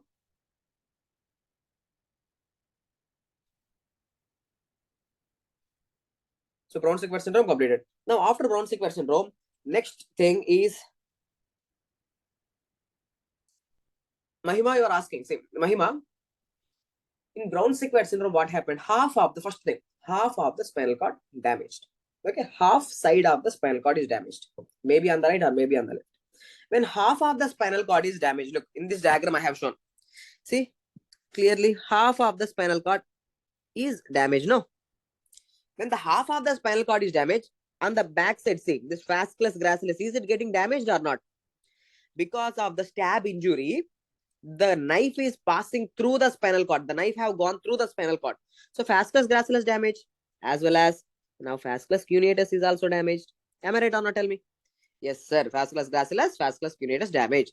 So that's the reason why I have written here. Say dorsal column is damaged. Dorsal column damage means advanced sensations are lost. Advanced sensations are lost. Advanced sensations are lost on which side? Which side? Same side, left side only. Okay, advanced sensations are lost on which side? Same side. Because I have told you, look here, advanced sensations do not cross. So if this is the left side of the body, look, for example, this is what? Left side of the body. See, advanced sensation is coming like this. It is not crossing to the opposite side. It is traveling on the same side. Okay, so same side, the advanced sensations are lost. Okay, but you know the primitive sensations. What are the primitive sensations? See, look here. Primitive sensations, they will cross. Look, pain and temperature. See, it is crossing to the opposite side. Touch and pressure. Even they are crossing to the opposite side. Okay, so that's why in Brown-Séquard syndrome, there is a primitive sensations loss also. See, these are also getting damaged. But the anterior, look, listen carefully. The anterior spinothalamic tract carrying touch and pressure. It is carrying touch and pressure, right? Touch and pressure. From which side of the body? From the opposite side of the body. Okay, from the opposite side of the body. So that's why primitive sensations are lost on opposite side. But the advanced sensations are lost on the same side. Now you understood? Mahima, is that clear?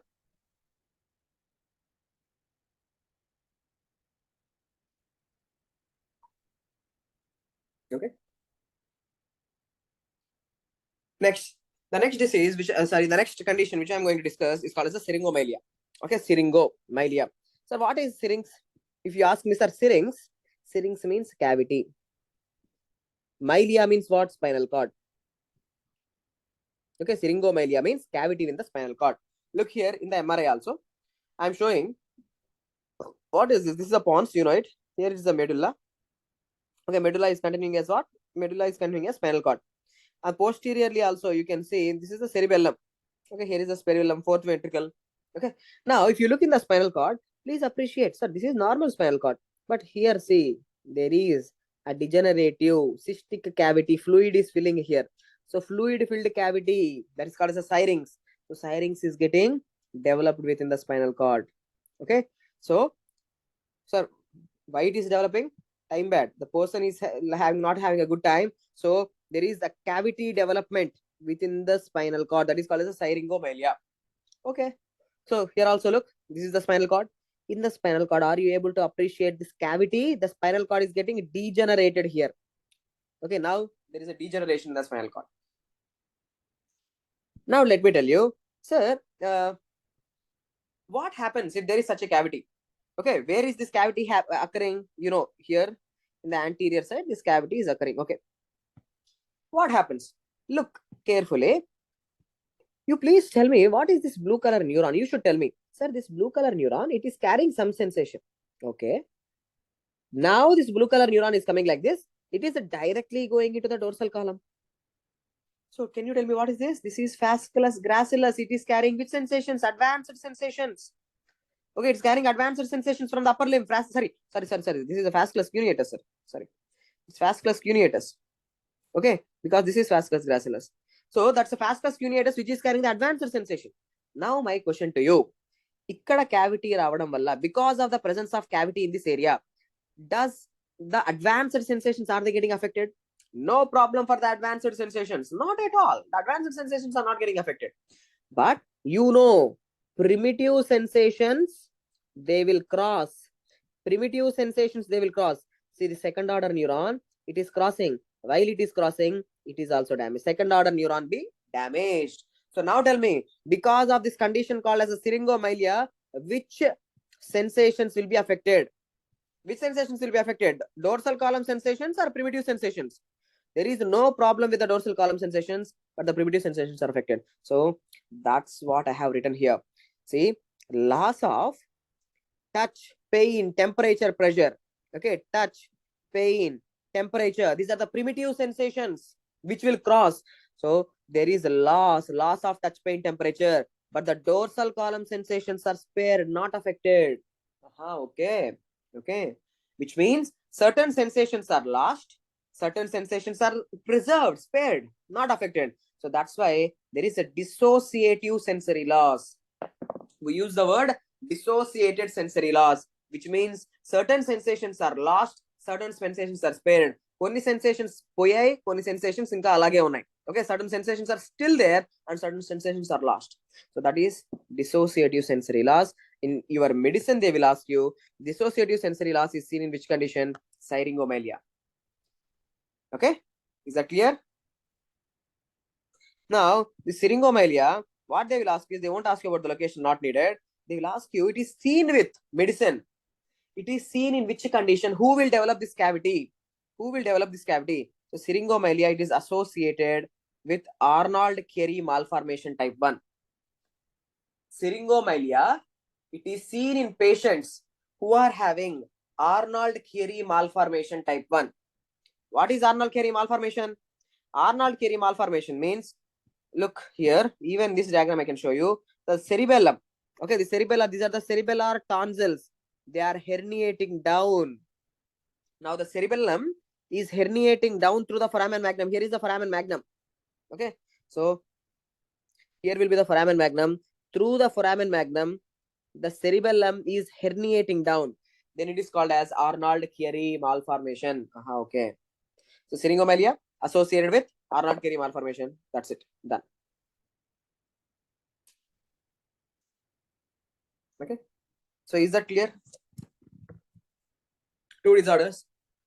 One is Brown-Sequard syndrome. Other is syringomelia. Dissociative sensory loss, syringomelia.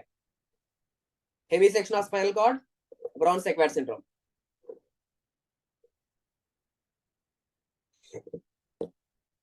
Okay. Now after this, let me discuss about the areas. Look, this is your brain, sir. This is your brain. Now in your brain, see here I am drawing this depressed area. Okay, you know, in the brain there are elevations called as gyrus and depressions called as sulcus. Gyri and sulci, you know it. Okay. Now here I am drawing this sulcus. Okay. So what is this sulcus called as? So this is called as a central sulcus, right? Central sulcus. Okay, central sulcus. Now, before central sulcus, before anterior central sulcus. Okay, anterior. Are you able to appreciate this blue color area? This is called as, this area is called as pre-central. Anterior means pre. Okay, anterior means pre. So this area is called as what? The pre-central gyrus. It's a gyrus, it's elevation, right? So this blue color area which I have highlighted is called as the pre-central gyrus. Okay. Now what is this pink color area now? This pink color area which I am showing here, it is also gyrus only, but where it is located? Back. So this is back, right? So this is called as post central gyrus. Okay.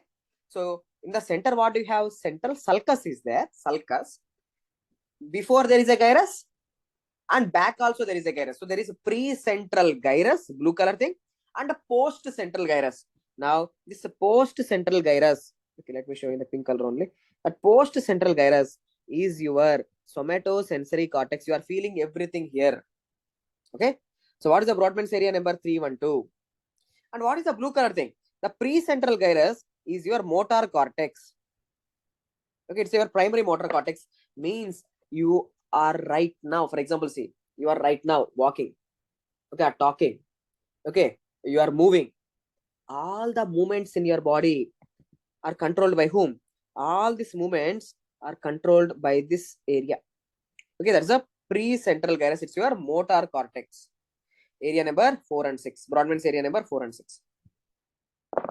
Okay. Okay. Now, what else I should teach you? Yeah, is look. What is called a sensory homunculus? Now here I am taking a cross section of the brain. Here I am like this. I am taking the cross section and I am turning towards you. Okay, I am turning the brain towards you. Okay, so this is how the cross section is going to look like. Okay, so the same. What exactly is this, sir? This is your post-central gyrus. Post-central gyrus, sir. This is your post-central gyrus. Okay, here this cortex is your post-central gyrus. Now I am showing you. Now the topic which I want you to know is sensory homunculus. Ante enti, what is this sensory homunculus? Guys, look. Here I have represented the genitals. Okay. Here this area I have represented the foot. Here I have represented the hand. Here face. Something like this, right? What does it mean by, what is the sensory homunculus? A sensory homunculus means, listen carefully. Ikkad nunchi, from here till here, means this part of the cortex. Okay, this part of the somatosensory cortex. It is receiving the sensations from where? Face. Okay, it is receiving all the sensations from the face. So you are feeling, for example, if someone comes and touches on your lips, you are feeling it here in this part of the brain. Okay, so all the sensations from the genitals will come to the medial most. This is the medial side, right? This is the center, this is the side. Okay, this is the temporal side, tempore. Okay, so now what I want you to know is, look, in the central part, in the medial side, who is there? Genitals, which means all the sensations from the genitals is coming to the somatosensory cortex. Okay, it's coming to the sensory cortex. It's coming to the medial most area. Okay, and from the lower parts of the body. Okay, sir, sensations from your legs. See, legs are coming where? All the sensations from the legs and the lower parts of the body are coming to the medial side. From hands and face, the upper parts of the body. From hands and face, see, from hands and face, the information is coming to the side. Now, sir, this is the most important area which you need to know, because it has super high integration with the medicine. Okay. So what is sensory homunculus finally? Sir, here I am representing, see, representing or mapping the brain areas. Here I have mapped, no, array. See, this area for the genitals, this area for the foot, this area for the thighs, this area for the hand, this area for the face, something like that. See, I'm mapping the brain areas. Okay, let's go on. Represents are mapping the brain areas dedicated to sensory processing. This area is dedicated to process the information from the genitals. This area is dedicated to process the sensory information from the face. Okay, this part of the cortex. Okay, here you are feeling the sensations from the face. Here you are feeling the sensation from genitals. Here you are feeling the sensation from the hand, something like that. So represents the mapping of the brain areas dedicated to sensory processing from different parts of the body. Okay. So the two singular questions are there. See, you have a very big part of the cortex. Look, a very big part of the cortex from here to here. So much area is there, which is representing the, which is receiving the sensations from face. And a very big part of the cortex from here to here. See, okay, here to here. It's receiving the information from where? Hand.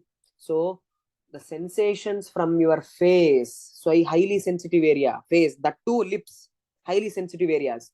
So a lot of cortex, a very big part of cortex is receiving the information from this area. Okay, so a maximum representation is given for face, even in face, lips, and maximum representation is also given for hand. In the hand, mainly thumb. That's why I see big thumb is there. Okay, so what I want you to know is sensory homunculus means simple. Sensory homunculus means, sir, I will say the medial most part of the somatosensory cortex is receiving the sensations from lower parts of the body, and the lateral part of the cortex, the side part of the cortex, is receiving the sensations mainly from upper limbs as well as face. So which area is dedicated to which part of the cortex is receiving sensations from which part of the body? That's it. That is sensory homunculus. Okay, maximum representation for face as well as hand. Least representation. See, even see this diagram. See how much big lips. You are making a person. If you make a person out of the representation, see, lips have maximum representation. Thumb have, hands have maximum representation. Okay, but trunk have least representation. Okay, very small part is receiving. Look, so this is all trunk, right? From here till here, this is all. See, the information from the trunk is receiving by the small part of the cortex. Okay, that's it. So this is completed. Now, how to understand this? Let me tell you how to understand this. Sir, imagine this is your, imagine all the students who are listening. Imagine, sir, this is your somatosensory cortex. This is the place. Okay, all this is the somatosensory cortex. You are feeling everything in this area, sir. Okay, if you are feeling every sensation in this area. Okay, for example, with an electrode. Okay, with an electrode, I'm taking an electrode and I'm stimulating this part of the cortex. Okay, I have inserted an electrode into your brain and I'm stimulating this part. Now, do you know what will happen? You will feel that someone is touching your lips. You will feel that someone is coming and touching your lips. Okay, if I stimulate this area of the cortex, if I stimulate this area of the cortex, you will immediately feel that someone is touching your thumb. But no one is touching your thumb, but you will feel that someone is touching your body. For example, if I stimulate this area, you will feel that someone or some sensations are coming from the genitals. So that's what I have said you. You are feeling everything in the brain. You are feeling everything in the brain, not in the body. You are feeling everything in the brain. You understood? Okay. All the sensations are felt in this somatosensory cortex. So, do you have clarity? Or if you have any doubts, please ask me. If you have any doubts, please ask this. So here will be, see, here will be somatosensory cortex.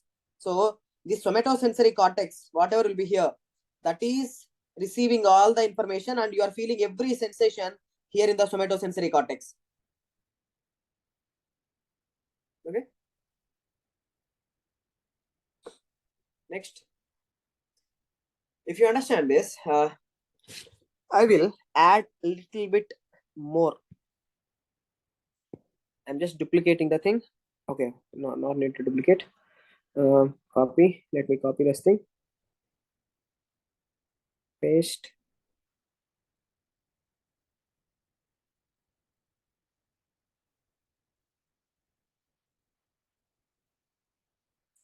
The question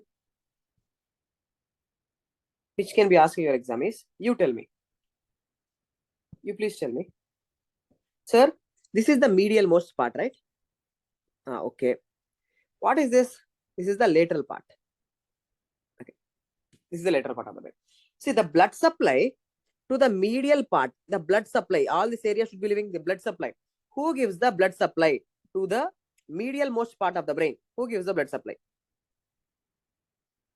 The blood supply to this medial most part of the brain. Who is giving? It is anterior cerebral artery. Okay. So anterior cerebral artery is giving the blood supply to the medial most part of the somatosensory cortex. Is somatosensory cortex ki medial part low. In this medial part, who is supplying the blood? Anterior cerebral artery.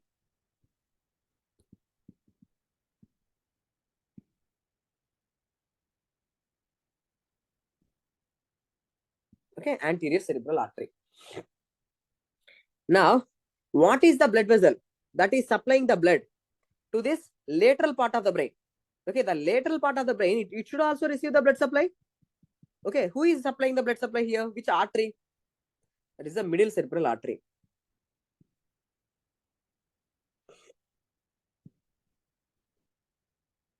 Okay, MCA, that is MCA. Now you tell me, sir, question, ACA stroke. Okay, patient ki kanaka ACA stroke. If a patient is having ACA stroke, means the ACA artery is blocked. ACA, anterior cerebral artery, is blocked. So tell me, the patient is going to lose sensations from which part of the body? So direct question. Okay, if a patient is going to have the occlusion of the anterior cerebral artery, the patient is going to lose the sensation from which part of the body? The patient is going to lose the sensation from which part of the body? Can anyone tell me?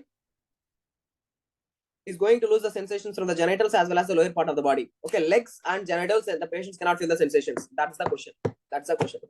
So ACA stroke, the patient cannot feel his lower limbs. He cannot feel the lower limbs. You go and touch his lower limbs, he cannot feel it.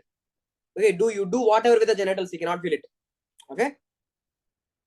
So MCA stroke, right? MCA stroke. So the patient lose sensations from upper limbs and face. True statement. ACA stroke. Patient lose sensations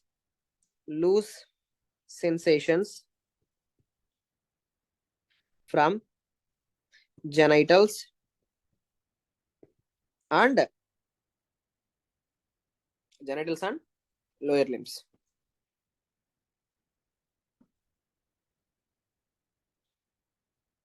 Okay. So this is one thing. Now after this, what else I want you to know is regarding the same brain. Okay. Let me check whether. Wait. 1 second. Rapid revision. See, this is what I have taught for your seniors. Okay, in the rapid revision, this is what I have taught from your for your seniors. All questions came from here. Just wait, very central nervous system.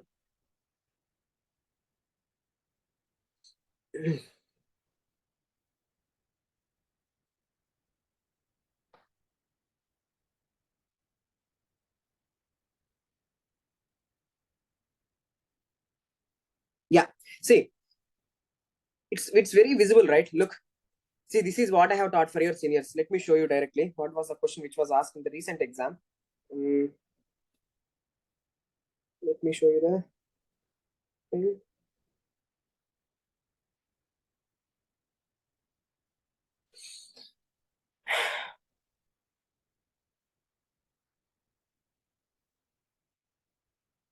So look at this.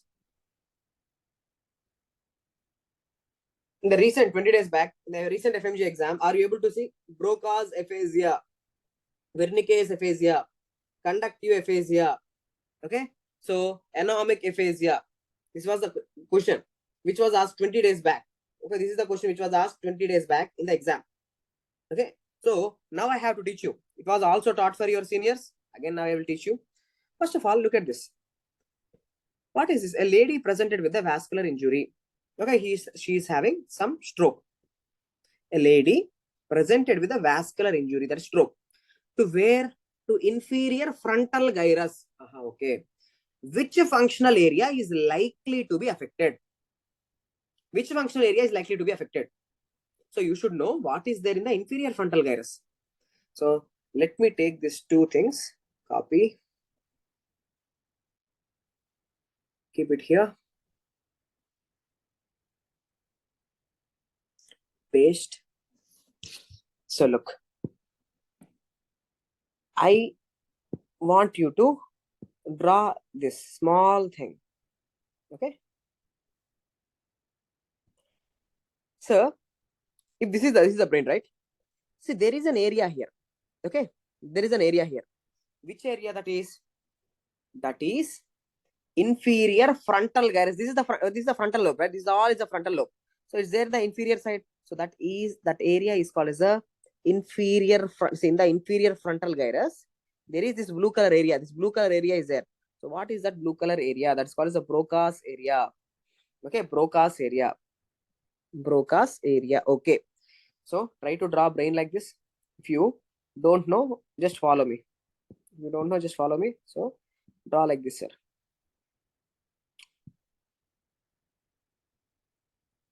Okay, brain.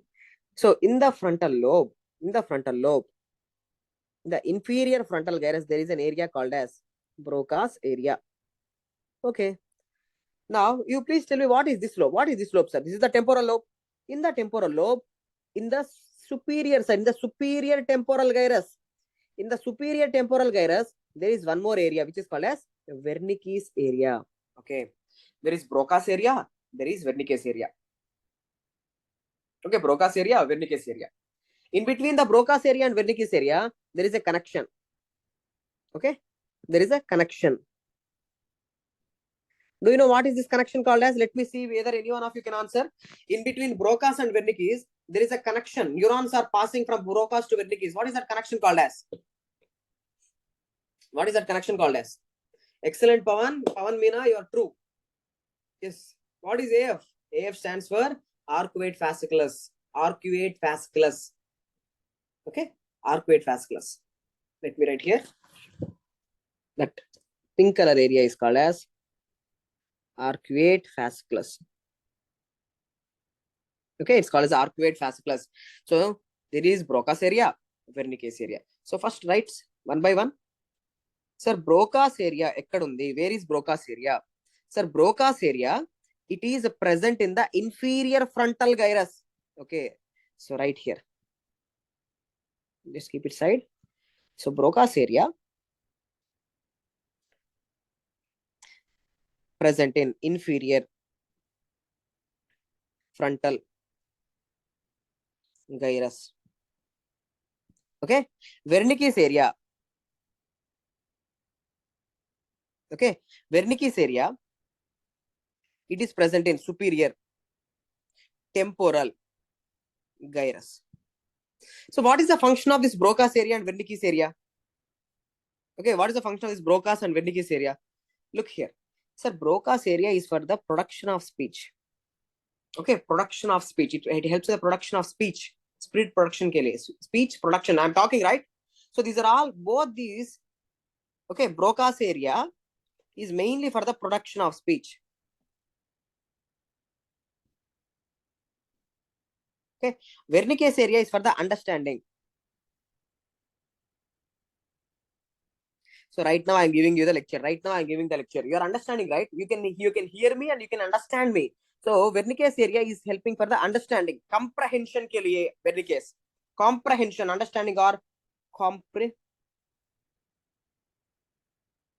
comprehension means understanding. Okay. Now, what if Broca's is damaged? Broca's area damaged hone to. That is, look, inferior frontal gyrus is damaged. Okay, vascular injury to the inferior frontal gyrus. Broca's damage aite. What if Broca's is damaged? Look here. See, Listen carefully. If Broca's is damaged, B for B. I used to remember B for B. Broca's for broken speech. Okay, Broca's for broken speech. The patient cannot speak properly. The patient cannot talk properly. So he is giving gaps while he's talking. It's problem for him to talk. So he is talking little by little. Okay, so something like that. So he cannot speak fluently. Okay, that's the problem. So it's problem for him. There is a problem for him to express what he want to say. He knows what he want to say, but it's a problem for him to express. So that's why Broca's is an example of expressive aphasia. MCQ. Broca's is an example of expressive aphasia. It's problem for him to express what he want to say. But he can understand. There is no problem with understanding. Okay, if you talk to him, he can understand. Okay. So there is no issue in understanding the speech. Okay. So Broca's, tell me, Broca's is broken speech. Broca's is expressive aphasia. Okay. Next. Sir, what if there is damage to the Wernicke's area? Okay. What if there is damage to Wernicke's area? Wernicke's area gone, sir. Okay. Wernicke's area is gone. When Wernicke's area is gone, see, there is a problem with language understanding. Okay. There is problem with what? Language understanding. They can't understand, but they see, and not only that, they're having comprehension defect, and they will also talking, but whatever they are talking, that doesn't make any sense. Okay, so they are talking continuously, but whatever they are talking, that also doesn't make any sense. Okay, so this is called as a fluent aphasia. See, they can talk, but whatever they are talking, that doesn't make any sense. Those sentences does not make any sense. Okay, so that's why Wernicke's is an example of fluent aphasia. Okay, whatever now I'm teaching you, it makes sense. Every sentence have a meaning, but if the Wernicke's area is damaged, they don't know what they are talking, so it doesn't make any sense. So it is called as a fluent aphasia. Fluently they are talking, but that doesn't make any sense. Okay, so these people have difficulty in understanding the speech, comprehension problem. Okay, comprehension problem, they can't understand. So these two things are I want you to know. Okay, these two things I want you to know. So Broca's is broken speech, Wernicke's is understanding problem. Broca's is talking problem, Wernicke's is understanding problem. Broca's is expressive aphasia, Wernicke's is fluent aphasia. Okay, fluent aphasia means they're talking, it doesn't make any sense. Okay, so that's it. If you know these two things, that's enough. If you know these two things, that is enough. Broca's is present in the inferior frontal gyrus. Broca's in the inferior frontal gyrus. Wernicke's is present in the superior temporal gyrus. Now, can anyone? Okay, let me check. Any good student is there? Let me check any good student. Can you tell me what is the Brodmann's area of Broca's? Broca's ka Brodmann area number. Brodmann's area number of Broca's. Even I am not good with the anatomy, but still. Yes, excellent. 44. Wernicke's is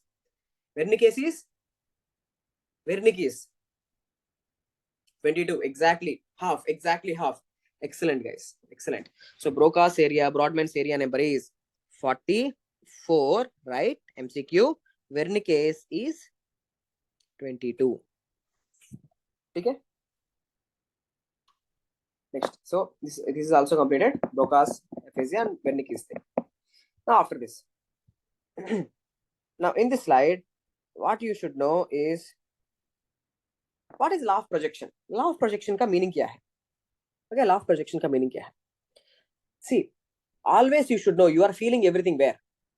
In your brain. In the somatosensory cortex, all the sensations are felt where? In your somatosensory cortex. Don't forget about it. Okay, so draw this diagram. Let me show you. Imagine there is a person. Okay, now this is the person's leg. Now I'm taking his leg and foot. Here is the foot. Okay, here's the foot.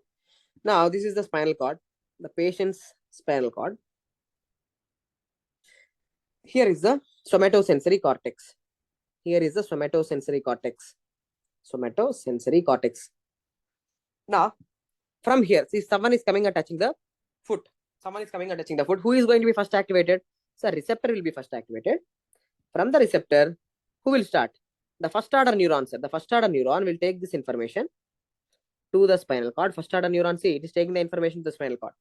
First order neuron is terminated. From here, who will start? Second order neuron will cross to the opposite side. Second order neuron will go till to the thalamus. Okay. Now, the second order neuron is terminated. From here, third order neuron will take this information to the cortex. Here you are feeling the sensation. Okay. So there is first order neuron, you know it. Second order neuron and third order neuron. 3 neurons. This is the pathway, right? First order, second order, third order. This is the sensory pathway. It is sensory pathway. Okay, this is the sensory pathway. Now, imagine I'm taking an electrode. Okay, I'm taking an electrode, sir. Electrode. Electrode means it is giving the electrical stimulation. Okay. Now, with this electrode, I'm stimulating the second order neuron. See, I am directly piercing. I'm piercing this electrode. Okay. Now I'm piercing an electrode into the spinal cord. And what is I'm stimulating? I'm stimulating the second order neuron. Now tell me, where he will feel the sensation? Tell me. Ipudu, a person, where he will feel the sensation? Imagine I'm piercing a electrode into the spinal cord directly. I'm stimulating the second order neuron. Now, where he will feel the sensation? I want you to answer. You tell me. Where he will feel the sensation? Do you think he will feel the sensation in the spinal cord? Do you think he will feel the sensation in the spinal cord? No. Where he will feel the sensation? Look carefully. Look carefully. Sir, you have activated the second order neuron because you gave the electricity. Now who is activated? Second order neuron is activated. Now the second order neuron, it will send this electrical impulse to the third order neuron. Now this third order neuron, it is taking the information where? It is taking the information to somatosensory cortex. Now here, you will feel that sensation. Okay. Now, where the person will feel the sensation, the person will think that someone is touching his foot. Okay. Because this is the cortex. This is the cortex which is receiving the sensation from the foot. Right? This is the cortex normally which is receiving the sensation from the foot. So, when you stimulate the first order neuron or second order neuron or third order neuron or directly this part of somatosensory cortex, anywhere in this pathway, మీరు ఎక్కడ stimulate చేసినా కానీ wherever you stimulate, either this first order neuron or the second order neuron or third order neuron or directly the somatosensory cortex, now the person will think that someone is touching his foot at these receptors. He will think that, sir, he will say that, sir, I can feel that someone is touching my foot, but no one is touching the foot. Okay, so this is called as law of projection. Now you understand what is law of projection? Anywhere in this pathway, sir, first order neuron or second order neuron or third order neuron or directly somatosensory cortex, మీరు ఎక్కడ touch చేసినా సరే, wherever you stimulate, wherever you electrically stimulate this pathway, the patient will feel that the conscious sensations are produced. He will feel that these sensations are coming from the receptor level. He will think that someone is touching his foot because the information is going to this part of cortex, which is usually receiving the sensation from the foot. Is that clear? Is that clear? Law of projection. Okay. So anywhere in the pathway, if you stimulate, ultimately the cortex will be activated. Once the cortex is activated, you will feel that sensation is coming from the receptor level. This is called as law of projection. Now, look at the definition. The same definition here I have given. If we stimulate sensory pathway, that is first order, second order, third order neurons, along its course to the sensory cortex. Okay, along its course, that is first order, second order, third order. Neurons are going to sensory cortex. If you stimulate anywhere, the conscious sensations produced, which means he will feel, means consciously he will feel, the conscious sensations produced is perceived to be from the location of receptors. He will think that this information is coming from the level of the receptors. This principle is called as law of projection. Okay. This is the definition. Example, what I have given, See, if we stimulate sensory cortex, means directly where you are stimulating sensory cortex. I have already taught you. You are directly stimulating the sensory cortex, which receives the impulses from the left hand. Means directly where you are stimulating the sensory cortex, which usually receives the information from left hand. Now, see, the patient reports, he will tell that sensation in the left hand. Directly, if you stimulate the sensory cortex, now what he is saying? He's saying that, sir, I can feel the sensations from the hand. Sir, I can feel that someone is touching my hand, but no one is touching his hand. Okay, so that is law of projection. You are feeling everything in the brain. You are feeling everything in the brain. Okay, so that's the point which I want you to know.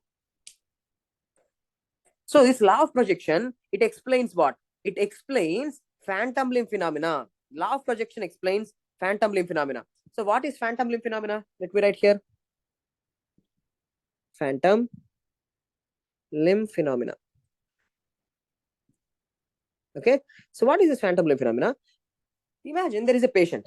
Okay, there is a patient. The person, he had a road traffic accident. Okay, this patient had road traffic accident.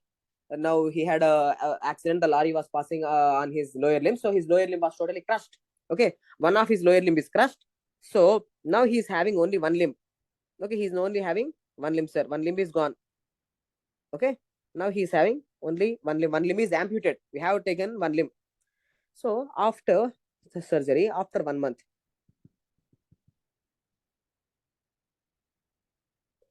see, this is seen in almost 80% of the people. This is seen in almost 80% of the cases. After 1 month, he will come to the clinic.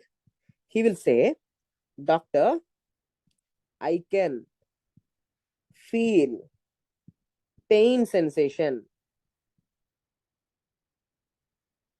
from my left foot. First of all, you look here. This is left side, this is right side. So first of all, left foot itself is not there. Left foot not there, sir. Only right foot is there. How is it possible? Is it possible? Tell me. Is it possible? Tell me. Sir, he's an amputee. The leg is gone. The leg which was supposed to be present in the side is gone. Okay. So he's saying that, sir, I can feel that someone is touching my left foot. I can feel the sensations. I can feel the itching sensations from the. I can feel the itching sensations from the left foot. But left foot itself is not there. Is it possible?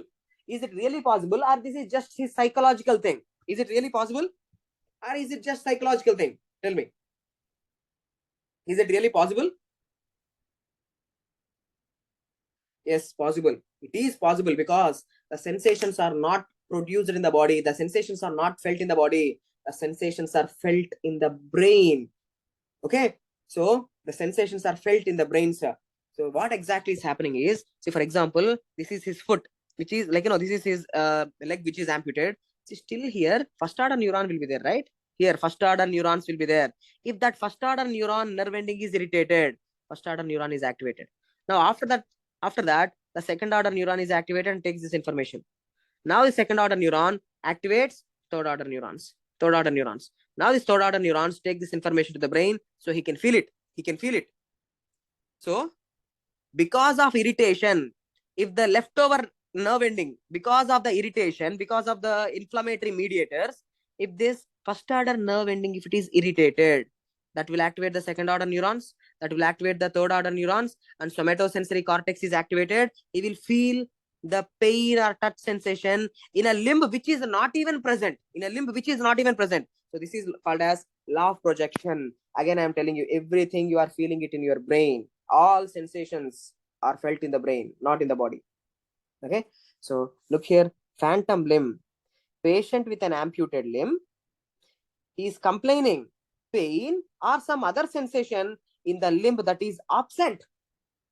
Is that possible? Yes. This is due to law of projection. Okay. So direct question which will come in your exam is, phantom limb phenomena is explained by. Phantom limb phenomena is explained by law of projection. True. If you don't find law of projection, the next best answer can be phantom limb phenomena can be, right, explained by law of projection. This is important MCQ. If you don't find this in one of the NEET PG exams, there is no such answer. Law of projection was not given. It can also be explained by one more thing called as, let me see who can answer. Anyone? Can you answer? Anyone? It's also explained by, you don't know, cortical plasticity.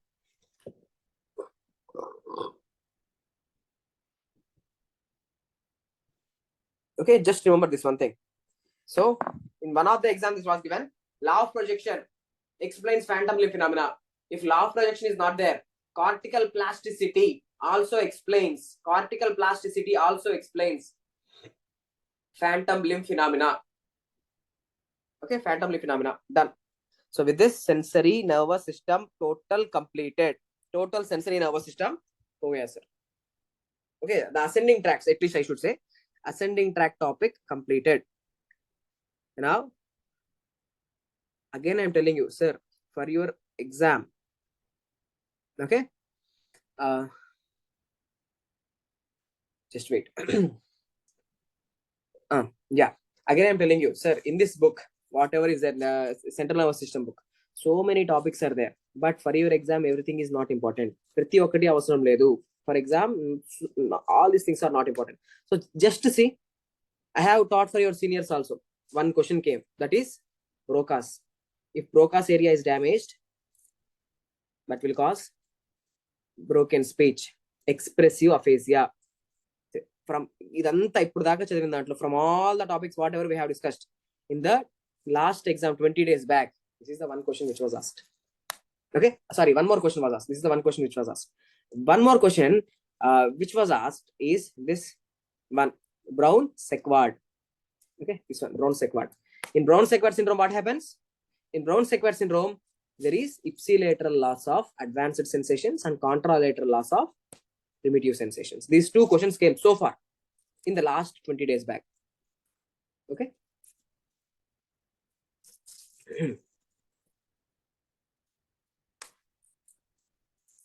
So shall I continue?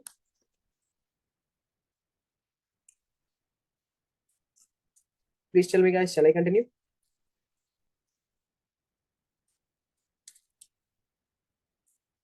Yeah, brain. Yes, of course, you can't feel your brain. You can't feel your brain because, see, whatever you do to your brain. Okay, as you are asking Abdul Rahman, yes, brain doesn't have any receptor. Pain receptors are not there. You take a knife, okay, you put it, you just stab into your brain, you can't feel it. Okay, brain does not have any pain receptors. You can't feel pain. Okay, if there is brain injury, you can't feel the pain. Yeah, yes. If headache is because of total different thing. Okay, headache is because of, like, the pain, inflammation of the meninges. It's not because of the inflammation of brain. Okay, headache is not because of the inflammation of brain. Headache reasons can be many. That inflammation of meninges can be there, or increase in the intracranial pressure can lead to headache. Okay, it's not the damage to the brain. Okay. Migraine, why migraine? See, migraine is so far till to this day, what is the exact reason for migraine is not known, but it is thought that the fifth cranial nerve, trigeminal nerve, is getting irritated. The irritation of the trigeminal nerve is the one which is leading to the migraine. Okay, that too it's still hypothesis, but we exactly don't know why migraine is happening. Okay, so don't go into those areas. Other students will confuse. Okay, so chalo. Now let's discuss about, okay, first I have discussed about the ascending tracks completed, sensory thing completed. Now directly come to the descending tracks. Where are descending tracks? Come to this thing. Okay, in the middle I have given eyes. Okay, eyes, vision, I have discussed about this pathway, but first come to the descending tracks. Okay, descending tracks first. After ascending tracks, if you learn descending tracks, it will be easy for you. Okay, first let's learn about the descending pathways.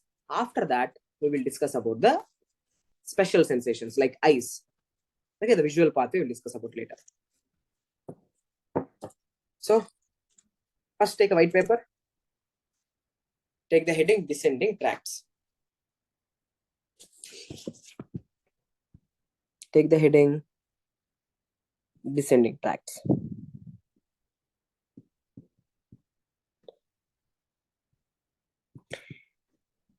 At least listen. It's already there in your book. At least listen to me. Okay. If you don't have white paper, if you can't have space, at least listen. Here I am showing you brain. Okay.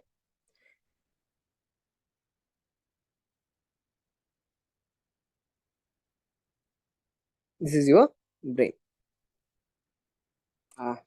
So just wait. Let me draw this in a fresh white paper. Okay.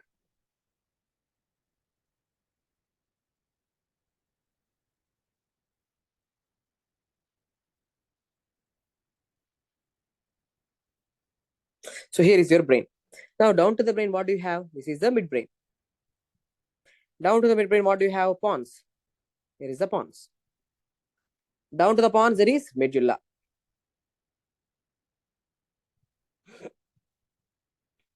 Okay, here is the medulla.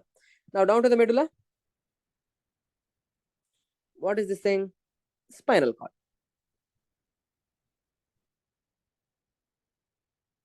Okay, here is a spinal cord. Done. Okay, midbrain, pons, medulla, spinal cord. Now, this cortex which I am showing you, this is area number, Brodmann's area number 4 and 6. Okay, Brodmann's area number 4 and 6, which means this is not sensory cortex, this is motor cortex. Right now, I am talking about motor cortex, that is precentral gyrus. That blue color area. Okay, don't forget. Precentral gyrus. This one, this area, sir. Let me show you.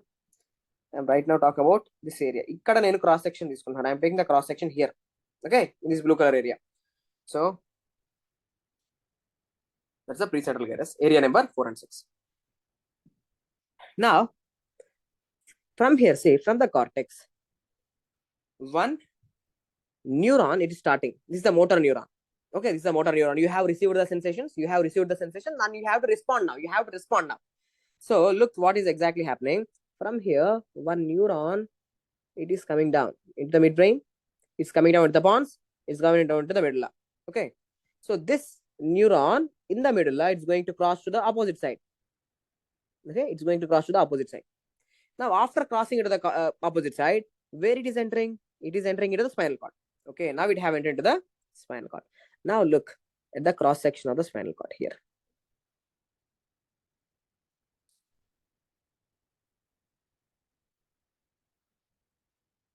So this is the cross section of the spinal cord now.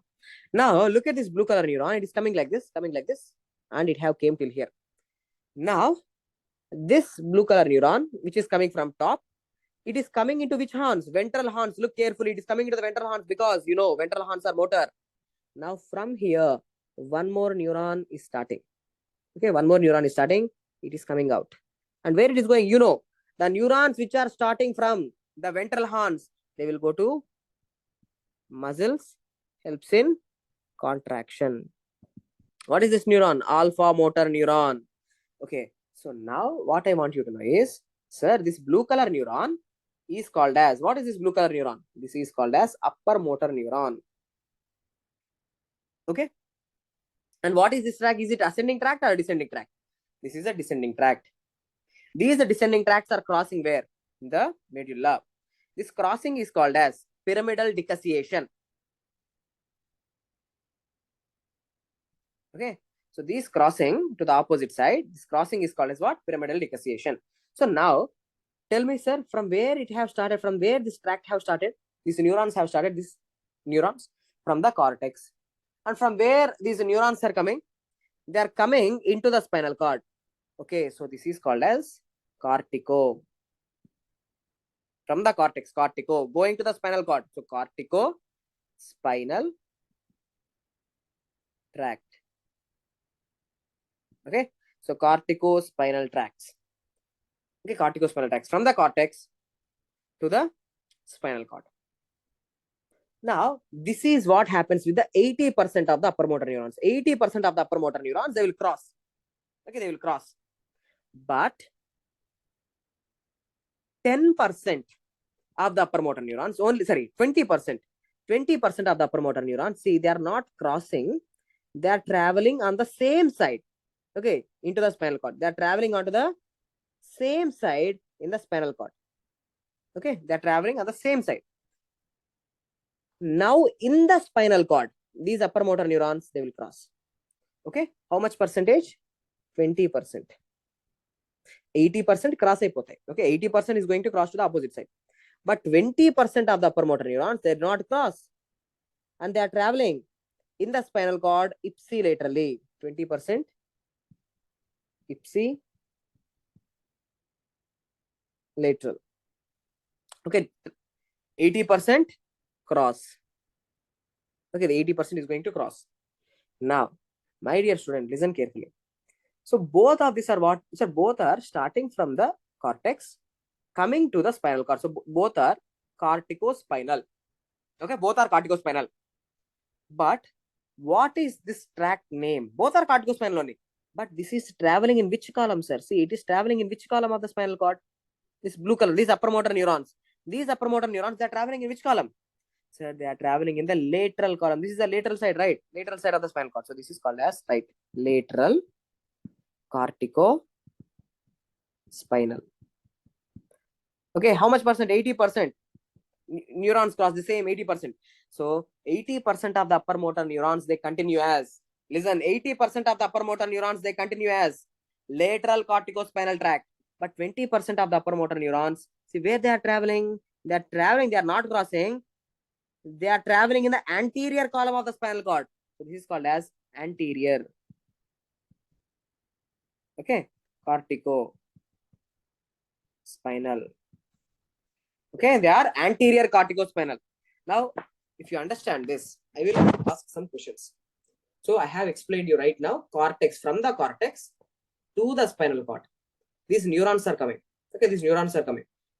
These corticospinal tracts are of two types: lateral corticospinal, anterior corticospinal. If you understand this, I will ask you some questions. These upper motor neurons, look, upper motor neurons, they are coming down, down, down, and they are controlling what? They are controlling the lower motor neurons. Upper motor neurons and AV. Okay, upper motor neurons are going to control the lower motor neuron, also called as alpha motor neuron. Just now I have discussed. Okay, these lower motor neurons, they will go to the muscles and help, and will help in contraction. Okay, help in the contraction. So understood? So will you give me the clarity, sir? So paininchi, so from top, upper motor neurons will go into the spinal cord, and in the spinal cord, the upper motor neurons will control the lower motor neurons. So the lower motor neurons are going to responsible for the contraction of muscles. Okay. So questions. 80% of the upper motor neurons travels as, tell me. 80% of the upper motor neurons, they travel as lateral corticospinal. Okay. Sir, lateral corticospinal tract crosses at the level of, tell me, lateral corticospinal tract. The neurons which are forming the lateral corticospinal tract are crossing at the level of, excellent, yeah, medulla. Yeah, Pavan, yeah, you're true, it's the lower medulla. Okay, that crossing is called as, the crossing of the 80% of the upper motor neurons, that crossing is called as decussation.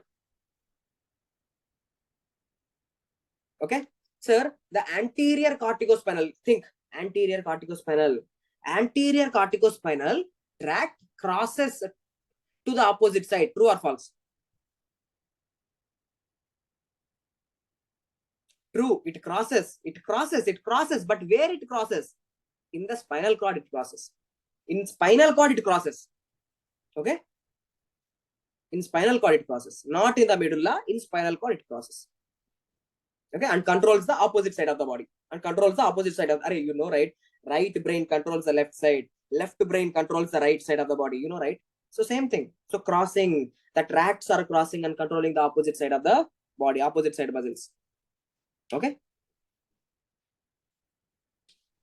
So the same thing I have written here. Look. Let's go one by one. Okay. Sir, first, what you need to know. Look, guys, The motor cortex, 4 and 6, motor cortex. Okay, let me show you for your easy understanding purpose. Take here. So what is the motor cortex? This blue color thing is the motor cortex. Blue color thing is the motor cortex. This, for easy understanding, look, the motor cortex is divided into 3 areas. Okay, motor cortex is divided into 3 areas. Premotor, primary motor, and supplementary motor. 3 areas are there. Okay, premotor area, primary motor area, supplementary motor area. Okay, 3 areas are there. Okay, so the same thing I have written here. Premotor function क्या है? Primary motor function क्या है? Supplementary motor function क्या है? Will they ask any questions from this area? So far, no one have asked. Okay, so far no one have asked. Just forget about it. There are 3 motor areas. Just know it. Okay, just know it. The names premotor, primary motor, supplementary motor. Now, let me discuss about the descending tracts.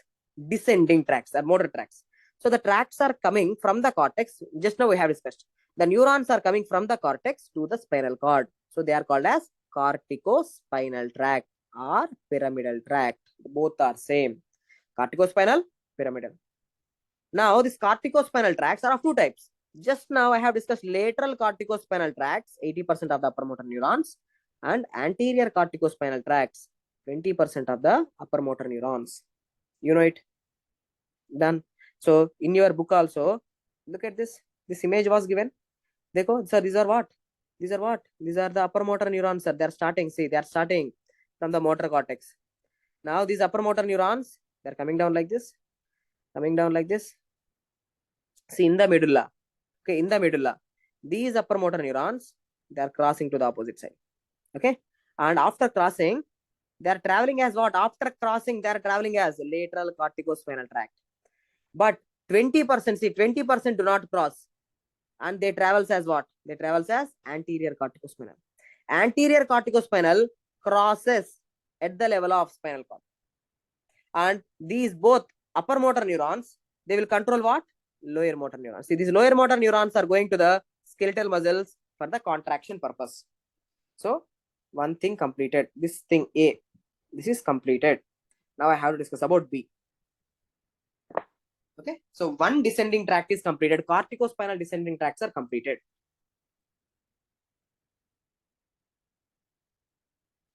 Okay. Now, look at this diagram. Again, I'm going to make one more diagram. Simple thing.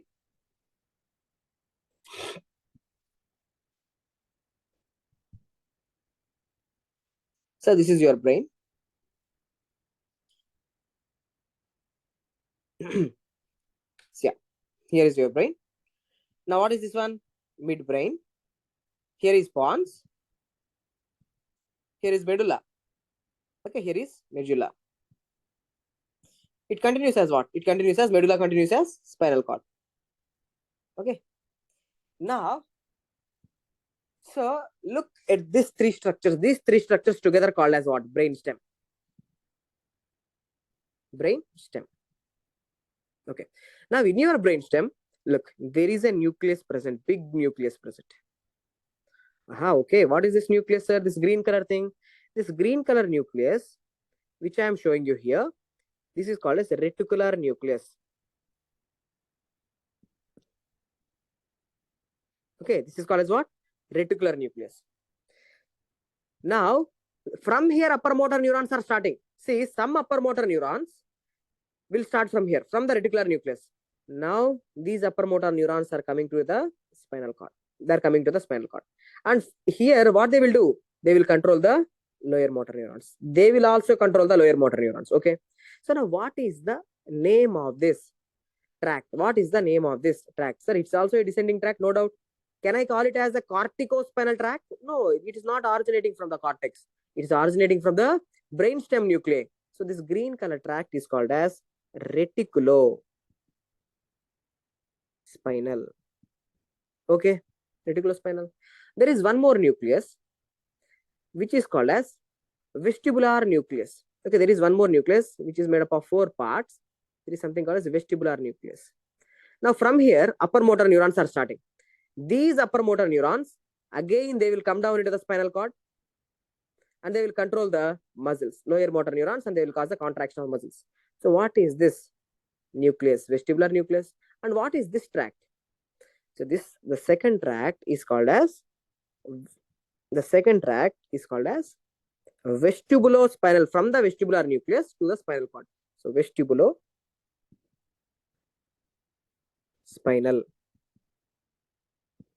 Okay. Now, third tract is, there is a tectal nucleus. Okay, there is a tectal nucleus. Okay, let me show you here. There is a tectal nucleus in the medulla. Now, from this tectal nucleus, upper motor neurons are starting and coming down into the spinal cord, and they will also control their lower motor neurons. Okay, so what is this tract? This is called as tectospinal. Okay, this is called as what? Tectospinal. In the last tract, there is a nucleus in the brain stem. There is a nucleus in the midbrain. Sorry, there is a nucleus in the midbrain, which is red in color, which I am showing here in red color. From here, the upper motor neurons will start, and these upper motor neurons are also coming down into the spinal cord. Okay, they are also coming down to the spinal cord. They will also control the lower motor neurons. So, what is the name of this tract?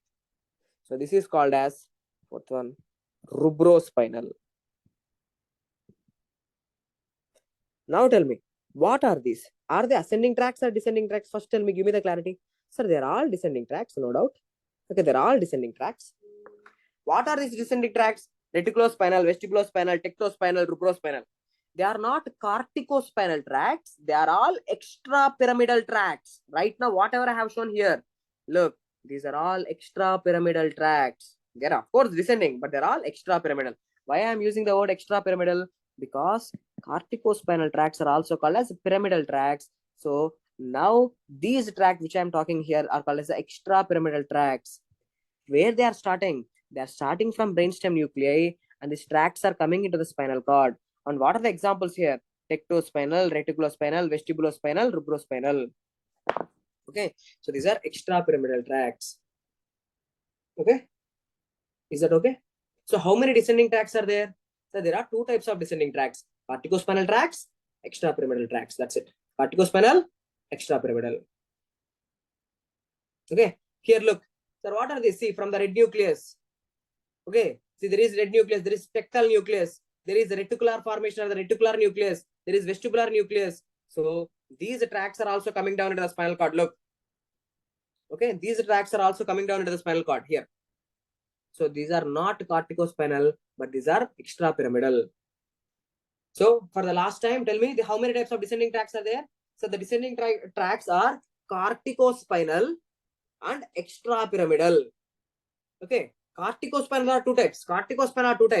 Lateral corticospinal and anterior corticospinal. Lateral corticospinal 80%, anterior corticospinal 20%. Okay, done. Do you have clarity now?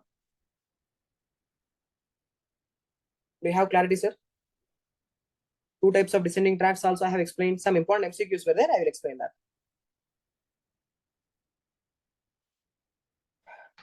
You say okay, I will go forward.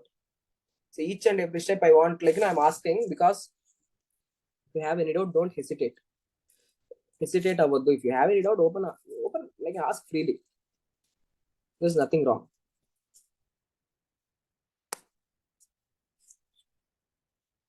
Okay, there is nothing wrong. You can ask.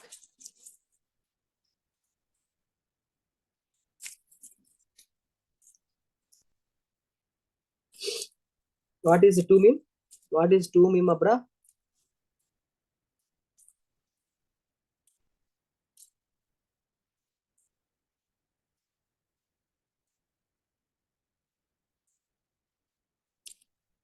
Why pyramidal name? Why pyramidal name? Pranati, you are saying why pyramidal name for corticospinal tract? They are called pyramidal because they are passing through the pyramids. Okay, they are passing through the pyramids, not Egypt pyramids. Okay, they are passing through the pyramids of the medulla. Okay, okay, yeah, excellent. Sai Pranati, they are passing through the pyramids of the medulla. So if you look at the medulla, if I show you the medulla, for example, say, imagine this is the medulla, and down to the medulla, what do we have? We are having spinal cord. See, medulla it is having, say for example, this is the center of the medulla. The central part of the medulla is called as pyramids. The side part of the medulla is called as olives. Okay, so our corticospinal tract is going through this area. Our corticospinal tract is going through this area called as the pyramids. So that's why our corticospinal tracts are also called as pyramidal tracts. Okay. Yeah, pyramids and olives are the parts of medulla. I hope you understood, Salva.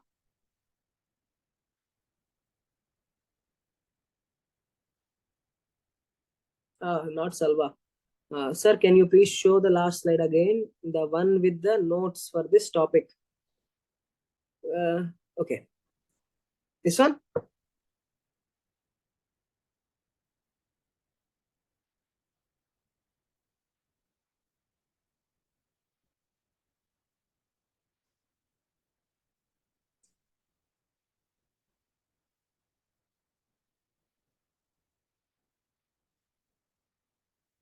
Okay.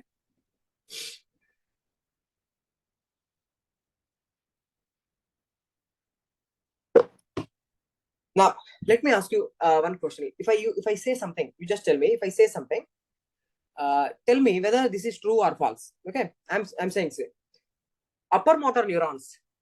Look, upper motor neurons are arising.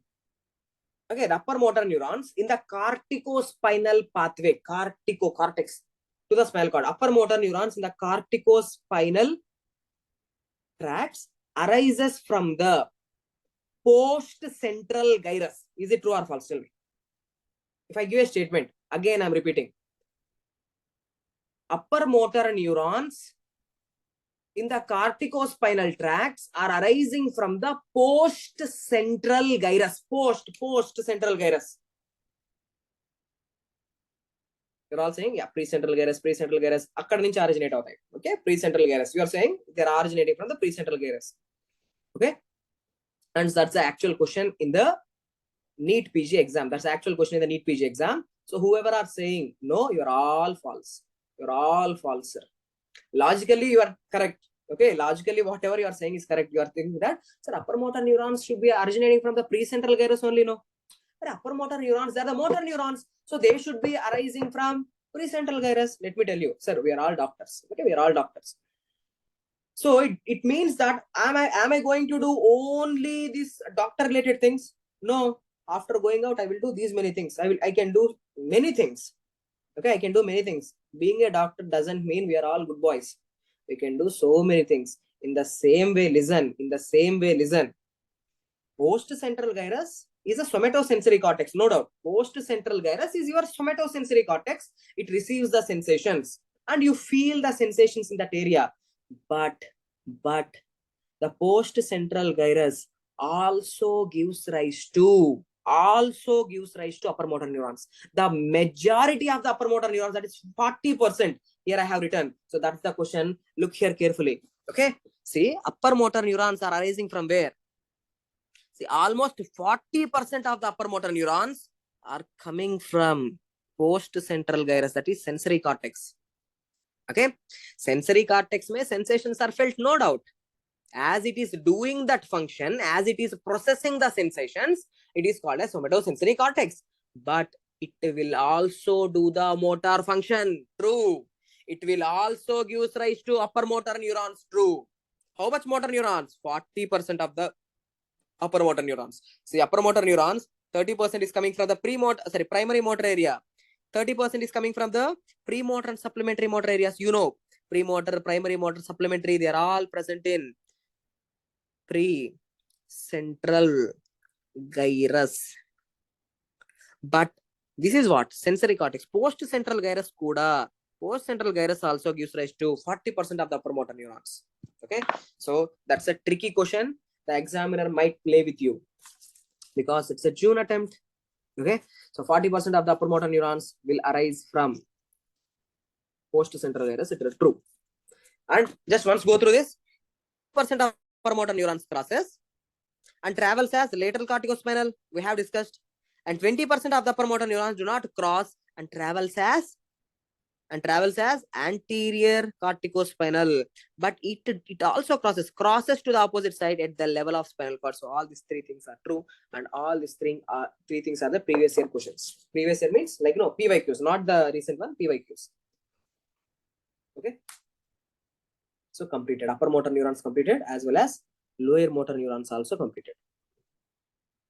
Okay, now some students will get a doubt, sir, what is the purpose of two types of descending tracts? Here I have shown you two types of descending tracts. One is a pyramidal for muscle contraction. Other is the extra pyramidal. Okay, that is rubrospinal, tectospinal, reticulospinal, vestibulospinal. Q, sir. Q. Two types of descending tracts. Why? What's the purpose? Let me tell you, guys. Look here. The corticospinal. You know it. Corticospinal tracts and rubrospinal. Okay. Sir, corticospinal, rubrospinal, they are highly advanced. They will control fine movements in the body. Like if we are writing, how finely our muscles should be contracting. Okay, when you are writing, drawing, or if someone is doing like the needlework. Needlework means the ladies will be doing the sari work. Okay, the design things. Okay, that embroidery. So for such kind of skilled movements, fine movements, the surgeon is going to perform very fine movements when he's operating. Okay, the robotic surgeon. So for such kind of movements, which motor pathways are required? The corticospinal tracts and the rubrospinal tract. They will do advanced skill fine movements. They will control the distal group of muscles, like in our hand muscles. Okay. But the other extrapyramidal tracts. Okay, extrapyramidal tracts, reticulospinal, tectospinal, vestibulospinal. What they will do? They will control movements only, but not fine movements. For example, when you are walking, when you are sitting. Okay, so your body will be having some contraction. No, your body, for example, you are standing. Yes, certain muscles are contracted in your body. So maintaining the posture, maintaining the tone. So those things. So voluntary gross motor control. When you are walking, that's not a fine movement. Okay, so such gross motor movements are controlled by these extrapyramidal tracts. But which extrapyramidal tract control fine movements? Rubrospinal. Okay, that's the exception. Okay, rubrospinal is an extrapyramidal, but it will also control fine movements. Who maintains your posture, tone, balance? Okay, so that is by these extrapyramidal tracts. Cerebellum by cerebellum controls this extrapyramidal tracts. Okay, so cerebellum, it controls the extrapyramidal tracts. By controlling the extrapyramidal tracts, it maintains, cerebellum can have a role in maintenance of our body posture, tone, and balance. Okay, so that's it. At least this much I want you to know. If you know, just sit back and relax for a minute. Okay, for a minute or two, just sit back and relax. After that, I will teach you the most important topic. See, in the central nervous system, if you ask me, sir, in central nervous system, tell me one important topic: ascending tract, descending tract. Super highly important. Brown-Séquard syndrome. After that, in next 15 minutes, I will be telling you these reflexes. Okay, these reflexes. Stretch reflex, inverse stretch reflex. Okay, a lot of questions has been asked. So take break. Okay, take break. 1-2 minutes, not break, not a bigger break, not a big one, small break. Okay, 1 minute. Sit back and relax.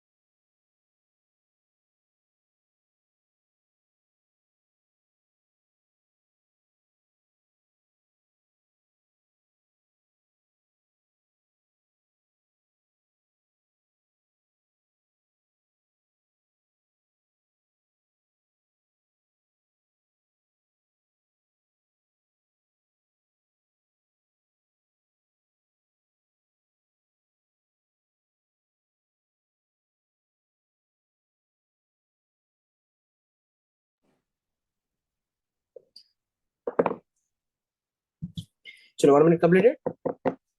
Let's continue. After this, what I should teach you is, sir, I have taught you. Okay, I have taught you about the lower motor neurons. Just look at this.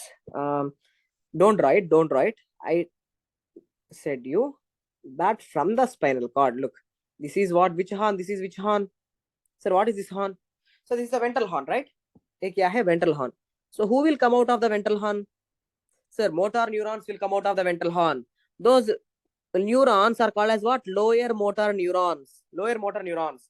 And I have said you lower motor neurons, they are also called as alpha motor neurons. Yes, that's true. But I want you to know there is one more type of lower motor neuron which is called as gamma motor neuron. Okay. So lower motor neurons are of how many types? So there are two types of lower motor neurons.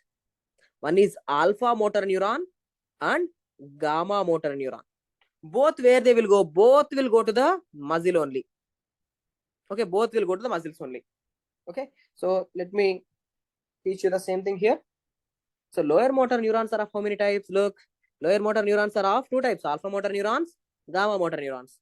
Both will go where? Both will go to the skeletal muscles.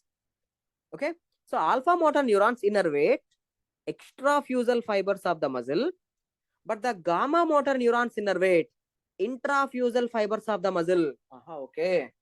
Now students will have a doubt. Sir, what is this extrafusal fiber and intrafusal fiber? Let me tell you. If you see any muscle, mainly skeletal muscles, okay? If you see any muscles, in muscle there are two types of fibers, extrafusal fibers. That is actin and myosin. Okay, this actin and myosin, these are main part of extrafusal fibers. And in a muscle, there is a special fiber that is present. There is an apparatus. See, this is an apparatus which is made up of special fibers. These fibers are called as intrafusal fibers. Okay. So now you should know extrafusal fibers are there, intrafusal fibers are there. Extrafusal fibers, what are they? They are nothing but the actin and myosin. Intrafusal fibers are there within the muscle. See, in the muscle, there are intrafusal fibers present. See, these are the intrafusal fibers. These intrafusal fibers together, all the intrafusal fibers together, what they are forming? They are forming an apparatus called as muscle spindle. Okay. Okay. Again, repeat. So lower motor neuron of how many types? Lower motor neurons are two types: alpha motor neurons, gamma motor neurons. Both will go to the skeletal muscles.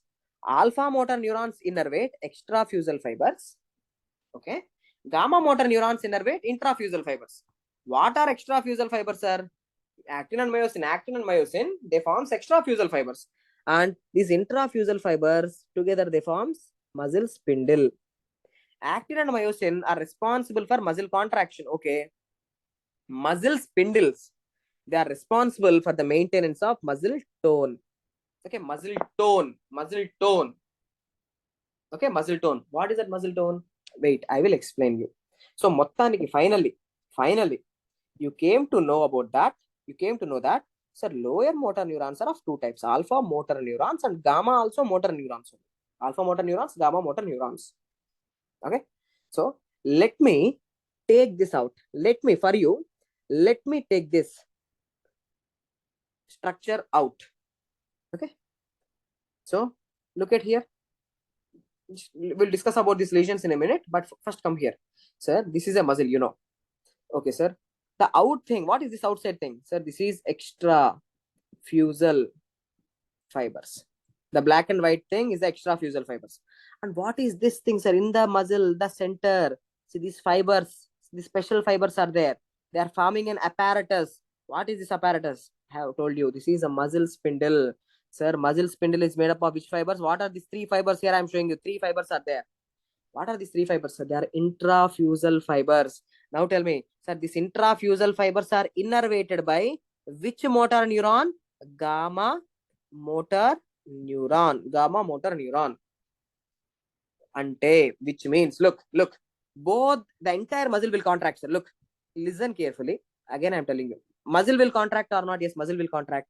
See, extrafusal fibers are contracted by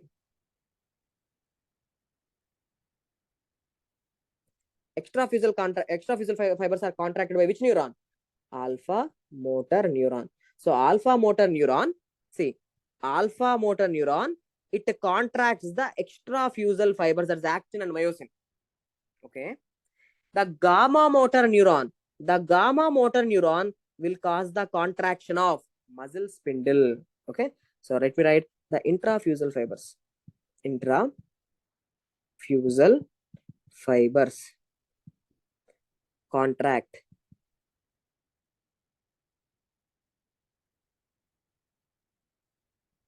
Okay, intrafusal fibers are contracted by. Intrafusal fibers are, you can also say, muscle spindle. Muscle spindle also undergoes contraction. Muscle spindle is contracted by gamma. This is MCQ, gamma motor neuron. Go and check the PYQs. This will be there. Intrafusal fiber or muscle spindle. Will it contract? Yes, it will contract. That is contracted by gamma motor neurons. Okay. So extrafusal fibers will contract. Intrafusal fibers will contract. Extrafusal fibers contracted by alpha motor neurons. Intrafusal fibers are contracted by gamma motor neurons. Alright, let me tell you. Okay, let me tell you. For example, something like this. Imagine you are having a girlfriend. Okay, imagine you are having a girlfriend. Now, if she is in a happy mood, okay, you will behave differently. Okay, she's in happy mood. You are like, putting jokes, like, everything is happy. Even if you say something, she doesn't care. Okay, but if she's crazy, okay, she's irritated. Now, according to her mood, your behavior should also change. Okay, in the same way, look, according to the extrafusal fiber length, extrafusal fibers are contracting. The actin and myosin are contracting. According to the extrafusal fibers, even the intrafusal fibers should also contract. ఒకటి contract అయితే ఇంకోటి కూడా contract అవ్వాలి. If extrafusal fibers are contracting, the intrafusal fibers should also contract according to the length. Okay, so extrafusal fibers are contracted by alpha motor neurons. The intrafusal fibers are contracted by gamma motor neurons. So they should be properly contracted so that proper muscle tone is maintained. I will explain you, but first you should understand this. Okay, done, sir. Now let's go a little bit in detail. Okay, now I am talking about this intrafusal fibers. I am taking these intrafusal fibers out. How many intrafusal fibers are there? Look here, 1, 2, 3. Okay, 3 intrafusal fibers are there. 1, 2, this is 1 is a 3 intrafusal fibers are there, right? Here also see 1, 2, 3. Now those 3 fibers I am showing you here. Okay, what are they? Look carefully, they are intrafusal fibers in the muscle. Okay, how many types of intrafusal fibers are there? So there are fibers called as the nuclear bag fibers. See, first 2, these are the nuclear bag fibers. They are like a bag with a lot of nuclei. So they are nuclear bag fibers. And third one is a nuclear chain fibers. Sir, should we have to know this? No need. Avasram ledu. No need. Just know there are nuclear bag fibers, nuclear chain fibers. But what you have to know is, I have already taught you, sir, these 3 things together called as what? Muscle spindle. Those 3 things together called as muscle spindle. I have said you the muscle spindles are innervated by which neurons? Gamma motor neurons. See, gamma motor neurons. Okay, gamma 1, gamma 2 not needed. Simply remember, gamma motor neurons innervate your intrafusal fibers or muscle spindle. Okay, but that is not important for me right now. That is not important for me. Some other neurons are also innervating these fibers. The intrafusal fibers or muscle spindle is also innervated by some different neurons. Look here, which are called as primary 1A fibers and secondary fibers. I don't know whether you have heard about them or not. Maybe if you haven't heard, you might think that this is not important. If it is important, I would have heard. Okay, no, if you haven't heard, it doesn't mean it is not important. This is super important topic for exam. Questions were asked previously. So look carefully.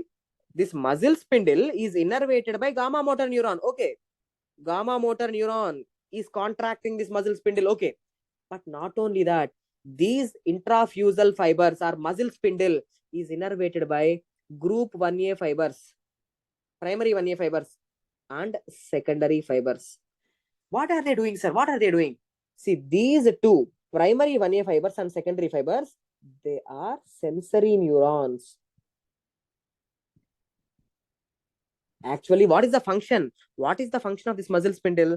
This muscle spindle, it detects. Now we will understand. See, it detects muscle length, muscle fiber length. So it always touch receptors detect touch, touch receptor detect touch, and that information will be going to the central nervous system. And muscle spindle, which is there in your muscles, muscle spindle, which is there in your muscles. Look at me. In your muscles, there is something called muscle spindle. In your muscles, what is there? Muscle spindle is there. Now, this muscle spindle, it will check the length of the muscle. It will check the length of the muscle. Okay, how much is the muscle length? Always it is checking how much is the muscle length, how much is the muscle length, how much is the muscle length. And that information will be given to the central nervous system with the help of primary 1A fibers and secondary fibers. So muscle spindle is a receptor. Actually, muscle spindle is a receptor. It is having both sensory supply as well as motor supply. What is the sensory supply? Sensory supply, look, sir, sensory supply is primary 1A fibers and secondary fibers. What is motor supply? Gamma motor neurons. Okay, so here let me simply show you in a small image. Sir, this is muscle spindle. So muscle spindle, it detects, it's a receptor, right? It's a receptor. If it is a receptor, it is detecting what, right? It detects muscle length, muscle fiber length. Okay, length of the muscle fiber. And if it is detecting, if it is a receptor, through the first order neuron, through some neuron, it have to give the information to the brain. So from here, see, primary 1A fiber and secondary fiber. These are two different things. Primary 1A fibers and secondary fibers, they take the information to the spinal cord. What is the muscle length? What is the muscle length? Your spinal cord knows what is your muscle length. Okay. And one more, say, this is the sensory innervation. Now from the spinal cord, which neurons are coming? Gamma motor neurons are coming. See, gamma motor neurons. What these gamma motor neurons will do? They will cause contraction of the muscle spindle according to the muscle length. They will also change their length. Okay, according to the extrafusal fiber length, even these intrafusal fibers also contract. So there is motor supply and also there is sensory supply. There is motor innervation as well as sensory innervation. Understood? Motor innervation as well as sensory innervation. Now, if you understood this, if you understand this topic, the next reflexes topic is easy peasy for you. It's simple, easy. Okay, it's going to be super easy. If you have any doubts, please ask me. Now itself, please ask me.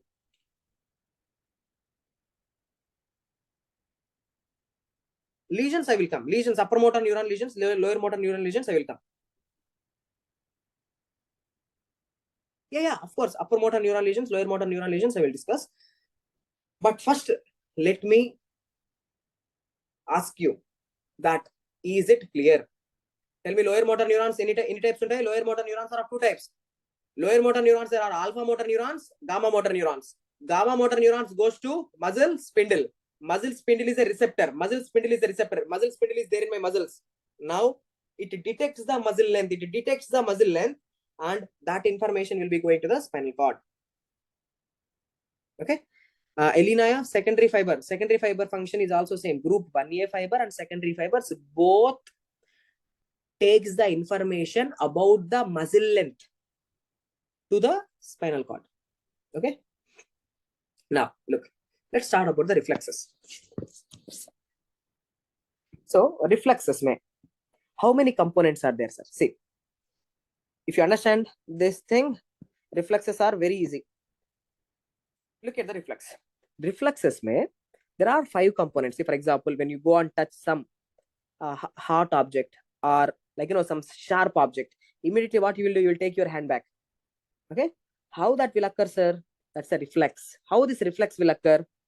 First, when you go and touch noxious stimulus or dangerous stimulus or hard object or sharp object, first your receptor is activated. Okay, so first your receptor is activated. Now from this receptor, the information is going, the pink color one. From this receptor, this information, the first order neuron takes the information to the spinal cord. So afferents takes the information to the center. See, for all the reflexes have to happen very fastly. Reflexes means you have to respond very fast. When you go and touch something hard, Immediately you have to take the hand back. So for all the reflexes, the information is processed in the spinal cord itself. The information, like, yes, of course it goes to the brain, but immediate decision making occurs in the spinal cords itself. So center is spinal cord, not the cortex, not the brain. The center is spinal cord. And the spinal cord, what it will do?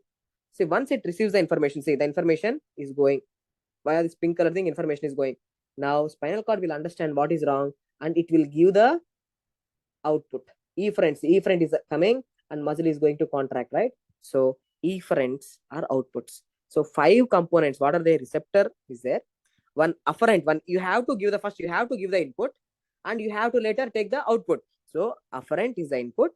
There is a center, that is spinal cord, and there will be output from the spinal cord. Okay, there will be output. Okay, there will be output and there will be response. So you are going to take your hand back. Okay, that's the response. So 5 components are there in a reflex. Okay, 5 components on type. 5 components are there. So receptor, afferent, center, efferent, and response. So the first reflex. See, now here you will understand. Here you will understand one by one. See, the first reflex is stretch reflex. Okay, stretch reflex. So what is the stretch reflex? Stretch reflex, also called as a monosynaptic reflex. Okay, what is the stretch reflex? If we stretch a muscle, look, if we stretch a muscle, that muscle will undergo contraction immediately. Okay, if we stretch a muscle, that particular muscle will undergo contraction. So how to understand this? Sir, I don't know what is this. Let me tell you a story. Okay, just sit back and relax. Listen to my story. Imagine today night, I'm going to a pub. Okay, after the class, today Sunday, no, I'm going to the pub, sir. I'm going to the pub. Okay, there is this one beautiful girl who is standing over there and she's like, she's drinking and she's like, dancing. Okay, over there. Now, what I have done is I have gone there and tried to grab her hand. Okay, I have tried to grab her hand and tried to pull her towards me. Okay, I just tried to grab her hand. I don't know who she is and she doesn't know who I am. Okay, so what she is going to do, tell me. So when I try to grab her hand, what she will do, just tell me. So it's a sudden surprise for her. Okay, it's a sudden surprise. So she's shocked. And the first thing what she will do is she's going to take her hand back. Okay, she's going to first immediately take her hand back. Okay, after that she might even slap me. Okay, she might even slap me. But first she will take her hand back. Why? It's a protection. It's a protection. Okay, in the same way, means when you surprise her, she's immediately going to take herself back. In the same way, when you suddenly when you suddenly stretch a muscle, okay, when you suddenly stretch a muscle, means I am not doing it voluntarily, means I'm sitting, see, I'm simply sitting. From outside you came, and you have stretched my muscle. Now, do you know what muscles will do? Muscles will behave like that girl. Muscles will get shocked. Muscles will be like, oh my God, what happened suddenly? So immediately to protect themselves, the muscles will contract. Maybe this stretch is a bad stretch. Okay, maybe this is a bad stretch. So when you suddenly stretch a muscle, I'm not doing it. You came to me and you have stretched my muscle. When you stretch a muscle, that muscle will immediately undergo contraction. Okay, that is called as a stretch reflex, because that is protective. Maybe that's a bad stretch. If it is a bad stretch, that may tear the muscles. So to protect themselves, the muscles will undergo contraction. This is called as stretch reflex. Now I will explain you one by one. See, what is the stretch reflex? Now, so I know, I believe already you have done this thing. Like, this is a knee jerk. Okay, take a hammer. Okay, take a hammer. You try to tap on this tendon. What is this tendon? Tell me. What is the tendon? Patellar tendon, sir. Okay, first of all, what is this muscle? You tell me. So what is this muscle that I'm showing you? What is this muscle? That's the quadriceps muscle in your thighs. Okay, that's your thigh muscle, quadriceps. Now, see this quadriceps muscle, this is the tendon of the quadriceps muscle. It is continuing as patellar tendon. Okay. Now, look carefully. When you tap here, when you are tapping here, what exactly? You are trying to pull this. Okay, when you tap here, exactly, when you tap like this, that actually causes the stretch in the muscle. That's the thing which I want you to know. When you tap there, okay, with the hammer, when you tap here, that's going to pull the muscle down. Okay, that force will pull the muscle down. So the muscle is stretched a little bit. Of course, maybe not too much. The muscle is stretched. Now you know the stuff. You know the stuff. Now muscle length. What happened to the muscle length? Muscle length increased. Muscle length increased. Okay. When the muscle length increased, which receptor is activated? Tell me. Sir, muscle spindles are activated. Tell me. Right. Muscle spindles are activated.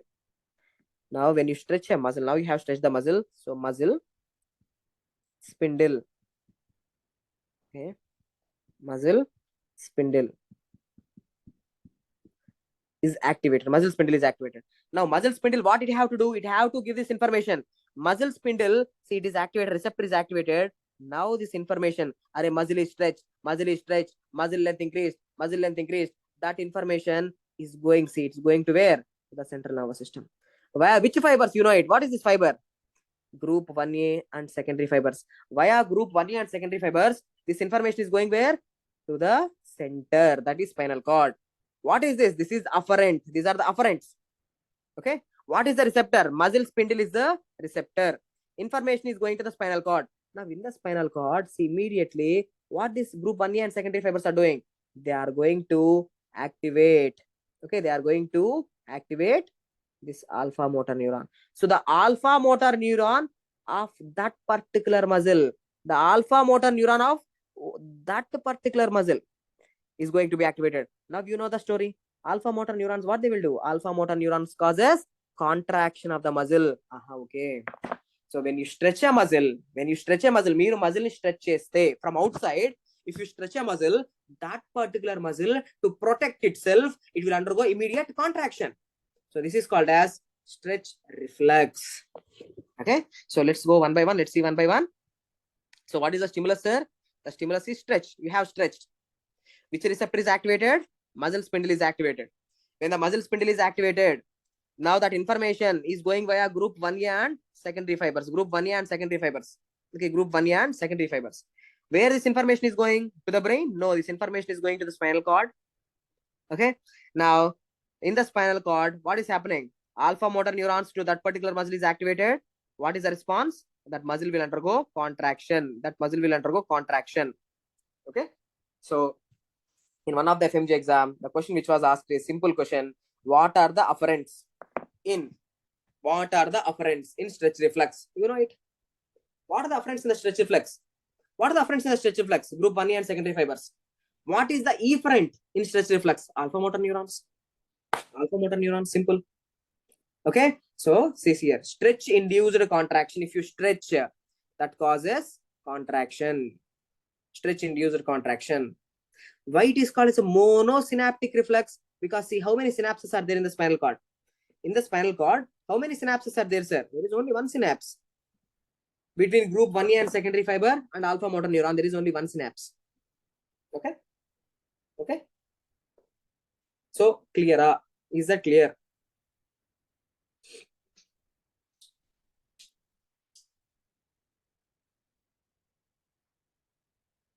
Okay. So just like the girl who is trying to protect herself, your muscles, when you give sudden surprise, when you suddenly stretch your muscles, the muscle spindle is activated. By the activation of muscle spindles, you know the stuff. Okay. Muscle spindles are activated, group 1A secondary fibers are activated, that they will further activate the alpha motor neurons, so that will cause a muscle contraction. So try to answer this. What is the receptor? What is the receptor in the stretch reflex? Tell me, what is the receptor in the stretch reflex?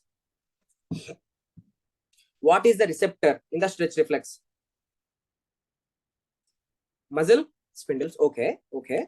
Sir, muscle spindles are made up of extrafusal fibers. True or false? Muscle spindles are made up of extrafusal fibers. True or false? False. They are made up of intrafusal fibers. Okay. They are made up of what? Intrafusal fibers. I will tell you. Gamma motor neuron purpose. I will tell you. Wait. Okay. Gamma motor neuron purpose. I will tell you. Next. Sir, muscle spindles, listen carefully. Muscle spindles, are they having sensory innervation or motor innervation? Muscle spindles are having sensory innervation or motor innervation?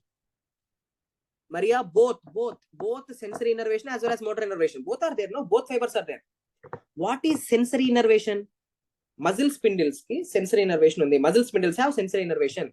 What is the sensory innervation? Group 1A and secondary are the sensory innervation. Group 1A and secondary are the sensory innervation. And what is the motor innervation? Gamma motor neurons. Gamma motor neurons. Okay. So someone is asking, sir, what is the purpose? Rekha is asking, what gamma motor neuron purpose in muscle spindle? I am little confused. Look, first, look.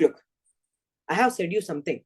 Okay, Rekha, I have said you something. According to the mood of the girlfriend, the boyfriend also have to behave appropriately. He have to change his behavior. Okay, if she is happy, he can do whatever he want. If she is like, a little irritated, he should also behave in a good way. Okay, so see, extrafusal fibers, they will contract. Okay, extrafusal fibers, they will contract.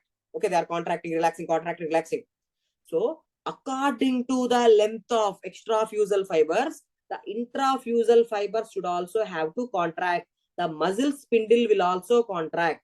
So according to the length of extrafusal fiber, the intrafusal fiber also contract. Who causes the contraction of intrafusal fibers? Who causes the contraction of muscle spindle? Who causes the contraction of muscle spindle? It's a gamma motor neuron. So gamma motor neuron causes the contraction of muscle spindle. Alpha motor neuron causes the contraction of actin and myosin. Okay, I hope you understand. I hope you understood. Okay.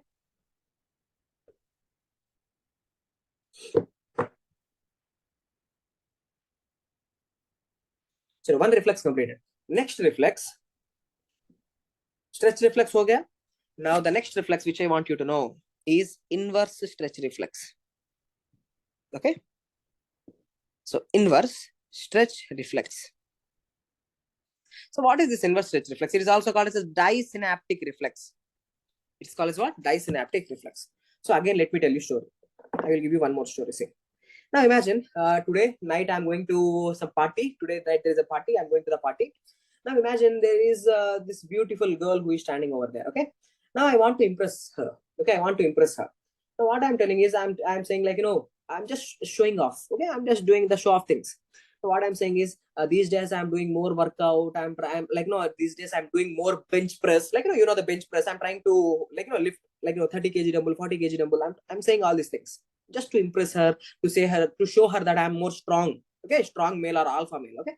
Now look, what I'm saying is, array guys, you please bring 25 kilo dumbbell. I will lift it. I'm saying that. Okay, I'm saying that. Now tell me, if I'm trying to hold to impress her, I'm trying to hold a 25 kilo dumbbell. Now tell me, maybe she is impressed. But is that good for my muscles? If I'm trying to hold a 25 kilos with one single hand, is that good for my muscles? Tell me. Definitely no. There is definitely no, because the muscles are contracting so much. There is a chance that the muscles the tendons may tear from the bone. The tendons may tear. That is called as a biceps tear. Have you ever heard biceps tear, pectoralis tear? You might see in gym. Okay, in gym, if you are trying to hold more weight, the biceps may tear away. The pectoralis may tear away. Okay. So now, being an idiot, imagine being an idiot. I'm trying to impress her and I'm saying, bring 20 kilos. I'm trying to hold 20 kilos. 20 kilos is nothing for me. Bring 30 kilos. I'm trying to hold 30 kilos. My muscles are crying. Oh my God, what this idiot is doing. Okay. Now, see, in order to protect themselves, see, now when I'm trying to hold 30 kilos, do you know immediately what happens? Even though I'm trying to hold it, immediately, do you know what happens? All the muscles will immediately relax.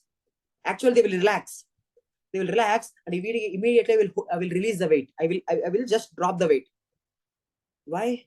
Because if I'm trying to hold, that may lead to tear.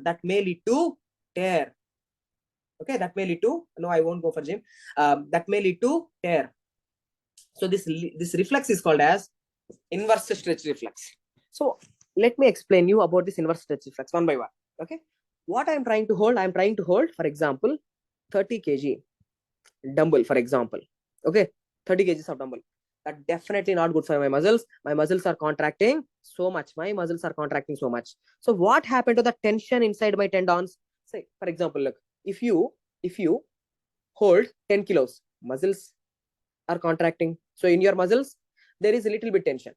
If you are trying to hold 20 kilos, there is more tension on the tendons. If you are trying to hold 30 kilos, okay, if you are trying to hold 30 kilos, there will be more tension. So when you increase the tension on the tendons, because the muscles are contracting so much, the sheer stress, the tension on the tendons is increasing because they are stretching. Now look what happens. Now in your tendon, there is a special receptor present. Just like muscle spindle, there is a special receptor present. That receptor is called as Golgi tendon organ. Okay. What is the function of Golgi tendon organ? It detects, not muscle length, it detects tension on tendons. Okay, it detects how much tension is there in the tendons. Less tension or more tension, it detects.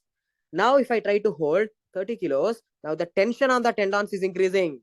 Now, this Golgi tendon organ, oh my God, there is more tension. Oh my God, there is more tension. Now, this information is going from this receptor. Now, this information, look, it is going to the central nervous system. It's going to the spinal cord via group 1B. This is a totally a new sensory neuron. So group 1B fibers are taking this information. There is more tension.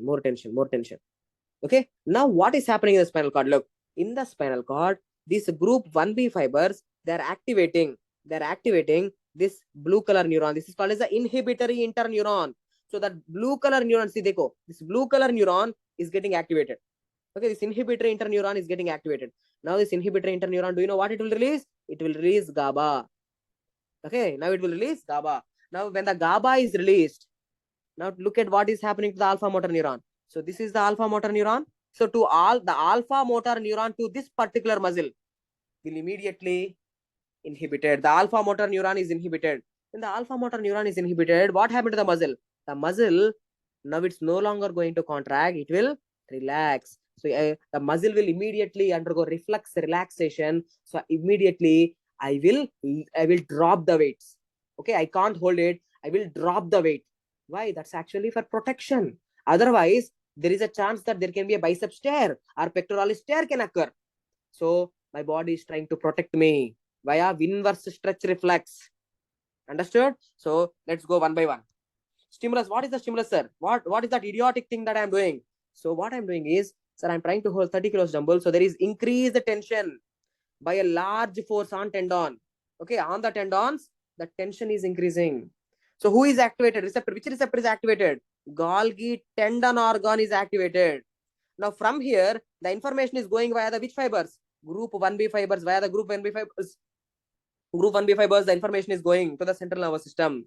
Okay, which central nervous system? Spinal cord. Now what is happening? So the group 1B fibers activate inhibitory interneurons. Inhibitory interneurons inhibits the alpha motor neuron. When the alpha motor neuron is inhibited, that will cause muscle relaxation. So muscles are relaxed. So that's it. Muscles are relaxed. So that's it. The inverse stretch reflex is completed.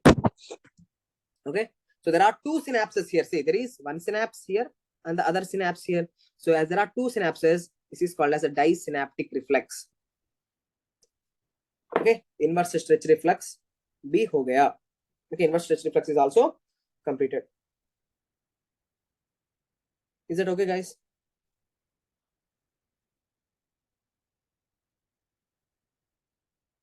Inverse stretch reflex also completed. So let me ask you one question. What is the afferent? What is the afferent in inverse stretch reflex? Like rather than asking, let me show you the previous year questions directly. Why? Let me show you how the questions were asked previously.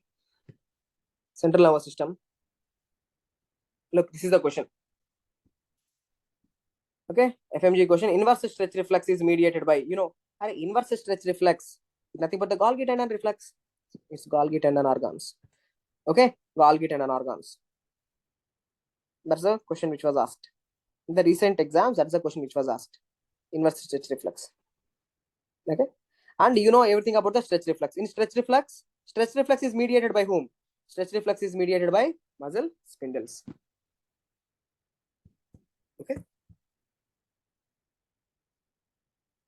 So now I will give you break. Okay, take a break, sir. Now we have started the class at 2 o'clock, right? 2 o'clock. Now 2 to 3, 3 to 4, 4:10. Now the time is 4:10. Now I will give you break. Okay, sir. Shall we take break? Or do you want me to give the break after 30 minutes?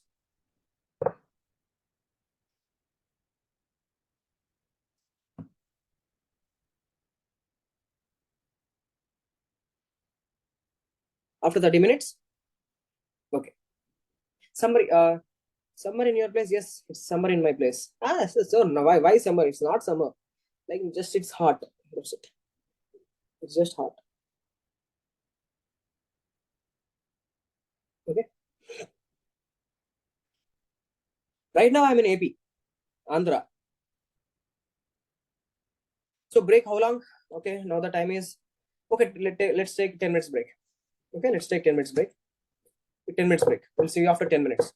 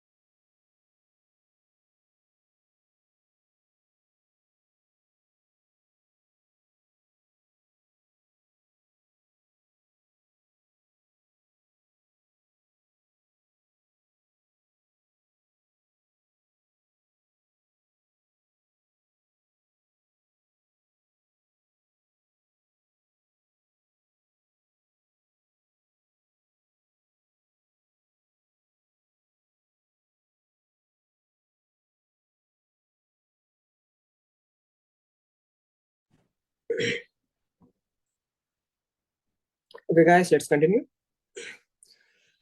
So, what we have completed so far? We have completed the reflexes. Okay, we have completed the reflexes. Oh my god, charge. I have to keep the charge. So, we have completed the reflexes. Now, what is the topic that is left over here? Yeah, this one. Okay. Now, let me tell you one more story. Look at this. You know, there are certain things called as upper motor neurons. Upper motor neurons are coming from the cortex. Okay. And there are lower motor neurons. These are the lower motor neurons. Lower motor neurons are coming from the spinal cord. Okay. There are upper motor neurons and lower motor neurons. You know this thing, right? Okay, let me draw the same thing here. So you can expect one question from medicine, from physiology also. Certain questions has been asked. Sometimes questions has been asked. So here is the midbrain, pons, medulla. Down to it, there is a spinal cord. Now we know the story. The story is that from the cortex, upper motor neurons are originating. These upper motor neurons will come to the medulla. In the medulla, the upper motor neuron crosses, and these upper motor neurons comes down. Okay. These upper motor neurons, what they will control? They will control the activity of lower motor neurons. See, I'm not saying activation. I'm not saying upper motor neurons activate. Upper motor neurons control the activity of lower motor neurons. Okay. So where these lower motor neurons will go? The lower motor neurons, especially the alpha motor neuron. Okay. They will go to the muscles. They will cause contraction. Okay. Now, let me ask you something. Guys, when you were 5 years back, okay, 5 years back, where you guys were? So 5 years back, you were with your parents. Okay, 5 years back, maybe 5 years or before 6 years, you were with your parents, right? You are in your class 11th and 12th. Okay, class 11th and 12th. So every activity of yours is monitored. Okay, you can't do like whatever you want. You can't do something like that because you are under your parental control. Your parents are controlling you. Okay, but after class 11th and 12th, you went to foreign. Okay, you went to foreign. And what about your activity? Is your activity controlled by your parents? Now tell me, frankly, tell me, sir. Your parents are watching you continuously? No, you can do whatever you want. Okay, so you got your own wings and you can do whatever you want. You are the queen and you are the king and you are the queen, right? So in the same way, okay, in the same way, upper motor neurons normally, look, upper motor neurons, they will control the lower motor neurons. So because of some reason, okay, look, if upper motor neuron is damaged because of stroke, or maybe because of stroke, so if upper motor neuron is dead, upper motor neuron damaged ho gaya, sir. Now tell me, if upper motor neuron is damaged, what will happen to the lower motor neurons? They can do whatever they want. So they will fire unnecessarily. They will fire in uncoordinated fashion. So that will cause muscle contractions. Unnecessarily muscles will be contracted. Okay, there is no control because the lower motor neurons, they can self-fire. Okay, they can self-fire actually. So they will fire and they will cause the muscle contraction. So when the muscles are contracted, can you use those muscles? Your muscles are under total contraction. Can you use them now? No, you can't use them. So that will cause spastic, because your muscles are contracted. Spastic paralysis. Okay, that will cause spastic paralysis. So upper motor neuron can lead to spastic paralysis. The lower motor neurons are contracting, overfiring. That can lead to hypertonia. The tone in your muscles is going to be more. Hypertonia. Okay, because these lower motor neurons are firing. The alpha motor neurons are firing. Gamma motor neurons are firing. Because of the firing of the gamma motor neurons, the tone inside the muscle is also going to be more. Okay, there is spastic paralysis. Because of the more contraction, there is hypertonia. And if you do any reflux, okay, for example, knee-jerk reflex, okay, like these reflexes, ankle reflex, when you do reflexes, because of the overfiring of the alpha motor neurons, because in reflexes may alpha motor neurons are involved, okay, for example, stretch reflex. When you do stretch reflex, alpha motor neurons are firing. Alpha motor neurons of that particular muscle will be activated. So now here, alpha motor neurons, they will fire more. There will be hyper. All are overactions. Hyperreflexia. Okay. So if the patient is having upper motor neuron lesion, if the upper motor neuron is gone, lower motor neuron will do overaction. So that will cause spastic paralysis, hypertonia, and hyperreflexia. Okay. But what if this lower motor neuron is dead because of stroke? If this lower motor neuron is dead, maybe in polio, if lower motor neurons are damaged. If lower motor neurons are damaged, the muscles you can't contract. Reflexes are not going to be possible. So in lower motor neuron lesions, okay, lower motor neuron lesions, there will be again paralysis, but it is flaccid paralysis because muscles are not at all contracting. You can't contract those muscles. So lower motor neuron lesions, there is flaccid paralysis. Means flaccid means loose. The muscle is not contracting. Muscle is floppy. It's like not there is no contraction at all. Flaccidity, flaccid paralysis. Okay. So what about the tone? The muscles are not contracting. So there is hypotonia. Okay, hypotone. The tone inside the muscles is very less. Hypotonia. And reflexes. If you do the reflexes, if you try to do the reflexes are not going to occur. So there is hyporeflexia. Okay, hyporeflexia. So these are the two things which I want you to know: the upper motor neuron lesions and lower motor neuron lesions. There are three differences: flaccid paralysis, spastic paralysis, hypotonia, hypertonia, hyporeflexia, hyperreflexia. These are the differences. Okay, if you know these three, that will be enough for FMG. For FMG as well as NEET PG, one more important difference is there. Look, so look here carefully, guys. Upper motor neuron lesion, lower motor neuron lesions. Upper motor neuron lesion, lower motor neuron lesion. See, in upper motor neuron lesion, so the parents, upper motor neurons, the higher control, whenever that's gone, whenever upper motor neurons are gone, what lower motor neurons will do? They will do overaction. That's why see there is spastic paralysis, hyperreflexia, hypertonia. But in lower motor neuron lesions, there is flaccid paralysis, hyporeflexia, and hypotonia.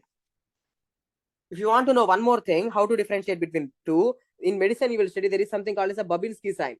Okay, when you take some sharp object like a key or something, like sharp thing, when you just strike like this on your foot, normally there should be dorsiflexion. Okay, now and see all this what are this toes, the toes should flex, like not dorsiflexion, I should say the plantar flexion. Okay, there should be plantar flexion. The toes should it should flex like this anteriorly. They should flex like this. But whenever they are fanning out, okay, whenever they are fanning out, that is called as a Babinski sign. Okay, so whenever you strike like this, whenever there is fanning out, whenever there is dorsiflexion, okay, whenever there is dorsiflexion, that is called as Babinski sign. So that Babinski sign is positive in upper motor neuron lesion. Just remember that one thing. Upper motor neuron lesions unte, the patient is having any upper motor neuron lesion, Babinski sign is positive. This is Babinski sign. All the fingers, they will fan out. Okay, they will fan out. Look at me. What is that fanning out means? The fingers, they will fan out like this. They will fan out. Okay, they are showing up. See, they are showing up. There is some problem up. Okay, there is some problem up. Upper motor neuron lesion. In upper motor neuron lesion, the fingers will raise like this. Okay, the toes will raise like this. So that is called the positive Babinski sign. But in lower motor neuron lesions, such Babinski sign is not there. Okay, these are the differences which I want you to know. Other things are not important. Okay, other things are not important. So upper motor neuron lesions and lower motor neuron lesions be okay, sir. Now let's start with a new topic. Hypothalamus. Now, 20 days back, question asked from the hypothalamus. Do you know what is the question asked from hypothalamus? Look, hypothalamus controls body temperature. Okay, 20 days back, that's the question. Hypothalamus, what it does? It controls body temperature. I have given it in my book. Okay. So let's go one by one. Guys, every day, morning, at same time you will wake up, right? At same time, for most of us, we'll wake up at 6 o'clock, same time. And we'll go to sleep every day. At 9 o'clock, we'll go to the sleep. At 10 o'clock, we'll go to the sleep. Means at same times we are doing certain activities again and again. Okay. At afternoon, 1 o'clock, we'll be having that feeling of hunger. Okay. So same events are happening again and again in 24-hour intervals. So that is called as what? Circadian rhythm. Okay. which is also called as, like, the sleep wake cycles, which is also called as what? Sleep wake cycle. Same events again and again. Who is responsible for that? There is a nucleus in the hypothalamus. Okay, if this is the hypothalamus, look, if this is the hypothalamus, in the hypothalamus, there is a nucleus called as suprachiasmatic nucleus. Okay, suprachiasmatic nucleus, that is considered as your clock. Okay, that is considered as your clock, biological clock. Okay, so tell me, which nucleus is responsible for the circadian rhythm? Suprachiasmatic nucleus responsible for the circadian rhythm. Okay, which hormone influences this suprachiasmatic nucleus? A hormones influence chestai. Which hormones influences the suprachiasmatic nucleus? It is melatonin coming from the pineal gland. Okay, not the pineal gland. Pineal gland is different. That's prostate. This is pineal. It's there in your brain. Okay, not pineal. Pineal gland. It produces melatonin. This melatonin is going to regulate the sleep wake cycles. Okay, so melatonin acts on suprachiasmatic nucleus, and the suprachiasmatic nucleus regulates your circadian rhythm just by heart rate. Okay, so suprachiasmatic nucleus is your biological clock. Suprachiasmatic nucleus, circadian rhythm. Pineal gland produces melatonin. Done. Next, your hypothalamus have some other functions also. Other functions. What are the other functions, sir? Hypothalamus. It regulates the amount of food intake. For example, there is a lateral nucleus of hypothalamus. For example, say today, for example, I'm taking the class till 9 o'clock today. Night 9 o'clock, if I'm taking the class. Sir, it's getting late, right? What you will get? You will get hunger, sir. It's getting late. We are feeling hunger. So I used to remember something like this. Sir, if it is getting late, it causes hunger. So lateral nucleus of hypothalamus, it increases your hunger. Okay. So which hormones acts on the lateral nucleus? Ghrelin. We know ghrelin is produced during fasting. Oraxin, MCQ. Oraxins. Okay. Neuropeptide Y. They all increases your hunger. Ivanni hunger increase chestai. They all increases your hunger. Ghrelin, oraxin, neuropeptide Y. They all increases your hunger. Which nucleus increases the hunger? Like, see, for example, right now, some of you might be feeling hunger. Okay, some of you might be feeling hunger. So that hunger is caused by which nucleus? It's a lateral nucleus is responsible for causing the hunger. Okay, completed? Done. Next, ventromedial nucleus. When you eat biryani, for example, when you feel hunger, you are going to take the food. So imagine you are taking the food. Okay, you are eating biryani, a full plate of biryani you are eating. After eating biryani, what you will feel? Oh my God, I'm done. Like, I can't eat more. Means you are having the feeling of satiety. Okay, so you can't eat more, right? So that feeling of fullness is called as what? Satiety. So who is causing that satiety feeling? It's the ventromedial nucleus. The ventromedial nucleus is responsible for satiety. Which other hormones can give you satiety? Which other hormones? Say leptin. Okay, leptin, it is produced from adipocytes. So leptin can influence the ventromedial nucleus. Okay, at least this one thing I want you to know. At least leptin is enough. Other things are not needed. Leptin. So leptin, what it is doing? It is decreasing. Okay, leptin, what it is doing? Leptin decreases hunger.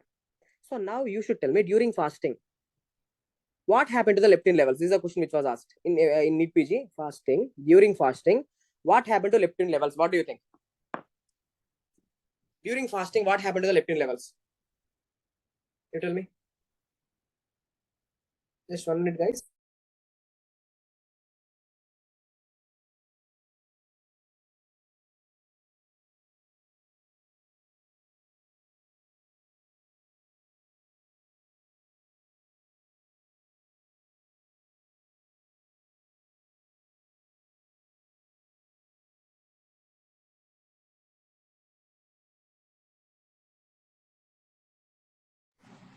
So what happened to the leptin levels?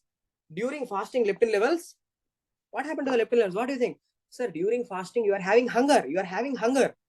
So leptin levels actually goes down. Okay, that's the question. During fasting, leptin levels actually decrease. Okay, leptin levels actually decrease because during fasting, you want hunger, sir. You want hunger. You want hunger, not the satiety. Leptin causes satiety. Okay, leptin causes satiety. So important MCQ in the NEET PG exam, fasting, when you are fasting, your leptin levels goes down. Then who will increase? ghrelin levels. Okay, during fasting, ghrelin level increases, leptin level decreases. That's it. Okay, so for me, just repeat: suprachiasmatic nucleus is a circadian, is going to regulate the circadian rhythm. Suprachiasmatic nucleus is going to regulate the circadian rhythm. True. Lateral nucleus will give you hunger. Ventromedial nucleus will give you satiety. Ghrelin increases the hunger. Leptin decreases the hunger. Leptin gives you satiety. Leptin gives you satiety. Very, very important. Leptin. Recent question also. Leptin. It gives you satiety. Decreases the hunger. It is produced from adipocytes. Okay, something like that. And this arcuate nucleus never tested in FMG exam or NEET PG exam. So leave it. Next, hypothalamus regulates your body temperature. It maintains your body temperature. Recent question. Okay, so anterior hypothalamic nucleus. Okay, anterior hypothalamic nucleus. In your hypothalamus, there is a nucleus called as anterior hypothalamic nucleus. What it will regulate? I used to remember like A for AC. A for AC, it cools your body. Okay, it cools your body. How it is going to cool your body? By increasing sweating. Okay, which nucleus is responsible for sweating? Sweating. So anterior, A for AC, it cools down your body. Okay, so what it is doing? It is causing sweating and it is causing vasodilation. Okay, when it does vasodilation, more heat will be lost out of the body, more heat will go out of the body, so you will become cool. Whenever vasodilation occur, more blood flow will be there to your skin, more heat loss will be there, so you will become cool. So it is helping you to adapt to heat environment. Okay, whenever you are in heat environment, okay, when you are in a hot environment, so your body should have to get cooled. So anterior hypothalamic nucleus cools down your body. And posterior hypothalamic nucleus, okay, posterior hypothalamic nucleus, for example, say you guys are in foreign, most of you guys are from Ukraine, China, Georgia. It's cool climate, right? So there is so much cold outside, so you have to maintain your body temperature, you have to get yourself warm, you have to get yourself hot. So what you will do? So when you want to heat your body, when you want to warm your body, what will you do? So you will do many things. But let me tell you, sir, your posterior hypothalamic nucleus, what it will do? It will cause shivering. It will cause vasoconstriction. Because of this two, shivering and vasoconstriction, it will increase the heat in the body. Shivering, muscle contraction will produce the heat. So that with that, it warms your body, helping in cold climate, cold adaptation. It adapts you for the cold environment. Okay, so posterior warms your body, anterior cools your body. Okay, posterior warms your body, anterior cools your body. Anterior hypothalamic nucleus is AC. Done. In endocrine itself, I have told you. In endocrine and renal, I have told you. Sir, hypothalamus, it have two nucleus. Supraoptic nucleus, SOAP. Do you remember? Supraoptic nucleus of hypothalamus. Hypothalamus mein, you are having a hypothalamus. It is having lots of nucleus. It is having lots of nuclei. One such nucleus is supraoptic nucleus. It is responsible for the production of antidiuretic hormone. Paraventricular nucleus produces oxytocin unit. Supraoptic nucleus, ADH. Paraventricular nucleus produces oxytocin. Okay, done. Complete. Okay. Now, right now, I believe most of you are listening to the class. Okay, most of you are listening to the class. Are you awake or sleeping? You are all awake. So which nucleus is keeping you awake? Which nucleus is keeping you awake? Sir, again, lateral hypothalamic nucleus, same. Sir, whenever it's getting late, you will feel hunger. Same nucleus. So lateral hypothalamic nucleus and posterior hypothalamic nucleus. The posterior things will make you hot. So this one, posterior hypothalamic nucleus. So they are also having one more role. What is that? So lateral hypothalamic nucleus and posterior hypothalamic nucleus, they will keep you awake. They will keep you awake. Right now, I'm taking the class. I'm awake. Which nucleus are working? Lateral hypothalamic nucleus and posterior hypothalamic nucleus. They will keep a person awake. They will keep a person awake. Okay. So that's the point I want you to know. So regulation of sleep. The hypothalamus is going to regulate your sleep. Hypothalamus regulates endocrine hormones. Hypothalamus regulates body temperature. Hypothalamus regulates food intake. Hypothalamus regulate the sleep-wake cycles. That is a circadian rhythm. Okay. So in the topic of regulation of sleep, I want you to know one important MCQ. Look here. Come to this slide first. First, come to this slide. Regulation of sleep. This slide, come to this slide. Again, I will go back. But just come to this slide. Regulation of sleep. Just now I have taught you, right? What I have taught you? Two nucleus. That is a lateral hypothalamic nucleus. Okay, lateral hypothalamic nucleus and posterior hypothalamic nucleus. What they will do? They will keep you awake. Okay. Not only these two hypothalamic centers, not only these two hypothalamic centers, but also reticular nucleus or reticular formation in your brainstem and raphe nucleus. Okay, these four centers keep you awake. Okay, so who keeps you awake right now? Right now I am awake, sir. There are four centers working to keep me awake. What are they? Reticular formation, lateral hypothalamus, posterior hypothalamus, and raphe nucleus. These centers, what they will do? They are releasing certain neurotransmitters. They will keep me awake. They are releasing certain neurotransmitters, which is keeping the cortex active. So that's why I'm not sleeping. So reticular formation produces norepinephrine. Lateral hypothalamus produces orexin. Posterior hypothalamus produces histamine. Raphe nucleus produces serotonin. This is the question. Serotonin.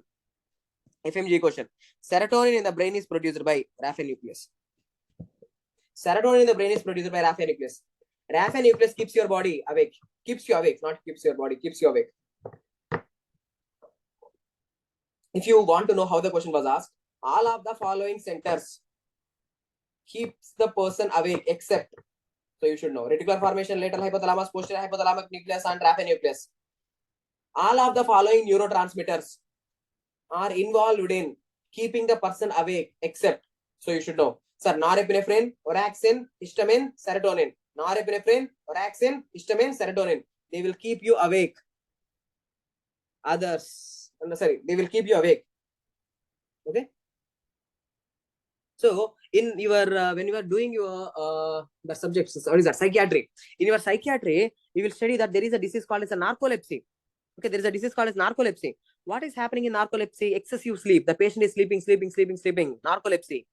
What is the problem in narcolepsy, sir? This orexin is going down. Orexin or hypocretin. Okay, orexin or hypocretin, it is going down. Okay, these levels, orexin or hypo, or, like, you know, it's better. The exact word is hypocretin.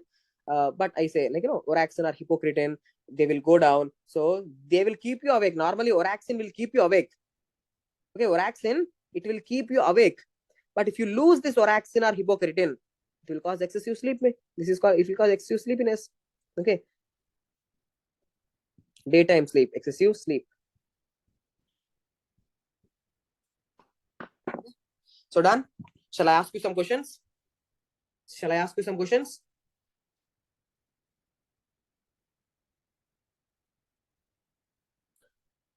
Questions. Serotonin is produced by which nucleus in the brain? Serotonin is produced by which nucleus in the brain? That's the question. FMG previously tested raphe nucleus. Next. Sleep-wake cycles. Which nucleus? Sleep-wake cycles. Or which nucleus is considered as a biological clock?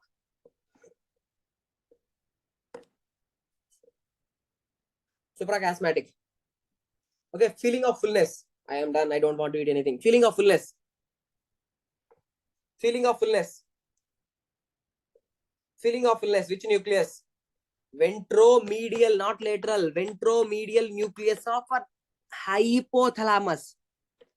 Ventromedial nucleus of hypothalamus, not thalamus. Ventromedial nucleus of hypothalamus. Okay, ventromedial nucleus of hypothalamus. Sir, I'm feeling hunger. Sir. Hunger means when you will have hungry, when it become late. Lateral nucleus. Okay, sir, can you tell me about something about supraoptic nucleus? SON, supraoptic nucleus.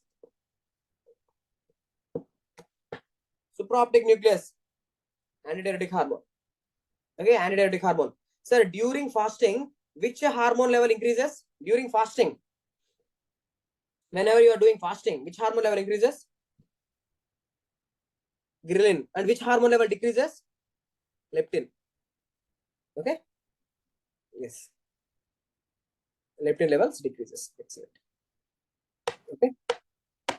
Sir, norepinephrine will keep you awake or will take you to sleep? Norepinephrine, it will keep you awake. Okay. So then who are the sleeping centers? Who will take you to sleep? Okay. Which center is responsible for the sleep, sir? There is something called as VL-PON. So ventrolateral preoptic nucleus. Okay. Remember that name. Important. So ventrolateral preoptic nucleus. It is responsible for sleeping. And pineal gland, it produces what? Melatonin. That melatonin will also induce a sleep. Melatonin also induce sleep. Okay, melatonin during night, like when it's getting night, when it's getting dark, melatonin is going to be released. That melatonin, it induces the sleep. Okay, and cholinergic neurons, which means acetylcholine. Okay. So which neurotransmitters causes sleep? Acetylcholine and melatonin. Okay, acetylcholine will take you to sleep. Melatonin will take you to sleep. But the others, paraxin, norepinephrine, histamine, and serotonin will keep you awake. That's it. So this topic is also completed. Hypothalamus. Okay, hypothalamus and regulation of sleep are done. Okay. Now one question which was tested in FMG exam. The question is, sir, hypothalamus, it regulates your body temperature. Okay, hypothalamus regulates your body temperature. Okay, we will shiver. It's okay, if there is cold outside, I will shiver and I increase my body temperature. But babies are there, no? In babies and newborns, okay, newborn, there is no such thing as shivering. Okay, babies can't shiver. Okay, so in babies, there is non-shivering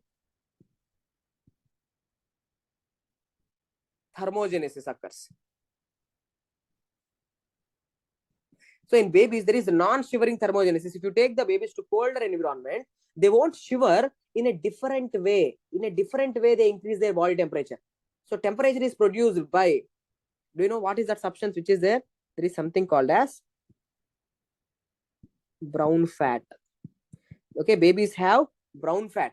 Now in brown fat, the fat is going to get broke down and that will give you the heat. So brown fat may, okay, in this, I shouldn't say fat is going to get breakdown, but simple way, remember, in brown fat, there is a non-shivering thermogenesis. Okay, non-shivering thermogenesis occurs because newborns have brown fat. Direct question, non-shivering thermogenesis is seen in newborn because they contain brown fat, especially below the clavicle, they have this. Okay. Okay. Now, the next topic, let's start. The next topic is EEG, electroencephalogram. Chalo. Electroencephalography, EEG. Now, see here, these are all the waves. Thank God, no one will ask you about these wave patterns. Okay, what is this wave? Alpha wave, beta wave, gamma wave, delta wave. No one will ask you. What they will ask you, I will tell you. See, the number of waves, frequency means what? The number of waves coming, the number of waves coming. Frequency is directly proportional to brain activity. Okay, frequency is directly proportional to what? Brain activity. Look at me, sir, right now. Imagine I'm sleeping. Right now, I'm doing what? Okay, right now I'm doing what? Sleeping. Okay, I'm sleeping. So when I'm sleeping, you tell me, I'm having more brain activity or less brain activity? What do you think? I will be having more brain activity or less brain activity? Less. So if you measure the electrical activity of the brain, more number of waves will come or less number of waves will come? Array, brain is working less. Automatically less number of waves will come. For example, right now I'm teaching you. Okay, right now I'm teaching you. So my brain activity will be more. Okay, I'm teaching you. I have to make you understand. And at the same time, you also, like, listening to me, you are understanding. So your brain activity will be more. So if I measure my brain activity right now, if you measure my brain activity when I'm teaching, my brain activity will be more. For example, suddenly I'm thinking about, my life with my girlfriend. I'm having, tension, intense mental activity. Okay, how I'm going to have my life. Oh my God. So intense mental activity, whenever you do the intense mental activity, okay, like problem solving. You are solving some problem. Okay, you are a scientist. You are decoding something. Okay, you are doing some mathematical things. So you will be having super high mental activity. So more number of waves will come. More number of waves will come. Okay, so that's what I will be explaining you now. Okay, see first, how many EEG waves are there? There are, see, alpha waves, beta waves, gamma waves, delta waves, theta waves. Okay, there are different types of waves: alpha, beta, gamma, delta, theta. Now, first let's start with the alpha. Okay, alpha means here, right? Alpha. Let's start with the alpha. Now, when you will have alpha waves, see, morning, sir, I am relaxed. Okay, so just now I woke up. I'm absolutely relaxed. I'm doing meditation. Almost I'm doing meditation. Just now I woke up. I haven't even opened my eyes. Okay, so eyes are closed, but I'm not sleeping. See, I'm not sleeping. Simply I'm closing my eyes. Okay, I'm almost doing meditation. I'm absolutely relaxed. Then how many number of waves will come? 8 to 12 waves will come. Okay, 8 to 12 waves will come in a second. So in a second, 8 to 12 waves are coming. So that is called as, those waves are called as alpha waves. So this pattern of waves is called as alpha waves. When you will have alpha waves, simple question. Alpha waves are seen in relaxed state. That's the question number 1. What is the frequency of alpha waves? 8 to 12 hertz. Third question. Sir, alpha waves are seen during when? Sir, eyes are closed but not sleeping. Okay, alpha waves go, sir, like when you are in such state, meditative state, which cortex is functioning? Occipital cortex. So who actually do the meditation, they know this. When you close your eyes, when you are in relaxed state, you can see colors. Okay, you can see colors and things because occipital cortex is working. So the electrical activity is coming from the occipital cortex. Who is functioning? Occipital cortex is functioning. Alpha waves are coming from all occipital cortex. Now this alpha wave is also called as inattention wave. Okay, inattention wave. We are not, I used to remember something like this. I'm not paying attention to anything. I'm absolutely meditating. I'm not thinking about anything. So inattention wave. Okay. So done, sir. So tell me, alpha waves. Alpha waves seen in relaxed state. Eyes closed but not sleeping. Frequency is 8 to 12 hertz. This alpha wave is also called as inattention wave. Done. After alpha, next wave is beta. After alpha, what is the next wave? Beta. So beta means right now, busy, active mind. Right now I'm teaching. If you measure my electrical activity, see, if you measure my electrical activity, beta waves will be coming. So now, if I'm busy, more number of waves will come. So 13 to 30 hertz. Okay. So 13 to 30 hertz waves are going to be seen. The frequency is 13 to 30 hertz. When it is seen, beta waves are seen in busy, active mind. Okay. So this beta wave ko ek aur name hai, that is called as EEG desynchronization wave. Okay, EEG desynchronization wave. As doctors, these things are not needed, but simply remember for your exam. Alpha wave is called as inattention wave.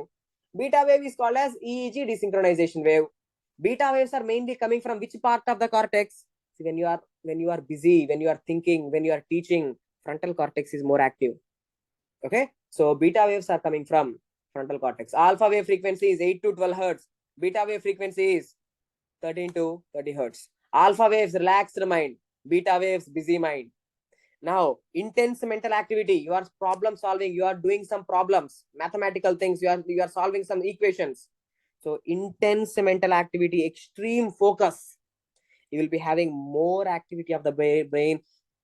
So more number of waves will come. The frequency is increasing. See, more than 60 hertz, more than 60 waves are coming in a second. So these are called as gamma waves.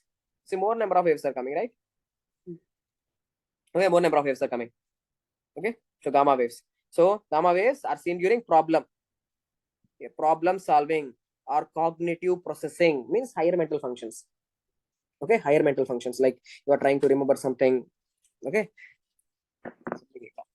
Okay, gamma waves, extreme focus. Beta waves, busy mind. Alpha waves, relaxed mind. Now, so today the lecture completed. Okay, today the lecture completed. Now after the class, what I will be doing? I will be going to the sleep. Okay, I will be going to the sleep. Don't think that now lecture is completed. No. I'm giving you example. Okay, after the class, I will be going to the sleep. So first I will feel drowsy, light sleep. I will go into light sleep. So my brain activity is decreasing. So see the number of waves, 4 to 7 hertz. Theta waves means when I'm in light sleep, drowsiness, 4 to 7 waves are going to come. Okay. So when I'm going into the sleep, do you know what happens? In the hippocampus, whatever I have learned today, that will be stored. Whatever I'm learning, the short-term memory will be converted into long-term memory. MCQ asked. So in hippocampus, short-term memory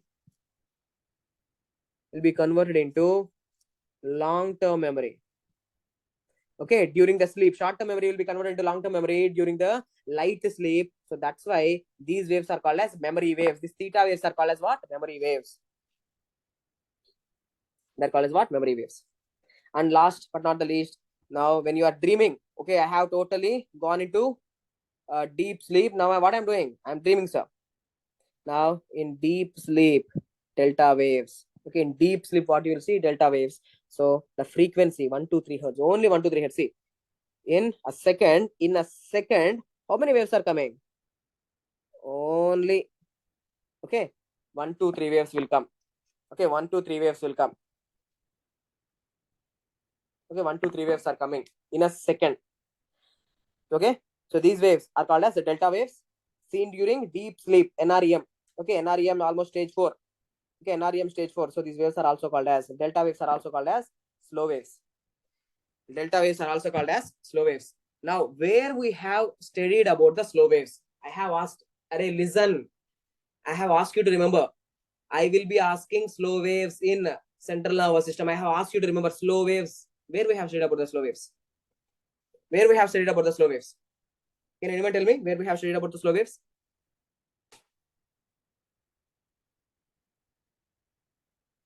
Slow waves are delta waves, okay. But we have studied, there is some beautiful cell called as, there is a beautiful cell in the GIT. Okay, there is a beautiful cell in the GIT. We have so many such beautiful cells. We are not satisfied with one cell. So many beautiful cells are there. What are they? Interstitial cell of Kajal. In the interstitial cell of Kajal, the electrical fluctuations are happening. Okay, electrical fluctuations are happening. What are those electrical fluctuations called as? Basal electrical rhythm. Don't forget, basal electrical rhythm. So the basal electrical rhythm is also called as slow wave. Okay, you forgot. Huh? You forgot.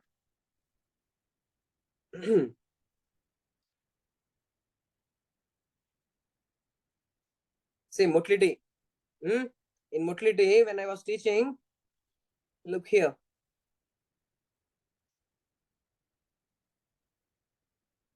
This basal electrical rhythm, they are also called as slow waves. Okay, I have told you, but you forgot. Repeat, repeat, repeat.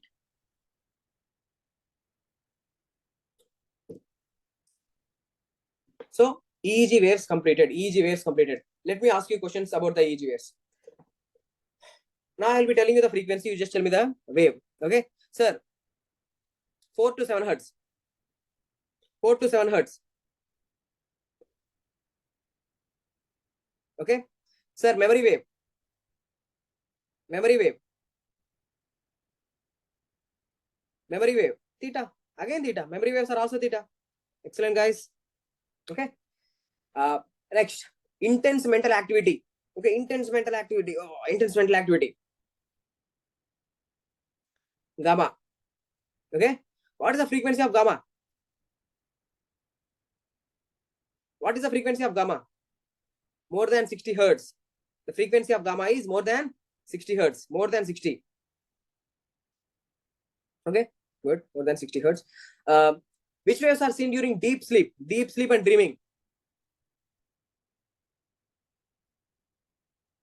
Okay, yeah. Which wave is called as the EEG desynchronization wave?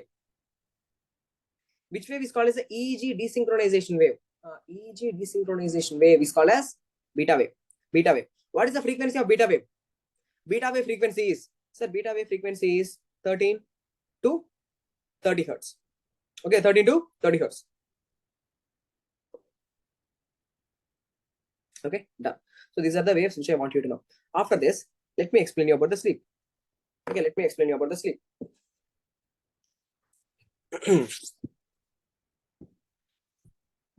Look at this.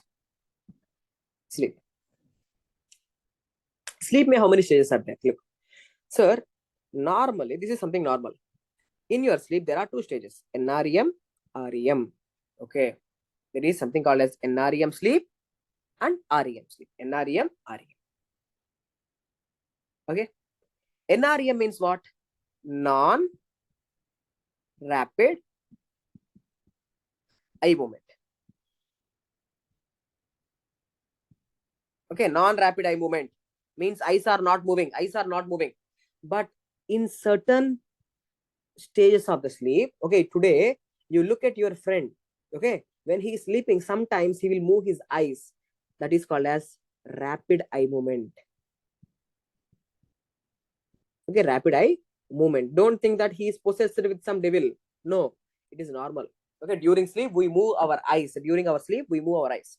So sleep is divided into NREM sleep and REM sleep. First, when I go into the sleep, say now sleep is starting. I am falling asleep.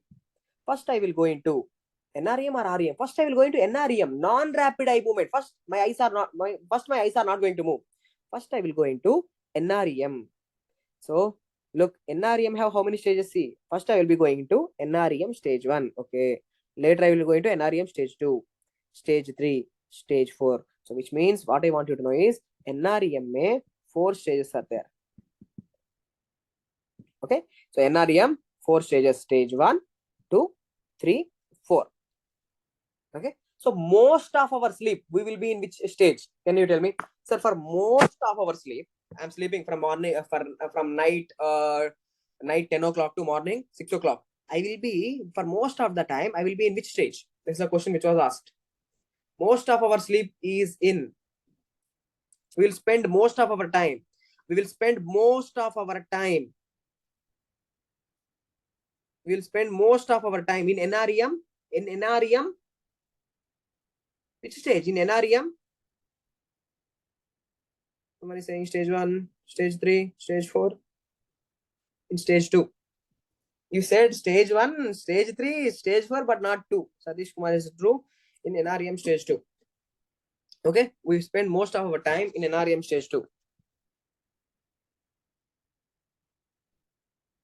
Most of the time we spend during sleep in NREM stage 2. Okay, that's the question. So after NREM, you will come back into REM. So after REM, you are going into NREM. Again, you will come into REM. Again, NREM, REM. So this is happening continuously. When you are sleeping, first you will go into NREM, REM, NREM, REM, NREM, REM, something like that. Okay. So that's the point which I wanted to know. Now, first, let's begin with the NREM. Let's start with the NREM. Sir, NREM, how many stages are there? Look at here. There is stage 1, stage 2, stage 3, stage 4. Now tell me, first, when you sleep, you will go into where? NREM stage 1, that is light sleep. No. NREM stage 1 means, now you should understand, NREM stage 1 means light sleep. The first stage of the sleep. So this is light sleep. Okay. So now you are going to first light sleep. Okay. Now, when you are in the light sleep, so which waves are seen? Sir, light sleep. Okay. You will be having theta waves. So what you will see are the theta waves. So in NREM stage 1, which frequency is coming? 4 to 7 hertz. Aha, okay. 4 to 7 hertz is the theta waves. Don't forget, 4 to 7 hertz is a memory wave, theta wave seen during light sleep. Okay, seen during light sleep. Now, after stage 1, where you are going? Stage 2. Stage 2 NREM. Look, stage 2 NREM, when you measure the electrical activity, when you do the EEG, which frequency waves are coming? 8 to 12 hertz. Okay, 8 to 12 hertz. Now you tell me, 8 to 12 hertz is which wave? 8 to 12 hertz is which wave? Okay, 8 to 12 hertz is which wave? Can you tell me? Let me see who can answer. 8 to 12 hertz is alpha waves. 8 to 12 hertz are alpha waves. But are they alpha waves? No, they are not alpha waves. Because alpha waves are seen during wakefulness. Alpha waves are not seen during sleep. Alpha waves are not seen during sleep. Alpha waves are seen during relaxed mind. But my patient right now, is sleeping. He is in REM stage 2 sleep. So they are not alpha waves. Important point to note. So of course, frequency is 8 to 12 hertz. But right, they are not alpha waves. They are not alpha waves. Okay, so look what can be seen. If you do the EEG of this patient, you can see these waves are superimposed on one another. Okay, the waves are coming very closely. See, these waves are called as like a spindle. Okay, like a spindle. It's like a spindle. You know the spindle, right? Spindle shape. Okay, so these sleep spindles are seen in NREM stage 2. Sleep spindles, and these waves are going far away from each other. This is called as a K complex. So such kind of things are going to be seen. Is it important? Already tested in exam. So sleep spindles, just know the name. These waves are also not needed. Just know the name. Sleep spindles and K complexes are seen in stage 2 NREM. Okay. Next, sir, we are going from 1 to 2 to 3 to 4. Means 3 and 4 are deep sleep. Okay, they are what? Which sleep? Deep sleep. Now, in deep sleep, you are dreaming. Deep sleep. Which waves are seen? Delta waves. So, in stage 3 and stage 4 NREM, the frequency is going to be, the frequency of the EEG waves is going to be 1 to 3 hertz. So, they are delta waves or slow waves. Done. So, tell me, in stage 1 NREM, the frequency is 4 to 7 hertz.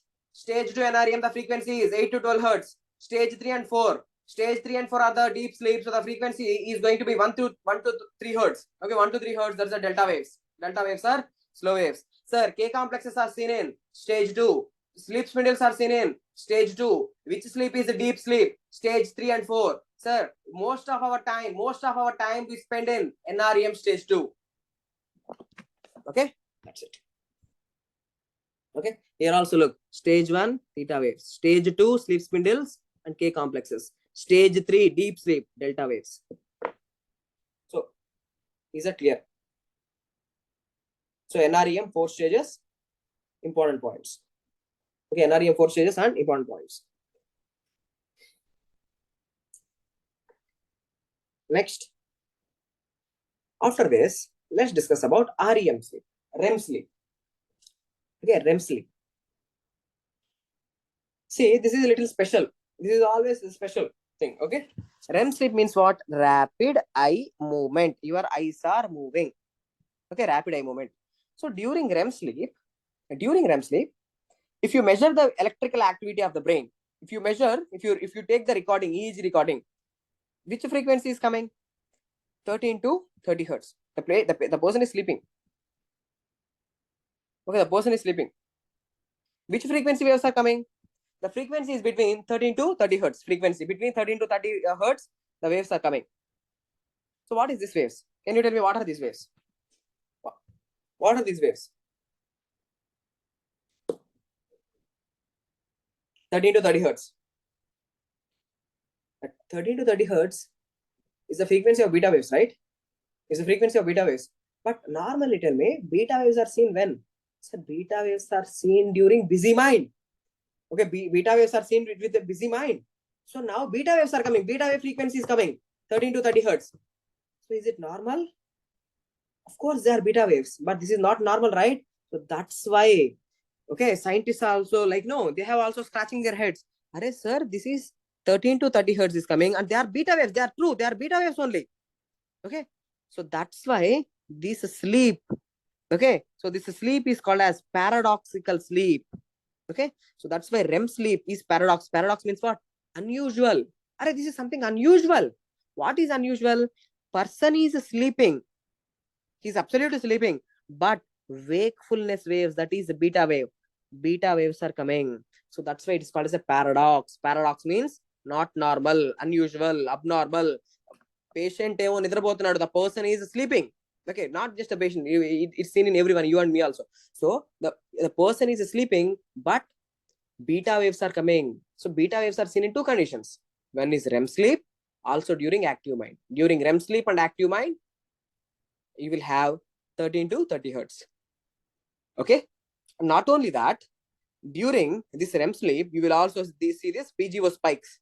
Okay, so this wave pattern are called as PGO spike, direct single error question. PGO spikes are seen during, PGO means ponto-geniculo-occipital. Ponto-geniculo-occipital waves are PGO spikes. They are seen in REM sleep. K complexes and sleep spindles are seen in NREM2. NREM2, K complexes and sleep spindles. PGO spike, ponto-geniculo-occipital spikes. they are seen in REM, and because of this electrical fluctuation only, the eyes will move. Okay, because of this PGO spikes only, there will be rapid eye movement. But I'm not going to the details, not needed for FMG level. Just leave it. So NREM REM differences completed. Like at least the ECG differences are complete. EEG differences are completed. So I will ask you some questions. You just try to answer them. I will ask you a question. You try to answer them. Which sleep is called as a paradoxical sleep? Tell me. Which sleep is called as a paradoxical sleep? NREM or REM? REM. Okay. What is the, if you measure the electrical activity of the brain during REM sleep, if you measure the electrical activity of the brain during REM sleep, just wait, what happened? Yeah, if you measure the electrical activity of the brain during REM sleep, which frequency is going to be there? Which frequency is going to come? 30 to 30 hertz. Okay, 13 to 30 hertz. K complexes are seen during. K complexes are seen during stage 2, NREM. Slow waves are seen during. Slow waves are seen during stage 3 and 4. NREM 3 and 4. NREM stage 3 and 4. PGO spikes are seen during. PGO spikes, pontogeniclo-occipital spikes. Pontogeniclo-occipital spikes. Occipital means something related to the eye. Pontogeniclo-occipital spikes are seen during. Okay. So we are about to the end. We are about to end things.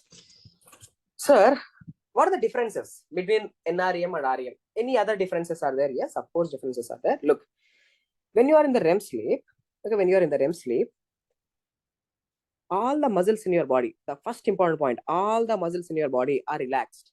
Okay, muscles, all the skeletal muscles. Okay, not the smooth muscles, not the sphincter, skeletal muscles are relaxed. Muscle relaxed. Okay, except which muscles? Except diaphragm. Okay, and except extraocular muscles. Why? Can anyone tell me why? Sir, during REM sleep, what I told you, all your muscles, all your skeletal muscles are absolutely relaxed, except diaphragm. Sorry, diaphragm should contract, sir, otherwise respiration will stop. So diaphragm is doing its job. Okay. And extraocular muscles.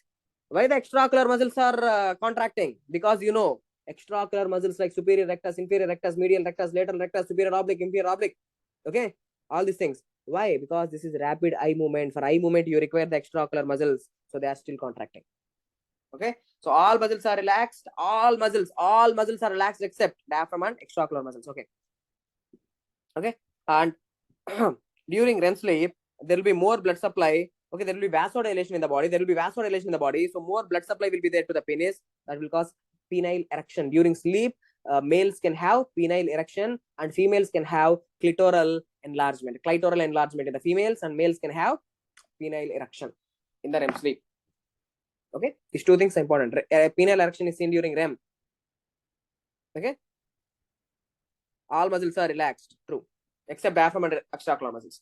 Now, based on this, let me ask you certain questions. Imagine there is a for example, you are all living in your flats, right? Most of you students are living in your flats.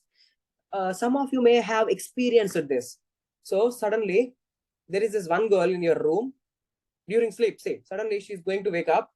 She's going to walk. Okay, she's going to walk. Okay, boys hostel. Okay, I am talking about the ones who are in the flats. Okay, I'm talking about those students who are in the flats. Okay, flat people. This is separate batch. Okay, so imagine if you are living in the flat.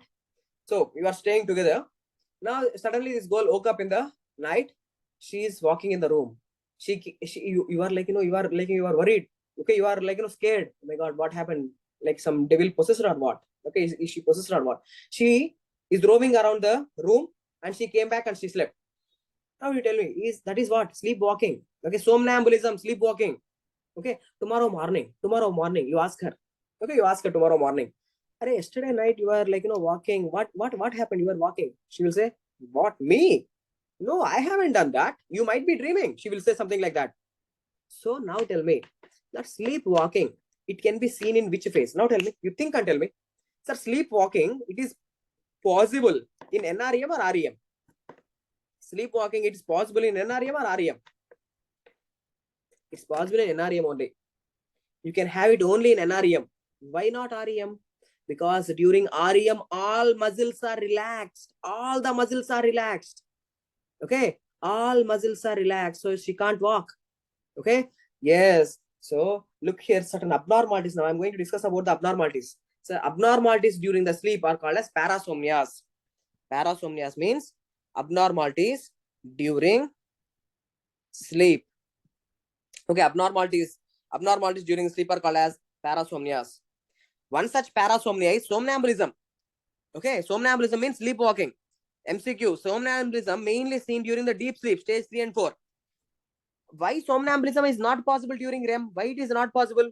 Because during REM, all muscles are relaxed. So she can't walk. Okay. Now, some girls, for example, see, imagine you are living in a flat, okay, with your girlfriend. Okay, you are living in a flat with a girlfriend, and this girl is talking. Rahul, at that time, she's talking. You are like, who is that Rahul? Okay. So, tomorrow morning, you are asking her. Yesterday night, you are saying you are you are talking about Rahul. Now, what she will say tomorrow? What? Me? I haven't talked about anyone. So, she can't remember, sir. She can't remember. Because to even talk, you require the muscles. You require the facial muscles. So that sleep talking is not possible in REM. In REM, it is not possible. It's only possible in NREM. So, okay. So sleep talking, it's only possible in NREM. And bruxism means grinding the teeth. Certain people will be doing this. Okay. Certain people, when they are sleeping, they will do like this, chew. Okay. Something like that. That's that teeth grinding. Something like that. Okay. Teeth grinding. And for that also, you need the masticatory muscles. Okay. You need the masticatory muscles. So bruxism, MCQ, seen in stage 2 NREM. Okay. Bruxism, sleep talking, somnambulism. Okay. All these, they require the muscles. So they are not possible in REM. All these three things are seen in NREM. NREM. Okay. And nocturnal analysis, bedwetting. Okay. Bedwetting. Okay. So that is also seen during NREM. Okay. That is also seen during NREM. Nocturnal analysis means bedwetting. Bedwetting. Okay. Night terrors. What are night terrors, sir? Okay. Night terrors. Let me tell you something. Sir, I used to remember REM sleep for. Okay. REM sleep. Whatever happens in REM, it can be remembered. Okay, it can be remembered. And whatever happens in NREM, okay, whatever happens in NREM cannot be remembered. Okay, cannot be remembered. So the point which I want you to know is, so you can't remember somnambulism, you can't remember sleep talking, you can't remember bruxism, and you can't remember that you have pissed in the blood. Sorry, in the bed, not blood. Sorry, you have pissed in the bed. Okay, so you can't remember any of these things. Okay, so any event that happens in NREM, it cannot be remembered. Okay, so even dreams, sir. What are night terrors? They are bad dreams. They are bad dreams. You have a dream and suddenly you woke up. Okay, suddenly you woke up and you can't remember it. It's a bad dream that you can't remember it because any event that happens in NREM, you can't remember it. So night terrors cannot be remembered. And what are nightmares? They're also bad dreams. They're also bad dreams, but you can remember it. Yesterday night I had a dream that, I had my marriage with my ex. Okay, so it's a bad dream that can be remembered. Okay, something like that. So nightmares are the dreams which can be remembered. So now tell me, nightmares are seen in REM. Night terrors are seen in NREM. But dreams occur in, tell me, dreams occurs during both NREM and REM. So dreams occurs during both. Okay, let me ask you some questions. Okay, let me ask you some questions, previous year questions. Tell me, bruxism is seen during sleep paralysis. See, some people, they can't move anything. Okay, so some people say, they go into sleep and they suddenly woke up. Okay, they suddenly woke up and they can't move any of their body parts. That is called as a sleep paralysis. Okay, that's totally a different thing. But before that, let me ask you some questions. Tell me, bruxism Bruxism is seen in which stage? Bruxism is seen in NREM stage 2. Tell me, NREM stage 2. Bruxism is teeth grinding. Bruxism means teeth grinding. Okay, teeth grinding. Next, dreams occurs during. Excellent, excellent. Okay, both NREM as well as REM. Sir, events remembered. Dreams are remembered. Dreams are remembered. REM. Okay, dreams are remembered. REM. Somnambulism is seen in which stages? Somnambulism is seen in which stages? NREM 3 and 4. Penile erection. Penile erection. REM. Penile erection. REM. So these are some points. And the final things, already you know about it. Next year I need to make a small change. Yeah. This is a typing mistake. So here this is NREM, right? NREM. This is REM side. Okay. One event which I want you to know is only one thing. During NREM, growth hormone level increases. I have discussed with you in endocrine also. Sir, growth hormone levels. Growth occurs during sleep. I have told you growth occurs during sleep. So during NREM, especially stage 3 and 4, growth hormone level increases. True. Okay. Growth hormone level increases during NREM. Enough. This prolactin, this thing is not needed. Growth hormone levels increase during sleep. True. Which is sleep? NREM stage 3 and 4.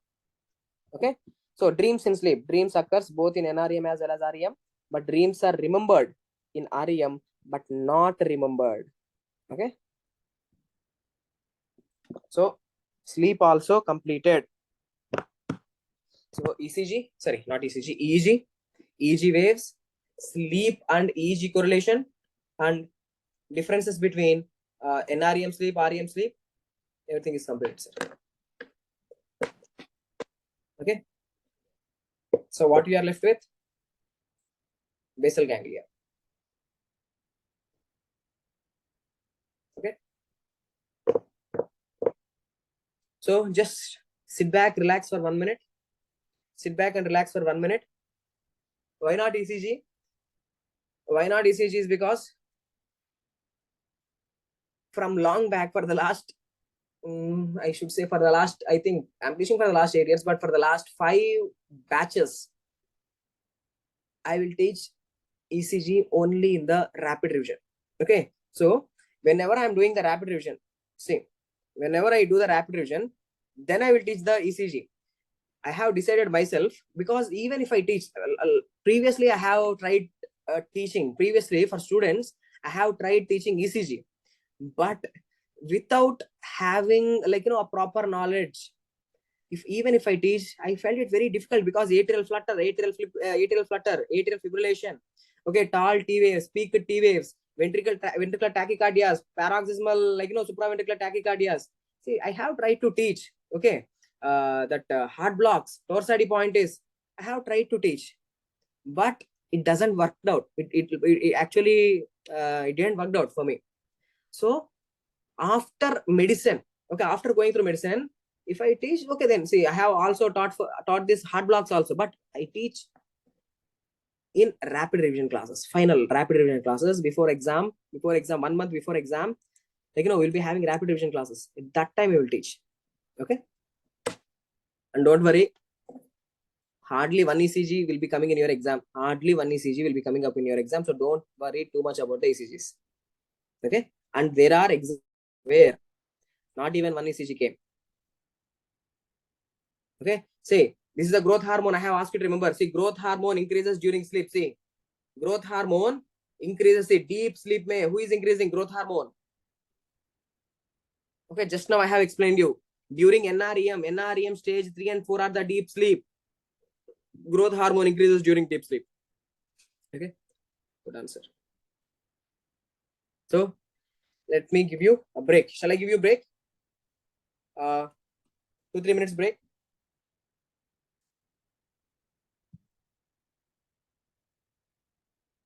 This time came? Yes, ECG came this time. Only one ECG will come. No, how many ECGs came? Only one ECG will come. And that too, the ECG will be, most of the time the ECG will be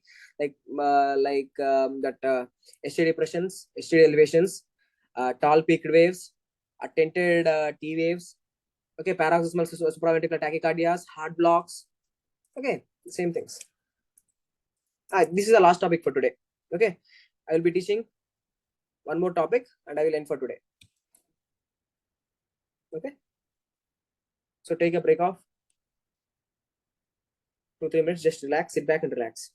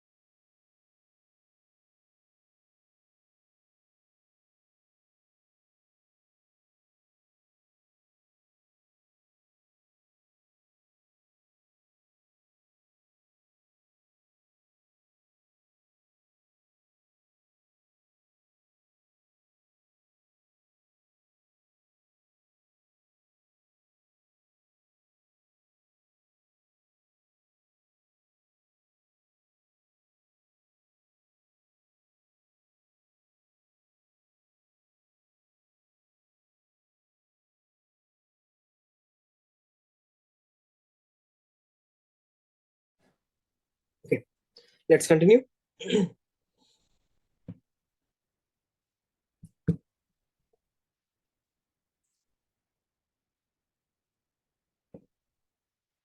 So you have learned so many topics, right? You have learned so many topics, so many concepts. Okay, so let's try to make it as simple as possible. Okay, let me explain you the basal ganglia. First of all, basal ganglia itself is a so much complicated topic, but let me try my best to make it as simple as possible for you. Okay, sir, basal ganglia. What's the function of basal ganglia? So first of all, it's not a one single structure. Okay, basal ganglia, it's a multiple. It's a collection of multiple nuclei. Okay, for example, see basal ganglia. It includes caudate nucleus, putamen, globus pallidus, substantia nigra, subthalamic nucleus. So many things are there. It's not a one single structure. Okay, basal ganglia. It includes so many things, right? First of all, basal ganglia का काम क्या है, sir? What is the function of the basal ganglia? Okay, so basal ganglia function is, look, the basal ganglia function is it inhibits involuntary movements. Okay, it mainly inhibits what? Involuntary movements. For example, see, sir, now when you are sleeping, you are having premotor cortex, you are having the motor cortex, you are having the upper motor neurons, you are having the lower motor neurons, muscles are also ready. Why not simply they are contracting, and why not you are dancing while you are sleeping? Why not simply muscles are contracting? Okay, for example, look at me, I'm teaching to you. Okay, I'm teaching to you, right? I'm teaching to you. Why not? Why simply my hands are contracting? Why not my hands are moving? Because motor cortex is ready. Upper motor neurons, lower motor neurons, muscles are all, everything is there, right? Why not simply they are contracting? Because of basal ganglia. Because we don't want. Why to have unnecessary movement? Whenever we require movement, we will do that.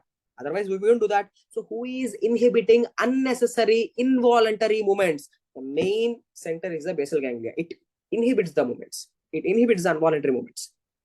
Okay, that's the first function. Second thing is, for example, imagine yourself 5 years old. Imagine you are 5 years old. Do you know how to do chatting? Do you know how to do chatting? This motor program. Do you know how to where is A, where is B, where is C? No, you don't know it. But right now, you are experts, especially girls, experts in chatting. Okay. So when you are a 5-year-old, do you know how to ride a bicycle? Okay. Do you know how to ride a bicycle? No, you don't know it. You don't have that motor program.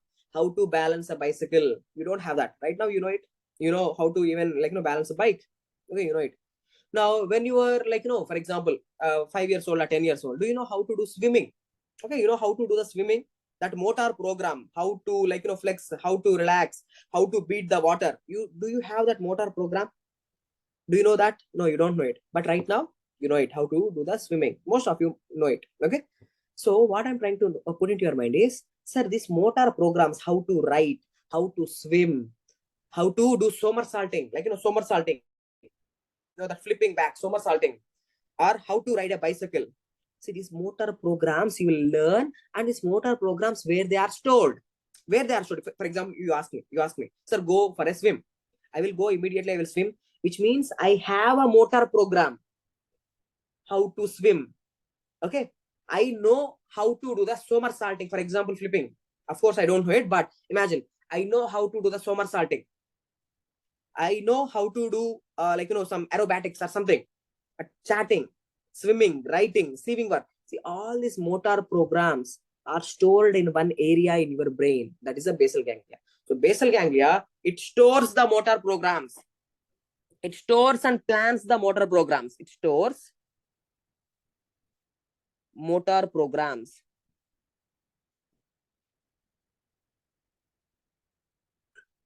It stores the motor programs. And it plans motor movements. Plans.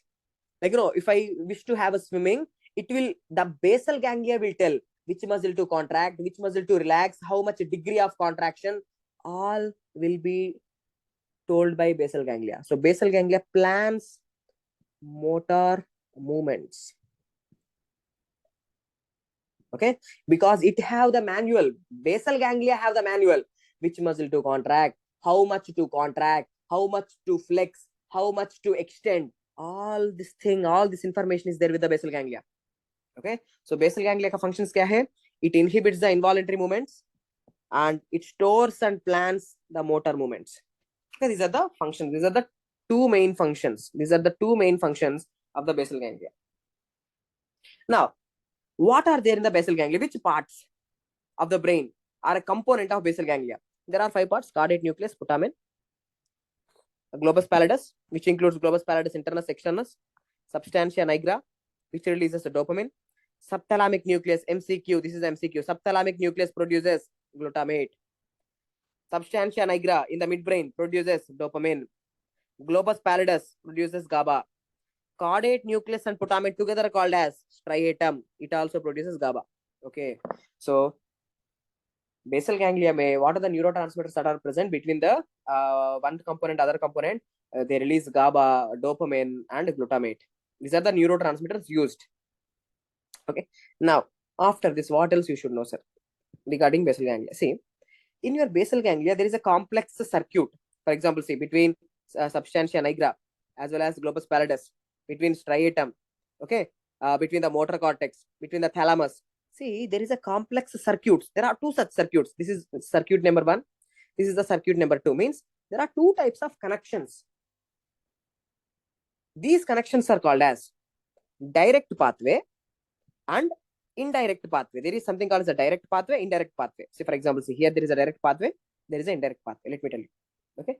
So, what is the function of this direct pathway, indirect pathway? Are simple, sir. Direct pathway helps in movements. That's it. When you, for example, see, you are sitting. When you want to stand up, which pathway is required? Direct pathway. Okay. When you don't want movement, everything should be inhibited. Okay, everything should be inhibited. When you don't want movement, the muscle should be relaxed. So that is indirect pathway. Let's try to understand like this. It is easy way to understanding the basal ganglia. So basal ganglia में एक direct pathway है. Direct pathway is nothing but the connections. No one will ask you about the connections. एक direct pathway है and एक indirect pathway है. So this is the direct pathway. For example, look, whatever you are seeing here. What is this? This is the direct pathway connection. Okay. So direct pathway का function क्या है? Ultimately, during direct pathway, the motor cortex is activated. So that will lead to movement. That will lead to movements.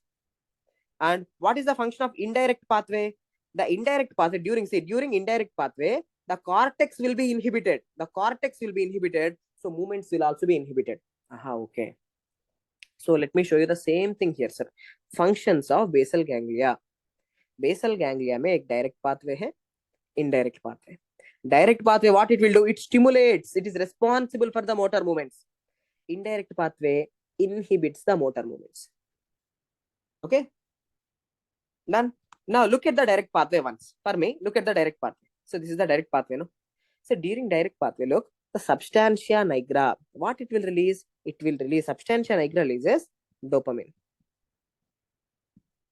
Okay, substantia nigra, what is releasing? Dopamine. What it will do? Dopamine activates the direct pathway. Look, simple thing. Dopamine anedi. Dopamine.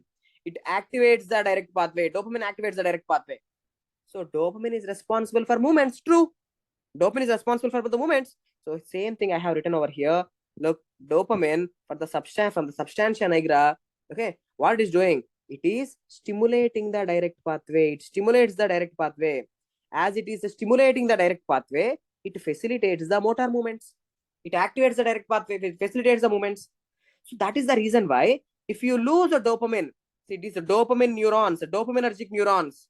If you lose the dopaminergic neurons from the substantia nigra damage हो गया.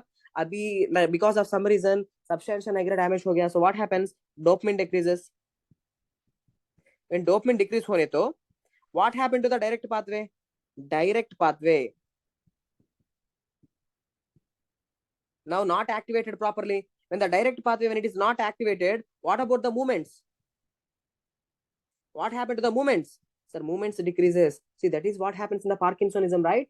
In Parkinsonism, what is deficient? In Parkinsonism, dopamine goes down. When dopamine goes down, direct pathway will not be activated. The direct pathway of the basal ganglia is not activated. When the direct pathway is not activated, so the patient of Parkinsonism will be having echinacea or bradykinesia. For him to initiate the movement, it is difficult. For Parkinsonism patient, it is difficult for him to move. So echinacea or bradykinesia will be there. Now you understood why? Because dopamine is required for the activation of direct pathway. Dopamine activates the direct pathway and helps in facilitation of the movement. And what is the function of indirect pathway? Indirect pathway inhibits motor movements. That's it. Okay. So whenever there is a need, direct pathway helps in movements. Whenever there is no need, indirect pathway inhibit movements. So that is the easiest way, because if you actually go through the basal ganglia lectures, okay, it will take you at least like 1 to 1.5 hour. Okay, 1.5 hour it will take you to know about the direct pathway, indirect pathway. But ultimately, what they will tell you is direct pathway helps in movements, indirect pathway inhibits movements, direct pathway require dopamine. That's it. Okay, so I have made it as simple as possible for you. Next thing, what is the function of basal ganglia? Function of basal ganglia is it inhibits involuntary movements. True. It stores motor programs. True. Components: caudate nucleus putamen, globus pallidus, substantia nigra, subthalamic nucleus. Subthalamic nucleus produce glutamate, substantia nigra produce dopamine. All others produce GABA. Okay. Now, look, for example, if there is any damage to, look here.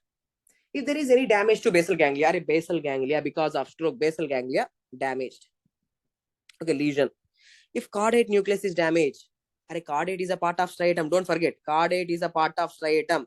It's a part of striatum. Caudate damage or even striatum damage, same thing. So, basal ganglia, it inhibits the movements. It inhibits involuntary movements. You know it. The main function. It inhibits unnecessary movements. If such basal ganglia damage hone to, we will be having abnormal movements. So caudate damage causes chorea. Chorea is an abnormal movement. Okay, unnecessary. It's an abnormal movement. Okay, it's abnormal movement. If globus pallidus is damaged, globus pallidus damage causes athetosis. This is also abnormal movement. Subthalamic nucleus damage hone to, many times this question has been asked. Subthalamic nucleus damage aite, if subthalamic nucleus is damaged, that causes hemibalismus. Okay, recent exam, let me show you. Recent exam, the question which was asked is, look, sir, just now I have told you, chorea. It is due to damage to caudate or striatum. Just now I have explained you, chorea. Keywords, what they will ask you is, chorea is an involuntary movement, sir. Okay, chorea is an involuntary movement. Okay, but what kind of involuntary movement? Keyword.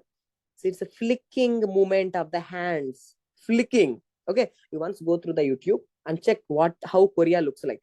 Okay, it's a flicking. If they use the word flicking, movements of hands and face, not the entire limb, hands and face, that is called as chorea. Chorea may C for C, caudate nucleus damage or striatum damage.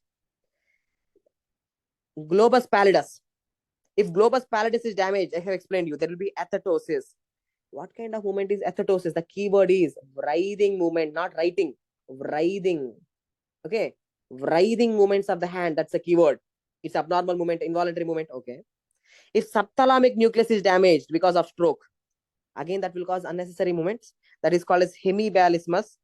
That is causing flinging, not flicking, flinging movements of the entire limb. That is hemi means half. The entire limb, the full total. Okay, arm, forearm, hand, the entire limb will be moving. That is called as a flinging movement. So flicking movement is chorea. Okay, flicking movement is chorea. Athetosis is writhing movements, and flinging movement is hemibalismus. This is the question asked. Flinging movement, subthalamic nucleus damage, that will lead to hemibalismus. And don't forget, subthalamic nucleus produces glutamate. Never forget about that. Okay, and substantia nigra, if it is damaged, who will go down? Dopamine will go down. Direct pathway is not functioning. That will lead to Parkinsonism. In Parkinsonism, the patient is going to have RAT. What is RAT? Rigidity, echinacea, and tremors. Okay, RAT. The patient can't move because direct pathway is not working. So echinacea means no movement. Okay, so this table also flinging, flicking. Flinging is hemibalismus. Flicking is chorea. Okay. So with this, the central nervous system, important topics are completed. The important topics in the central nervous system are completed. So what we are left in the central nervous system is these special sensations are left. The special sensation like this eye. Okay. In your ophthalmology, what you will study, the whole subject of ophthalmology itself is this eyes only. No, if you the entire ENT is about the ears. Here you will study ABCD. Okay. In physiology, you will study about ABCD. In your ENT, the real ENT classes, you will study again ABCD again and the whole things. So I personally believe For first year students, I will teach. But if you want me to teach, I will teach. There is no doubt in that. So you decide and tell me, what should I do? Will you study this in your ophthalmology? Same thing, sir. Vision, rods and cones are there. It's simple topics. Or should I go with the general physiology tomorrow?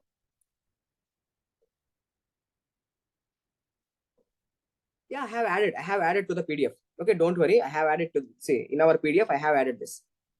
Okay, in our PDF, I have added this.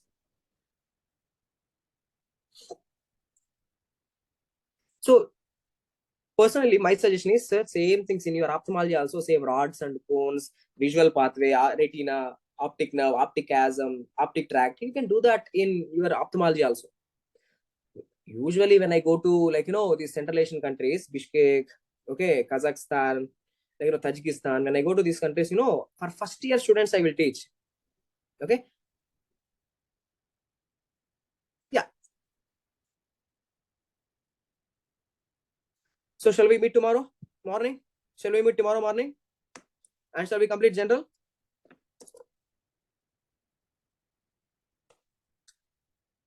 So if you have any doubts, you ask me. Okay. And one more thing I'm telling you, let me tell you, sir, please don't hesitate. If you have any doubt, you personally message me. Not just now, till the time of your exam. Till the time of your exam, you personally message me, sir. In pharmacology, I haven't understood this. In microbiology, I haven't understood this. In medicine, there is problem for understanding this topic. Personally, just like a friend, I will explain you. Okay, personally, just like a friend, as like a brother, I will explain you. This is what. Like, you have to understand like this. Okay, I will explain you. Okay, don't hesitate. I'm always there till the time of your exam. Okay, think that I'm your brother. Okay. Okay. After general, if you want me to explain after general, if you want me to explain those things, I will explain. Okay. So I will share my number. Take my number. My number here I am writing in the PDF itself. I am writing.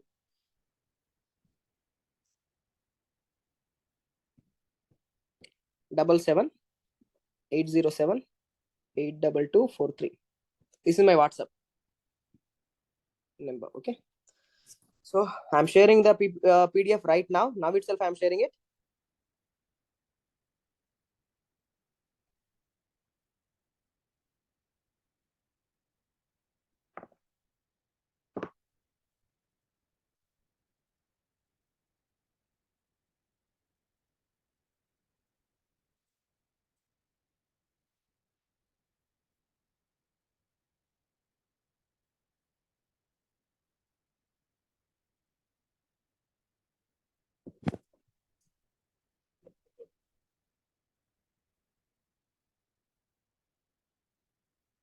So done. Okay, guys, it's already shared. Bye bye. See you tomorrow. Yeah. Bye bye. Bye, Alam. Bye, bro. Bye bye.